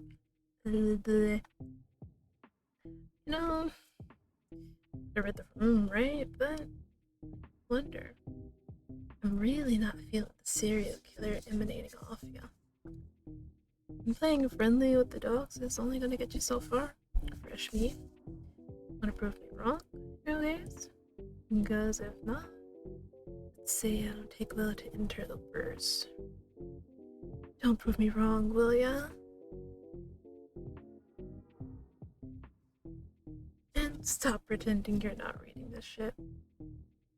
I can see you staring. Shit, should get offline.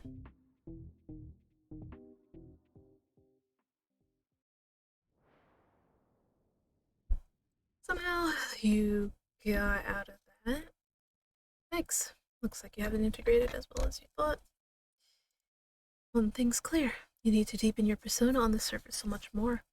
As in profound character development, backstories, traits, relationships, everything.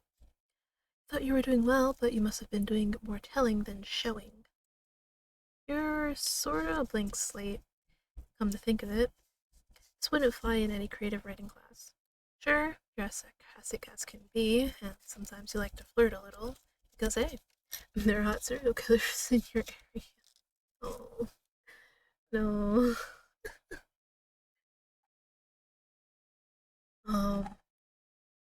So, alright. It's basically a once-in-a-lifetime opportunity. and the serials make you go quiet, which is about what you'd expect from a serial killer server. That's still surface level stuff. You have to go deeper. So technically, this is your personal writing death bootcamp. What can go wrong?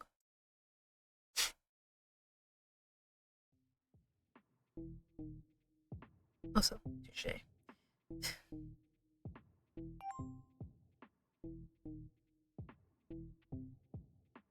Why do I keep doing this?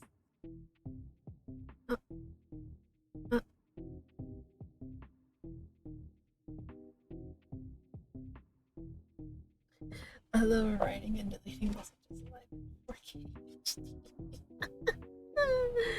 That's a new option. That's a new option. I'm saying.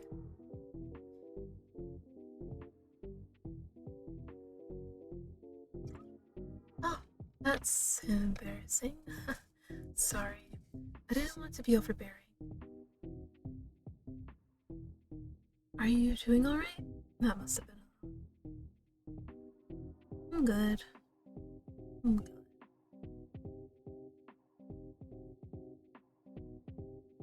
A little VC intimidation is not gonna spook me. Besides, they didn't really do anything. No, you're right. Not really. I'm sorry if I overstepped. No, you didn't overstep. You're good. Okay, I'm glad. Oh gosh. I didn't want to impose.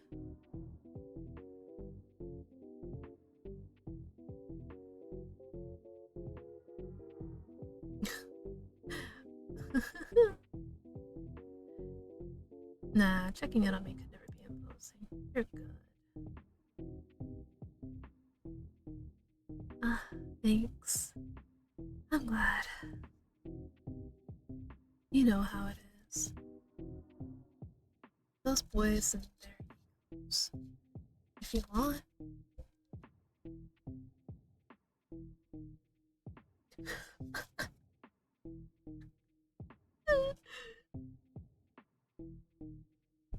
God. Imagine just sitting there reading stuff and then all you hear is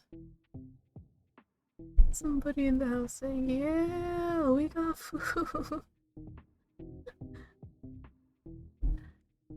Oh god. Oh yeah, I keep forgetting when I play Killer Chat I have to move a lot. Oh, if you want, I can message Ronan for you. Get him off your back.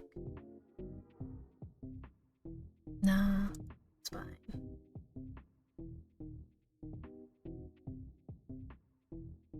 It'll probably just boost his ego more, let's be real.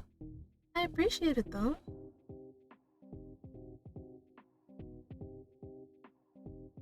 You're not wrong about that at all. I will message him then.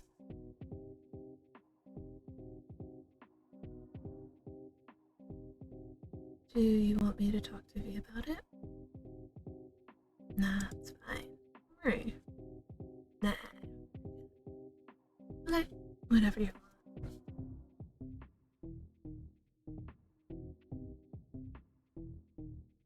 Oh, I also wanted to say, I'm glad at least the one serial killer has my back. Aww. I'm glad to be the one for you.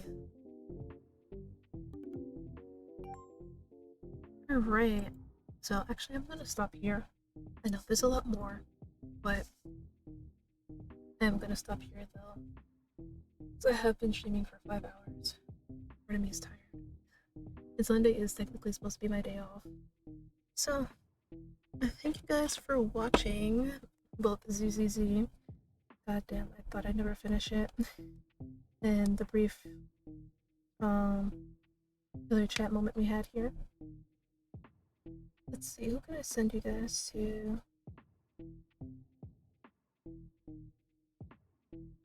I don't everybody I can send you guys to. So I will just end stream. Again, thank you guys for hanging out, and I will see you tomorrow. I don't have a schedule drafted up yet, but I will. It will be posted later today. So yeah. Guys, bye. And yes, of course, I very much enjoy Killer Chat. So I was very happy when they were like saying, oh yeah, we're looking for creators to, you know, play the game and whatnot. I'm like, I would love to play your game again. I had so much fun the first time. So yeah.